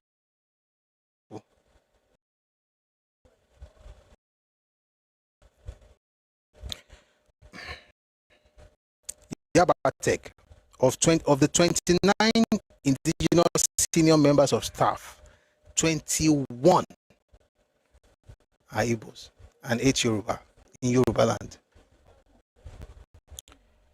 We changed this thing back then, shall it will change again. When we changed it, that was when I actually began to cry and write rubbish. He started by writing one book in 1983 called The Trouble with Nigeria. They always seem trouble with everywhere. Then he wrote this last one before he died, and he was still crying. We'll do it again. Strategically, with like very wonderful thing. Why can't Genie be people is a Jisha? I'm out. But whenever you wake up is your morning. We shall in due course furnish you with a detailed picture of the very disquieting situation in the Ibadan University and the Ibadan Teaching Hospital, where the 2 gentlemen in charge are of Eastern origin. We have been discussing corporations and institutions, but what about scholarship awards? This particular sphere is highly deplorable and grossly unfair to the Yorubas. Admission of children into free primary schools in Lagos is another example where the indigenous Lagosians are tendentiously discriminated against. Now, the Nigerian Airways, the chairman is Igbo. Before his appointment, he was the deputy chairman of the operation, a post authorized and recognized by the Minister of Transport's vacancy or the post of his deputy. But since Chief Dafe was chairman, the chief backed by the minister has not only refused to fill the post, but if you're not going to fill it with our own people, we're going to abolish it. Appointed only about a year ago, is now assistant London representative. He is brother to the corporation's chairman. Apart from that, is garage allowance.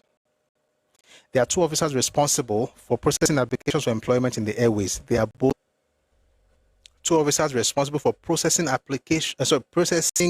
applications for employment, and both of them are Igbos. You see, you get a job, you are joking.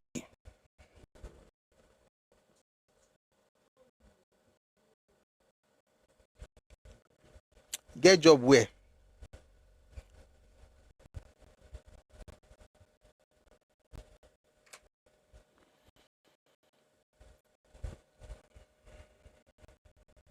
A Yoruba man, Mr. W.I. Oshinaga, was recommended by his immediate heads of the department for increment. This was turned down by the board for no assignable reasons. The same fate befell 4 other Yorubas. 7 Igbos were promoted by the corporation to senior positions carrying emoluments of £860 per annum against the departmental heads. 15 promotions to senior service grade. 11 went to Igbos, 3 to Yorubas, and 1 to the Midwest. Orekpo, I'll advise you to get this book. It talks about cargo supervisor. They made sure an Igbo person was the one in charge. There was a man called Mr. S. Ishatayo. He was a cargo supervisor who was engaged in 1944. He's still in the junior service in 1964, after 20 years, even though he has trained most of the Igbos already promoted to senior staff in the airways. 1951, he is still in the junior service. In the reservations and sales department, 3 Yorubas, M. Balogun, A. Bilashekan, and M. Giwa were superseded by Igbos. In the operations department, Mr. E.S.N. Ofo, an Igbo, who is now senior officer of operations or senior operations officer on £1,500, was engaged in 1955 with broken service and promoted senior staff in 1962. He has superseded Mr. A. Uwakiwumi, a Yoruba with continuous service, who was engaged in 1949, and now operations officer still at £890 per annum. You find the same story in the kitchen department, even in kitchen. In catering department, as a Yoruba man who had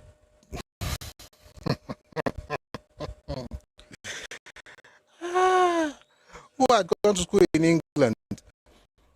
He had gone to reputable catering institutions in England. They turned him down and got Mr. J.E. Mbamali, who possessed a secondary middle 3 and was until his appointment a steward at the Nigerian hotel at Kano. They took him and dropped Mr. Ifeso. Who told you to go to school in England to go and be learning catering?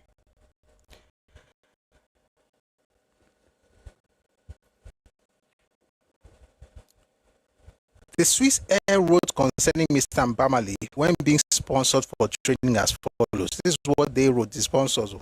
They said, considering that Mr. Mbamali has shown very little experience in catering, we propose to give him the same training as we give your junior staff.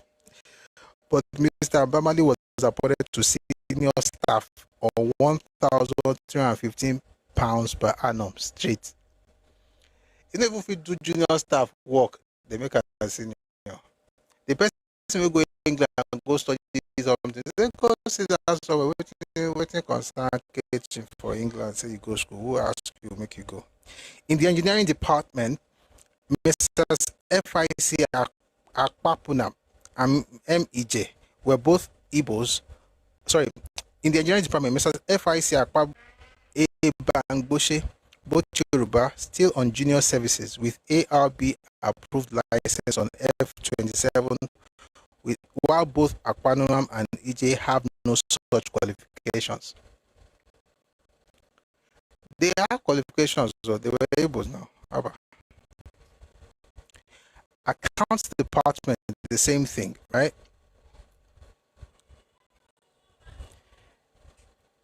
There was Mr. Eboda, who was sent to the BOAC for training with a view to taking over from the expatriate chief cashier. On completion of his training, he was sent to Kano to resume duty against the advice of the officials. in order to make way for Mr. Enemoko, who was promoted to senior staff long after Mr. Eboda attained that grade. The following few Igbos supersede Mr. A. Lawal, a Yoruba, engaged in 1944 with Class 4 and 8 years teaching experience. Mr. J. Everett, I.A. Izebo, F.A. Awachukwu's office. The secretary, Mr. B.S.C. Nzenwa, is of course an Igbo. He was called to the bar in 1959. He was appointed in preference to 3 letters. Sorry, he was appointed in preference to 3 better qualified Yoruba candidates.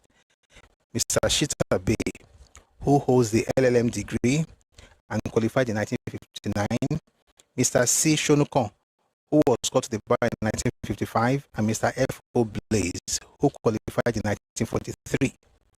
Mr. Ezenwa was in 1962 on appointment, originally paid a £2,075. He is now on a salary of £3,100 from September same year, which was also made retrospective to the date of his appointment.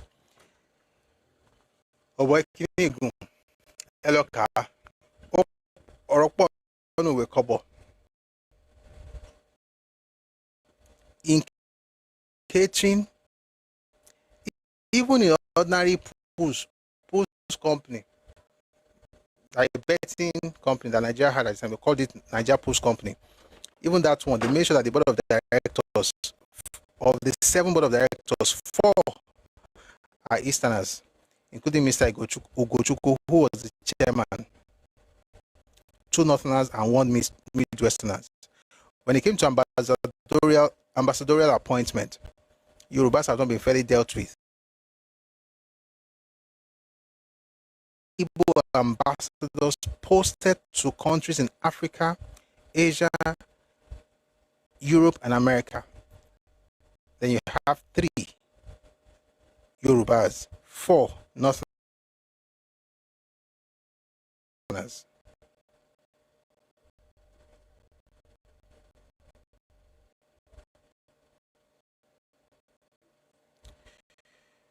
It's a pattern, isn't it?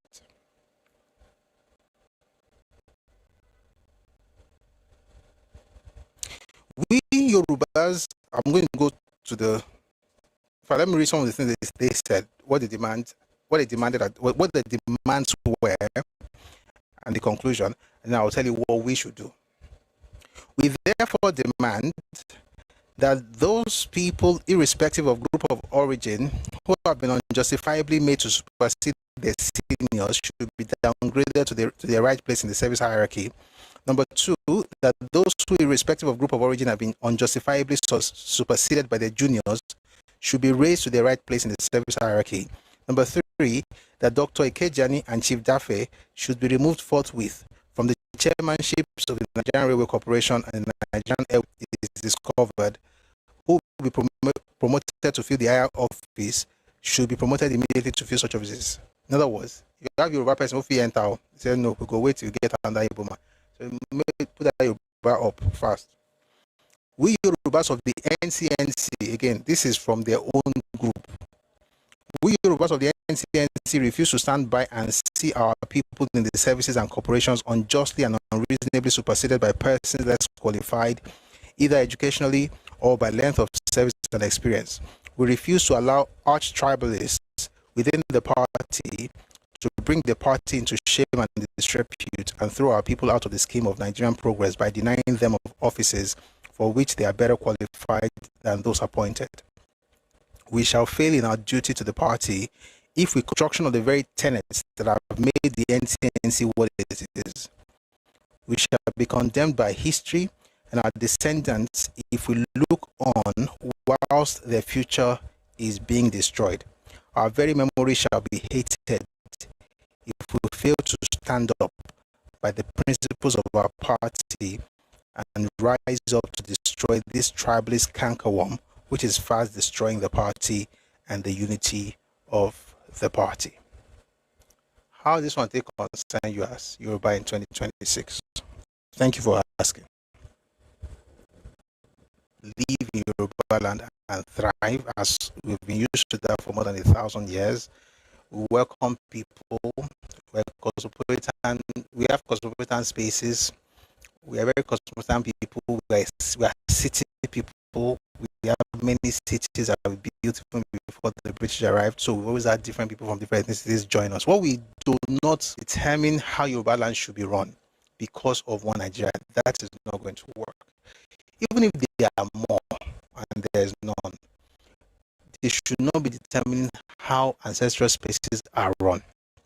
Now, when we open places up and we say, you know what, you can be part of what we're doing, you can join our politics, what we expect is that you are smart, that you're a human, not the people from where you came from. Once you begin to represent the people from where you came from, we can tell that you should not have gotten the opportunity, which is why in the voters card, there's no like voter apathy, we're not going to vote to go and play football during elections. We are going to collect that card. Nobody is winning anything in Lagos who is not Yoruba.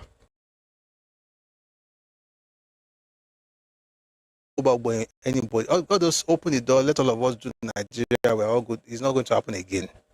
Anybody that wants to flex their muscle, they should go back to their father's house. They should go to their homeland. They should go and why? Is it because we hate them? I've told you, we've been having people who represent different beginning Yorubaland since the 1940s. We had N.S. Ekoli in 1941. It was Ijo. We had in Bono decay as deputy mayor of Lagos in the 1950s. We had the same Azikiwe in 1951. He won Lagos to represent Lagos in Ibadan. We had decay in 1962. We had Tony Ngulu in House of Representatives before he tried to become governor of Imo State. That was this recent history. We've had several Igbos in Lagos State House of Assembly. It's not new. You're not the one that will teach us how to be cosmopolitan. What do you even know about it? We've done it. We've opened up. Question is, what have we gotten out of it? You have gone to the point where you are telling us to thank the Honorable representing Oshodi Isolo constituency. You are far too kind. Thank you very much for this lesson. It's brilliant. Nobody could have done it better than you. This is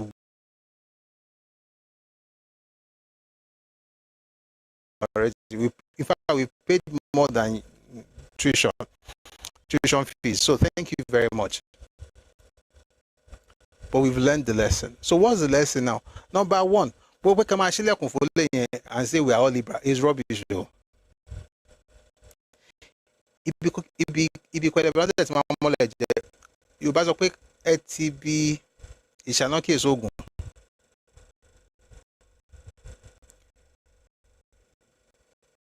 If you were paying attention, everything we read from the 1960s, even from the 1950s, gone safe. Everything, the 60s that we read, is the same thing that happened with Oshodi Isolo constituency. It will not change. Don't pray for it to change. It's not necessary. It's the people that have to decide if they want to evolve or not. Listen, every culture is dynamic. There's no perfect culture. Even our own is not perfect. Because culture is dynamic. You don't say, that's how we were doing it. No, you're supposed to grow with time. It shows that you are a living, breathing organism. That you have the capacity to think. So you do better every generation. You're trying to do better. But if you have people who say they don't want to do better, it's okay. It's not my job to condemn you, but it's my job to ensure it's contagious. We don't want you to come and we don't want to contract whatever it is that you have. Just carry your one-on-one away. So you want to develop wherever you come from. With all due respect, no hate to anybody. If you're a person, you have a problem with what I'm saying right now, you are dumb. There is no two ways about it. I'm not even missing words. You are very dumb. Because what's happening is you are saying, and by the way, again, I'm not saying close the door to everybody. I think it's great to have different people, but there are certain cultures where they assume the inclusivity means domination. Where they think that the fact that you are even being inclusive means you are stupid. Inclusivity on your part is stupidity. Inclusivity on their part is domination. And if you're not allowed to dominate, then you are a tribalist. Such people, don't try to change them. You are not God. You're not the Holy Spirit. You don't have any job to change anybody's life or change anybody's mind. Your job is to understand people and deal with them based on who they are. I said something yesterday, I'm going to say that as we close today. If you are dating a person, when you start dating, naturally, you're going to love the person based on who you are or what you think they will like. It's still based on what you think. It's subjective to you, who you are or what you think they would like. So you are doing it based on your subjective reasoning. After a while, if you notice that what you are doing is not being appreciated, you can go around and be angry, or you can chill and ask, what was this person like? And if you read the book called 5 Love Languages by Gary Chapman, he talked about 5 love languages in that book. If your woman or your man prefers quality time and you are spending money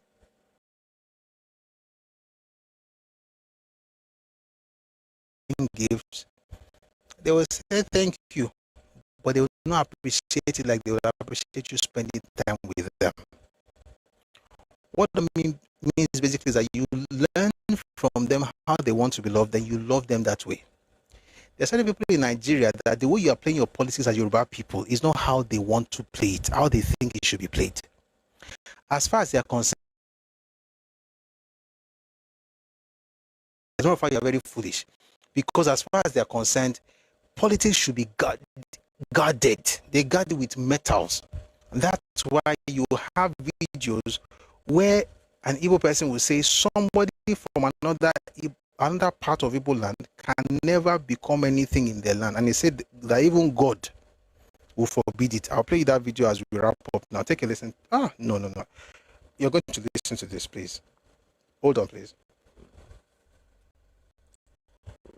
A fellow Igbo man is doing a video. He's not even saying that the person they're talking about is from another place. So he's saying the person's grandfather.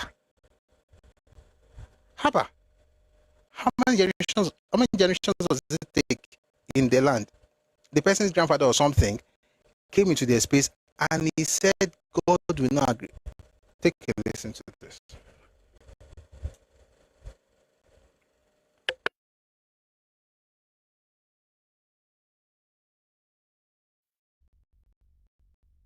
His great-great-grandfather is from Eza. He's from Ebonyi. Mobile. The great-great-grandfather is from Eza. He's from Ebonyi. They settled at Owo.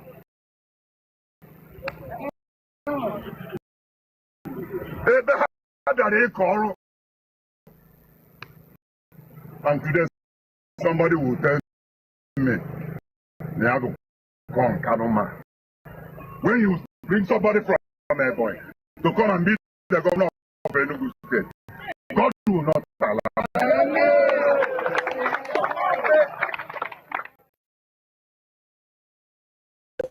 He says it's great. It's not even about the outcome of the elections, it's the mindset. His great-grandfather. It's not even his grandfather.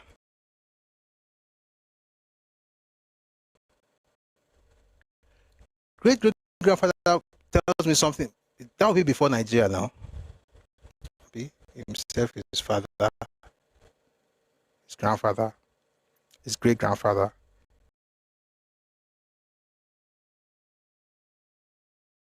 He never reached, maybe become indigenous. But you want to become indigenous on other people's places. They understand how to guard their spaces. I'm not saying it's good. I'm not saying it's bad. I'm just saying that with those people, you deal with them based on their politics. You don't leave your space open, because when they get in there, they will do to you what they would have done when they're at home.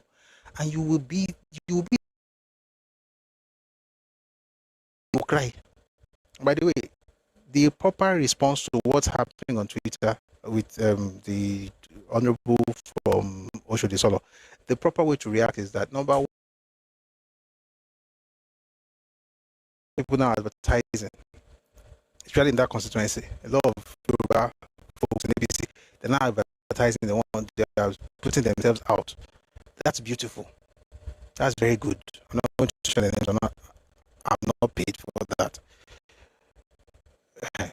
So that's true. They can pay me. I'll advertise for them. The point is, it's good. Put your own people there. Look for the best of your people who can do the job. Put them there. Number two, the rest of us, got to get a voter's card. Vote.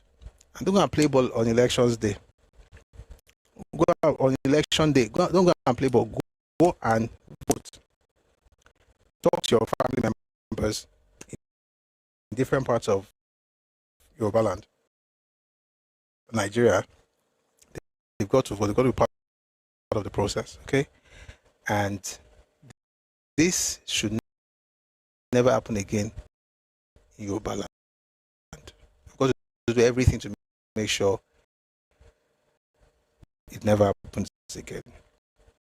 And I'm very happy that this man did what he did. I think it's brilliant, even though it doesn't look very good, but I think it's nice.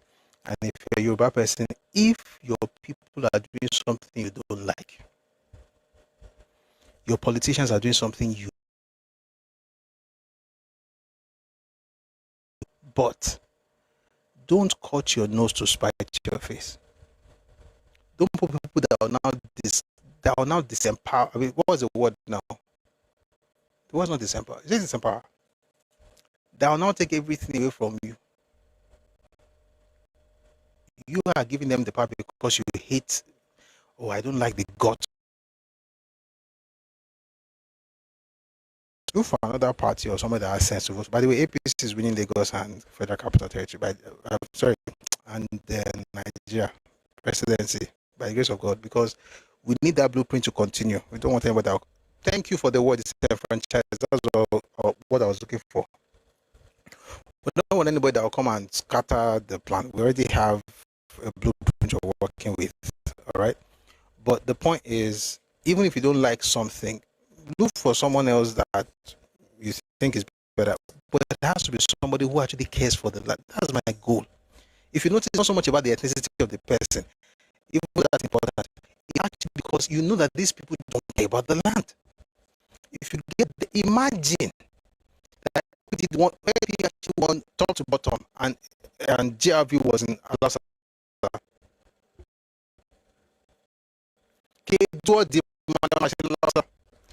You just get to allow us to do anything. Kedu by your tribalist. Kedu Odima.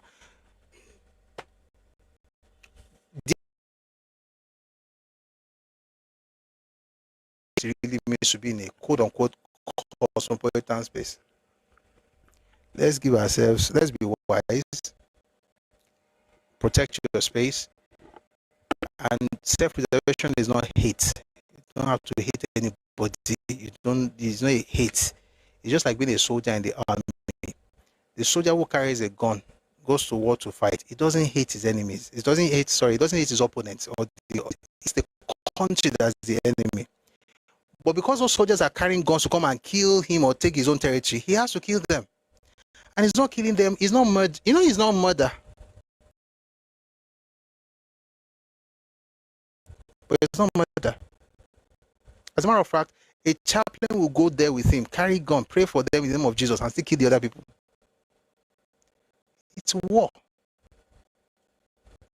And politics is how did they say that thing? It's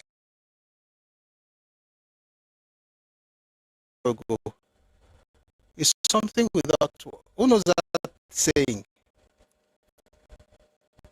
That would be a very good way to end. I'm going to put that code out. 1 second. Let me find you that code. Anybody knows in the comment section? Concilium. It's a very Is it work without blood?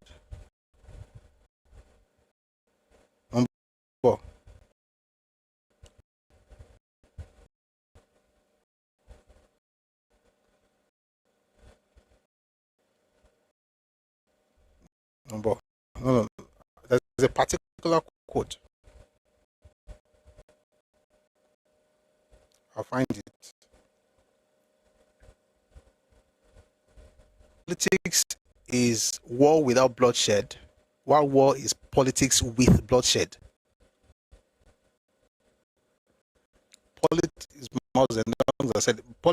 war without bloodshed, while war is politics with bloodshed. It's war. Politics is war. Don't let anybody deceive you. It's just without bloodshed, and there doesn't have to be blood. We don't have to have. You don't have to. You don't have to chase anybody away. You position yourself and you re-engineer society. You re-engineer society and inclusivity. Would you to include down here? By the way, some good news before we go. I think the local government chairman in Agege put out a statement earlier today.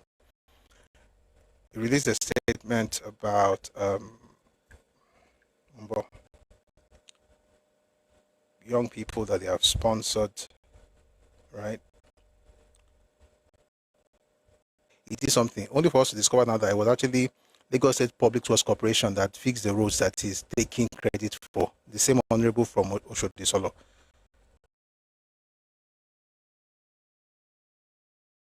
On new media to Governor Jide Sanwo-Olu, he now had to put out a statement that the road in question was done by the Lagos State Public Works Corporation. That's the machine in the video. After interventions by state officials under Mr. Governor and the assembly member in the area, and this man is saying he put out a video saying for those residing in Community Road, is okay. You didn't have anything to do with it.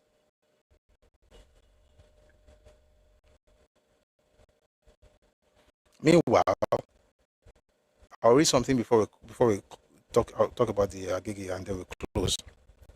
If we look at the Ramola put out a statement a while back when somebody said something to her. I think it was on Instagram. It says, "So who was dragging land with Yorubas? Did we have any Igbo aspirant? A war between tribes with idiotic and delusional narratives just for your party to win, and still terrorize, beat up voters, infringe on people's rights. It should be clear to you that people, either Yoruba, Igbo, Hausa, will vote for who they want.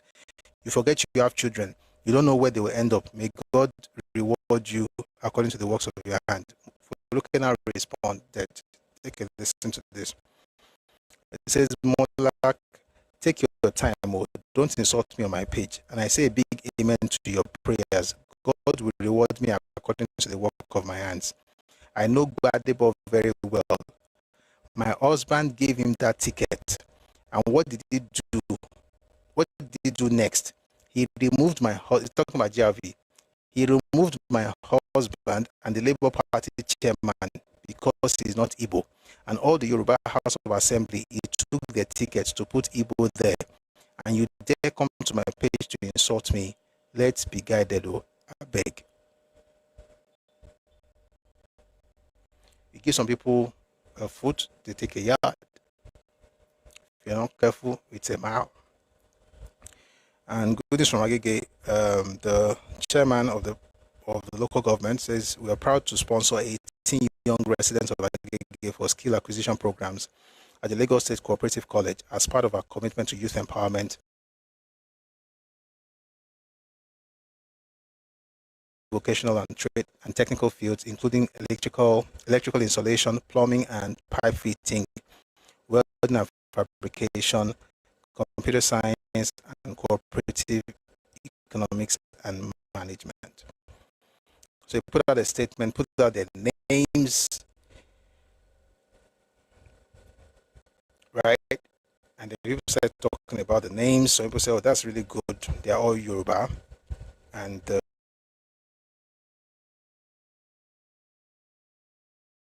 everyone just say all kinds of things. And then somebody said, I didn't know other tribes. Nepotism have killed Yoruba people. If I use the word Yoruba, I don't know why they use that. It's because they're dull. So nepotism have killed Yoruba people. If this is nepotism, let's continue like that.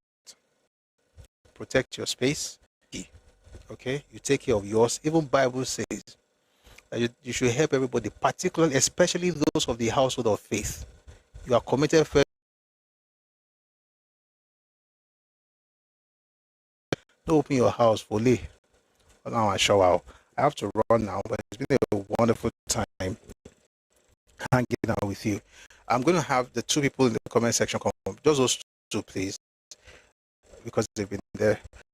I'll let them come up, and then it's going to be very short, please, because I have to run. It's almost 10 p.m. But thank you very much for listening to that, and I hope you've taken something from this. As it was, so it is. But it doesn't have to remain that way if we do something about it. And we have to, and we will do something about it.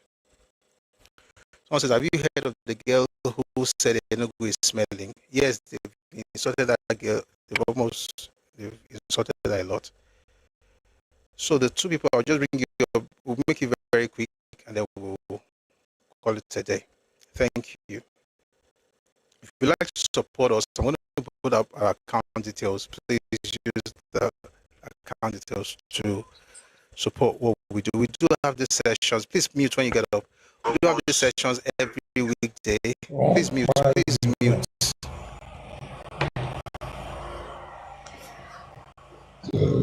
We do have these sessions every weekday, Mondays to Fridays, 4 p.m. Ife time, West African time. So please join us tomorrow. We'll be here tomorrow at 4 p.m. and we'll be having an interesting conversation. Please be around. While Perism speaks, I'm going to on TikTok. Thank you very much for your generosity. May God bless and keep you. I really appreciate it. But like we always do, once in a while, at least once or twice a week, we put out account details. So I'm going to put it out, and if you want to use it, please feel free to do so and support what we do here. Thank you very much. All right, let's have Perism. Good evening, Perism. Good evening, Prof. Shewa. Adupe,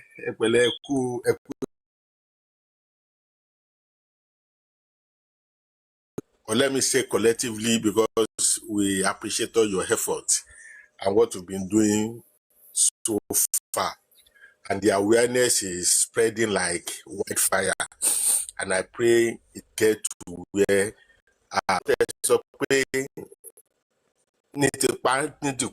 we must come out to vote. The problem now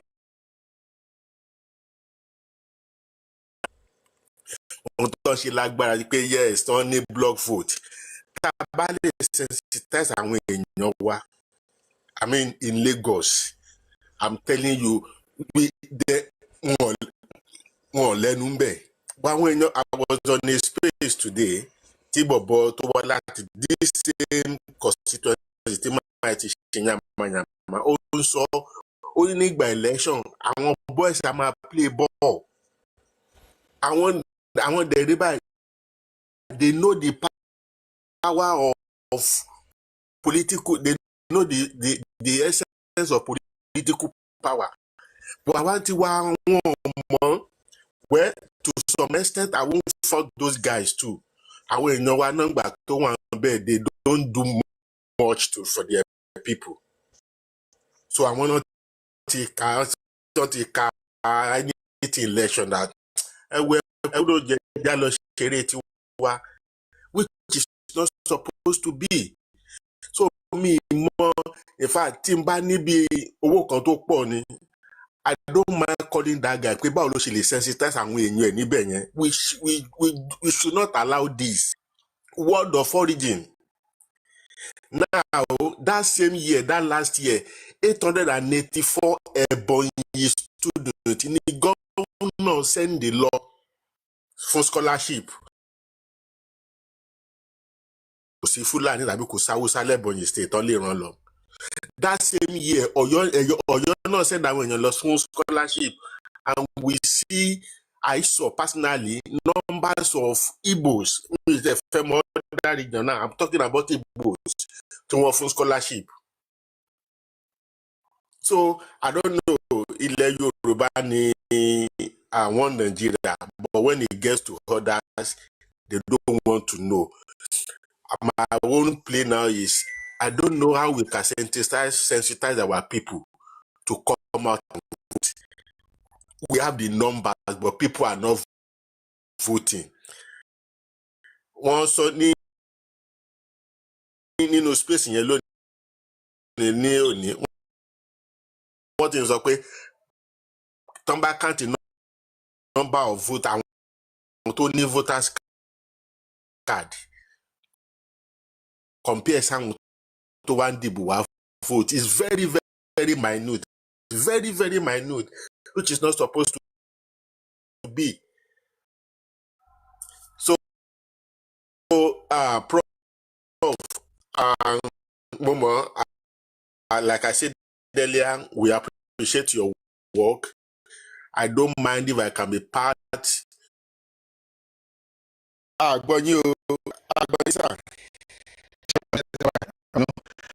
trying to record. I think the first thing, of course, is to let PVCs.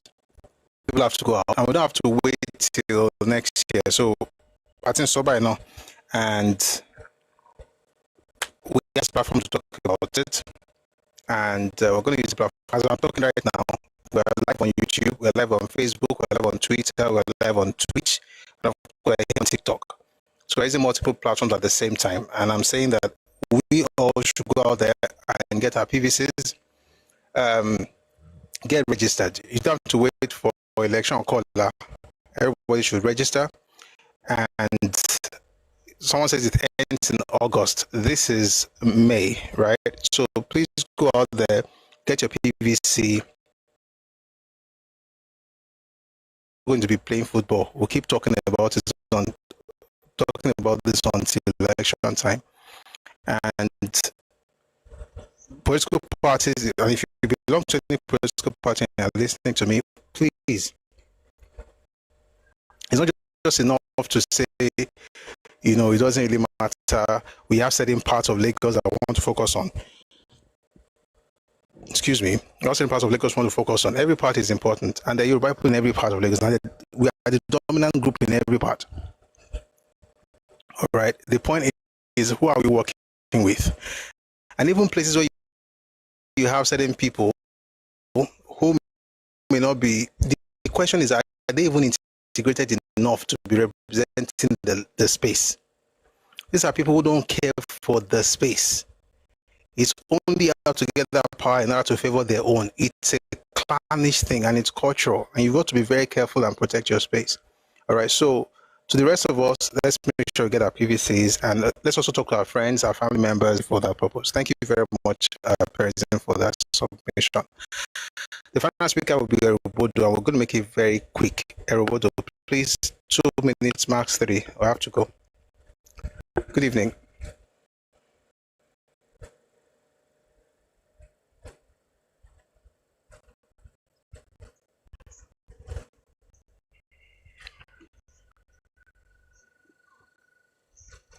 I was reading about mass migration.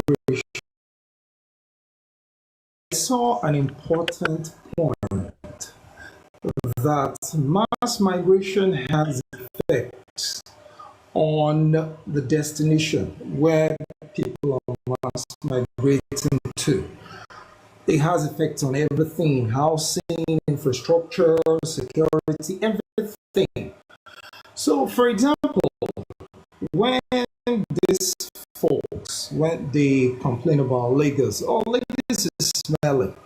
Now, there are millions of them, just them from that region.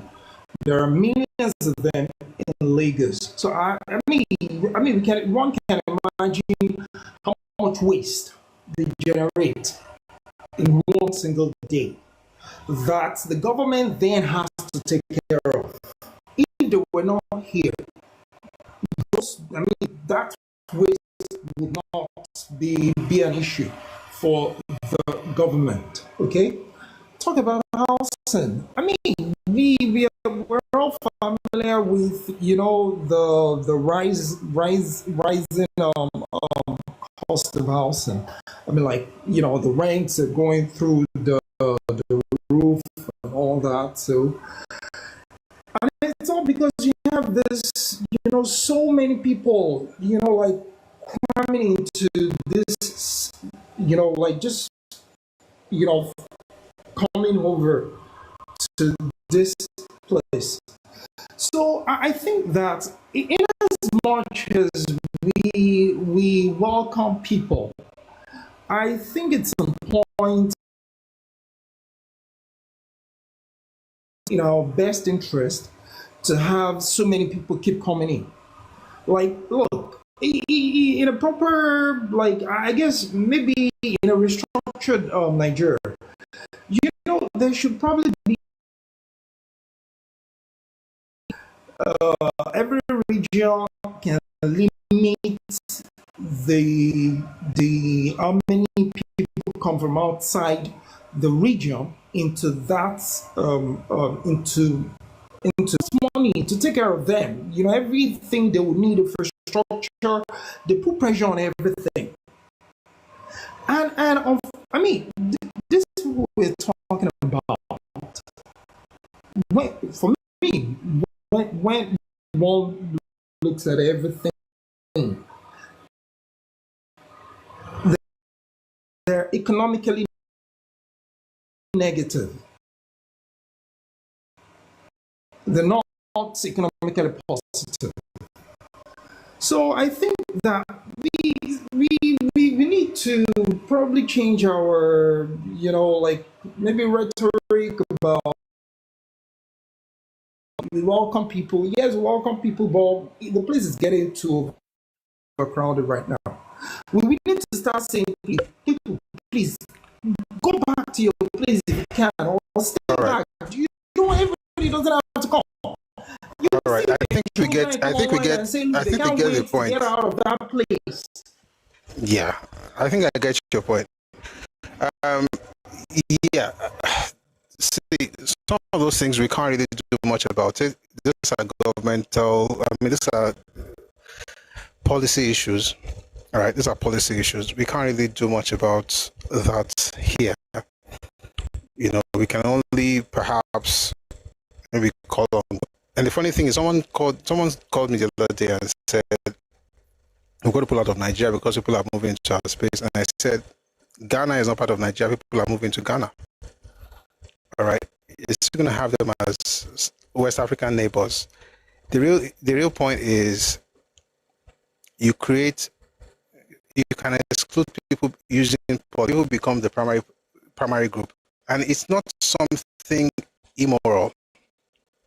And I think, to be honest, the real answer to what you're talking about is something similar to what the governor of Akwa Ibom was hit.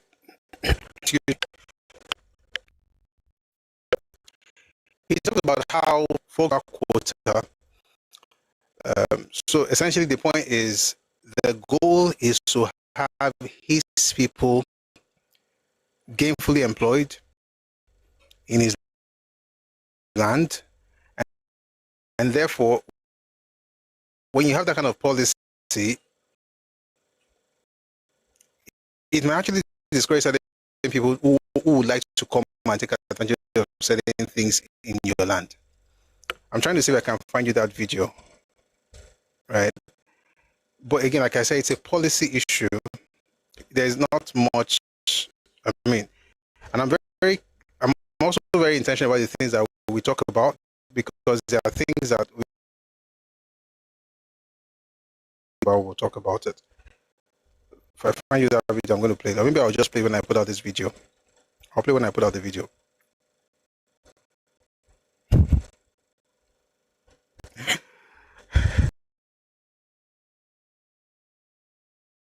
This is that man for now. There's a video, I'll play it when I put out this video, where the governor of Akwa Ibom was talking about, how a certain percentage has to go to their own people, because of course they're trying to take care of their people. And I think if our governors also think that way, they're able to protect our land and our space. And conversation, the talk was long. Well, I was looking forward to it myself, and I'm glad we had that conversation to something else, right? But the thing we discussed today, please, what you can do, all right? Do what you can. Encourage politicians to begin to, see beyond themselves, or just, where they are strongholds. They should understand the fact that the entire space does not mean you hate your neighbors. Protect your space. That's the quote for today. Thank you for that. All right, it's been nice hanging out with you, and I noticed some people want to. So please bear with me. Let's come tomorrow. We'll have more time to contribute. We'll call it a day now. 4 people go. We're going to listen to the Nigerian anthem and the Yoruba anthem. All right. And please enjoy as you listen.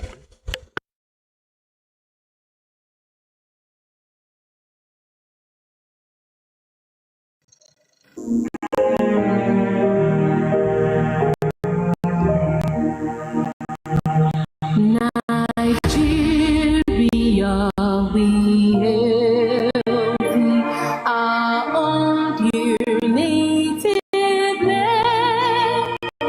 Though tribe and tongue may differ, in brotherhood we stand.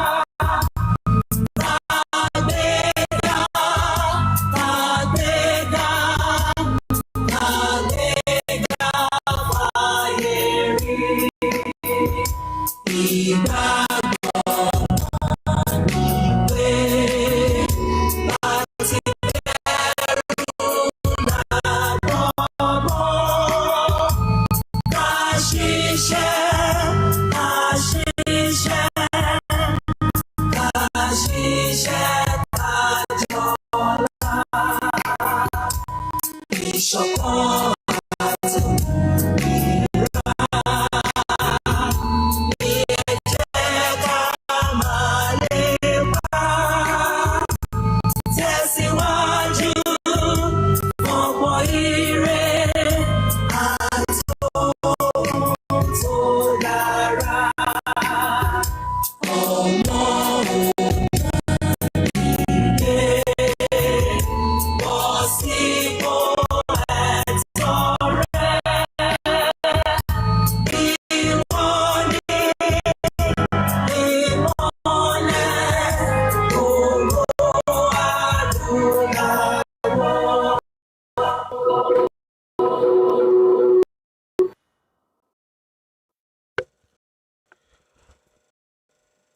ní ìmọ́lẹ̀ ògo adúláwọ̀, ìmọ́lẹ̀ ẹ̀wọ̀ ni wọ́pọ̀ lágbára Ọlọ́run.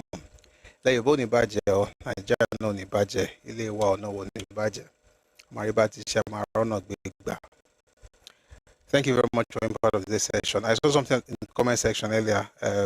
Consider said, I'll let you talk before I speak. You know what? Maybe tomorrow we should even just bring people up and we just chat.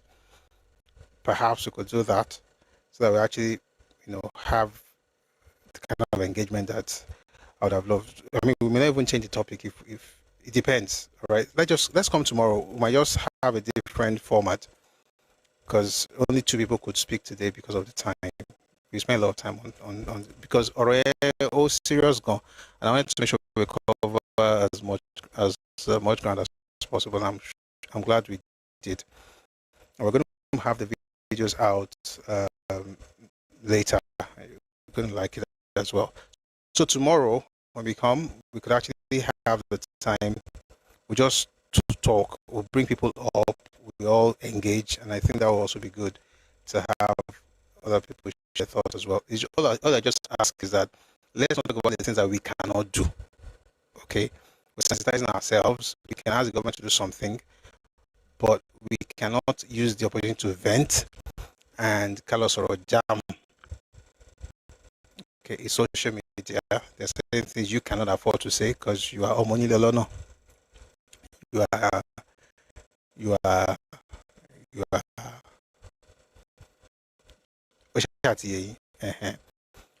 but you can make your point. You can talk about what we can do